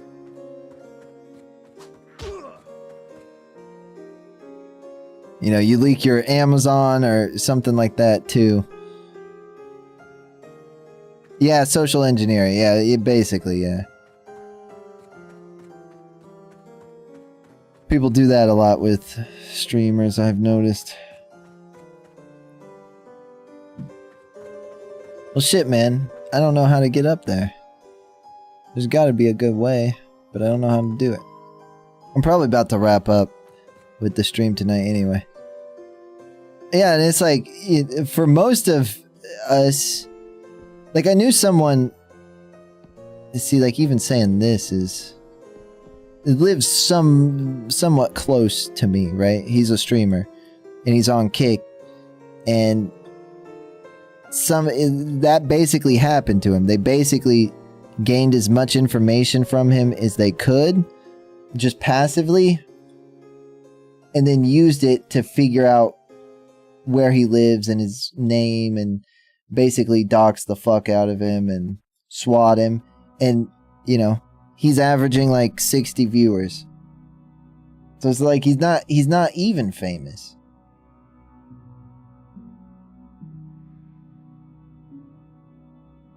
Which is, that was the crazy part to me, was that people found it entertaining to do,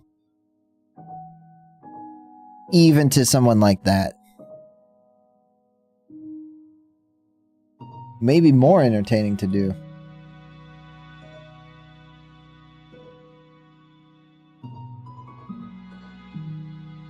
You probably get to... It's probably easier to do, too. I would imagine, people without much experience make mistakes.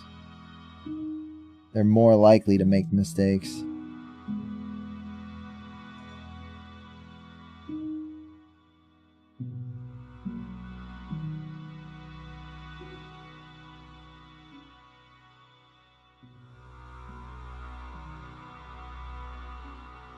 I'm gonna try to go to bed a little bit sooner tonight. I'm supposed to go to, well, I'm invited to go to dinner tomorrow with Spicy and her family. Her brother's in town. And I know she was like, you know, if you can't get there on time, it's not a big deal. It's, you know, not the end of the world if you don't go, but I would like to, if I can.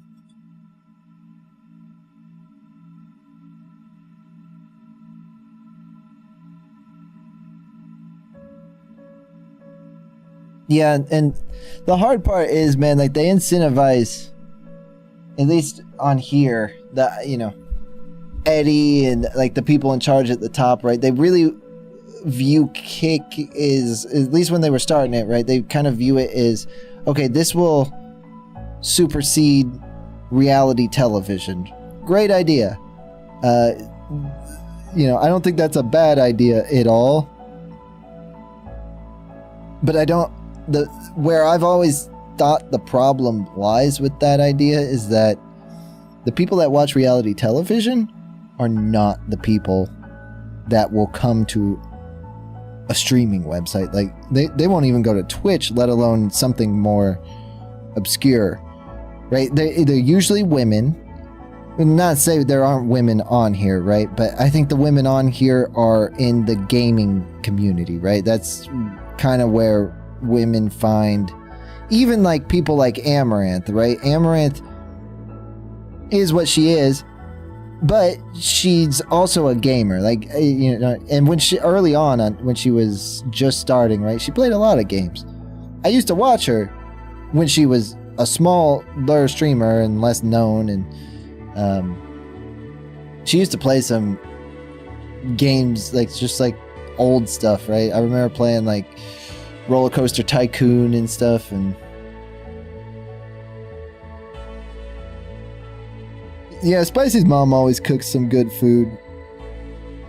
But like the IRL stuff, they really try to push here. They want, you know, when you ask them for advice, like at DreamHack, some of the higher up people, Santa Maria and Eddie, and some of these like bigger faces at Kick, right? They always say like they really believe in IRL, which I know why they do. It's because of people like Ice Poseidon. It's because of people like Aiden Ross. You know, and it's because of all, you know, people. Like, my favorite IRL people are usually some of the OTK people, like Extra Emily. I think Extra Emily's IRL stuff is fucking hilarious because she's awkward as hell.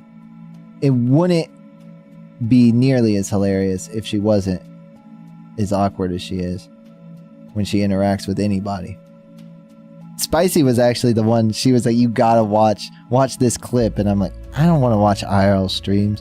But she'd send me like clips from her streams. And I was like, okay, I see why you enjoy watching this now. I get it now. Yeah, Ice was kind of like, you know, at the forefront of the whole thing. Yeah, Miz hung out with him a lot back in the day.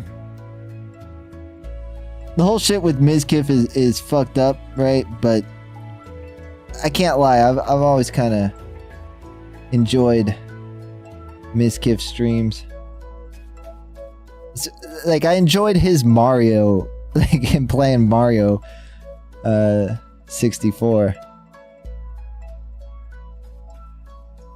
Not the biggest, like, he's someone I would butt heads with in real life. Like, if I knew that dude in real life, I don't think I could be friends with him. But I don't mind watching someone like that through a screen. Yeah. I said something along the lines of,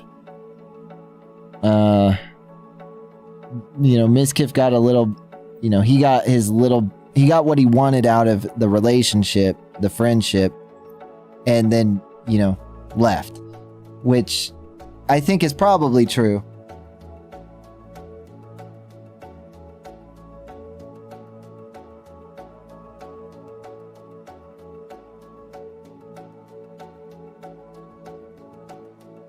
I've never been, I don't know much about Ice Poseidon other than that he was a RuneScape streamer, I think, early on.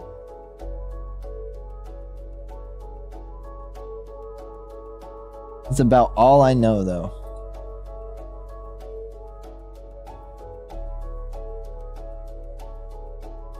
Yeah. I think a lot of streamers are, dude. And I don't know, I think to a degree, maybe you kind of have to be to you got to be a little narcissistic and a little self-centered to have people watching you live like that constantly. I don't know though. It's, I'm not really that like, I can be confident occasionally, but when people come in here and they have a problem, I want to help or I want to fix it. And I do catch myself like putting more time into that than other stuff. But I also think that, there's room for people like that in the space as well. And it's harder to find these days. And I think you find it in smaller streamers. Just people who care about their community a little bit. I get it. There's a point too where I'm sure everybody who's grown big enough gets to. Chat gets, it goes from being these individual people that stuff about, right? And you might know a decent amount about them. There's a lot of people in here. I know like the good things going on in their life, the terrible things going on in their life. I know a lot about them. But there's a point where if your chat gets so full of people, if you get so big, tens of thousands of people, it goes from being individual people to being like a entity made up of thousands of people. And now you're responding to, and I've always told people like, you probably shouldn't be calling people chat, just saying, hey, chat, until you're at that point, right? Once you're saying, hey, chat is like a person made up of thousands of people. It's just an entity made up of the consciousness of tons of people. And that's how it gets the name chat. That's kind of how I think of it. When XQC is talking to chat, it's just that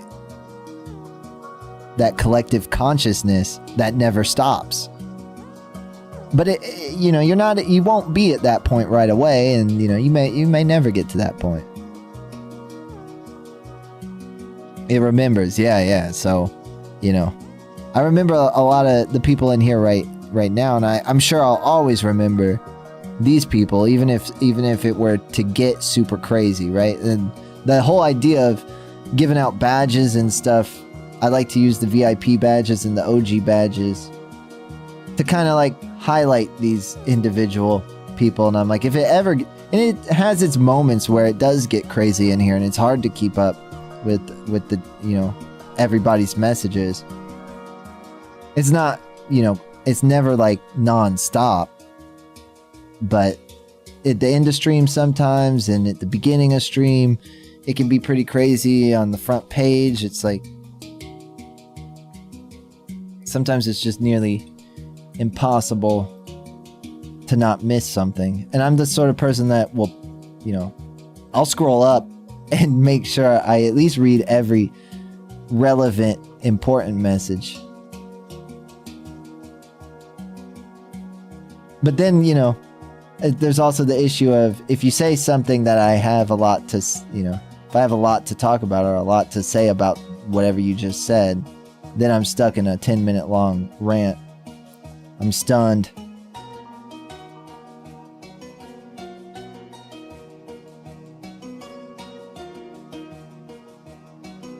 Yeah, I don't know. It never occurred to me that I would do that. But in practice, it just is like something. Like I'll go to sleep sometimes and realize I read a message in my head, right? and meant to respond to it, and I know I didn't. I realized when I'm like going to bed, I was like, fuck. You know, I read it in my head, but I never responded to that person. They probably feel like I ignored them. Which I didn't. I just like tried to, you know, I was like, I read it and was going to respond to it and got caught up talking about something else. It's a weird thing. I don't know if that happens to other people or not, where they, you know, feel bad when they miss a message. I'm sure to an extent everybody has that.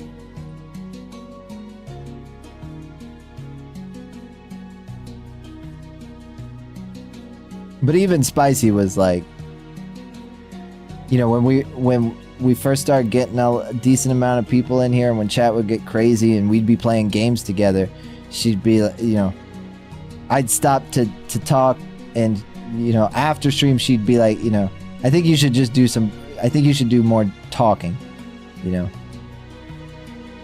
We were playing Counter-Strike at the time and stuff, and I was like, I don't know how to like respond to all that and also talk, or I don't know how to respond to all of that and also play the game, especially Counter-Strike. But that's why I like, you know, some of the stuff I've been playing recently. It's way more manageable.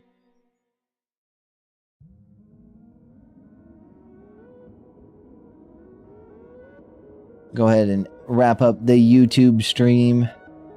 Guys on YouTube, I appreciate you hanging out.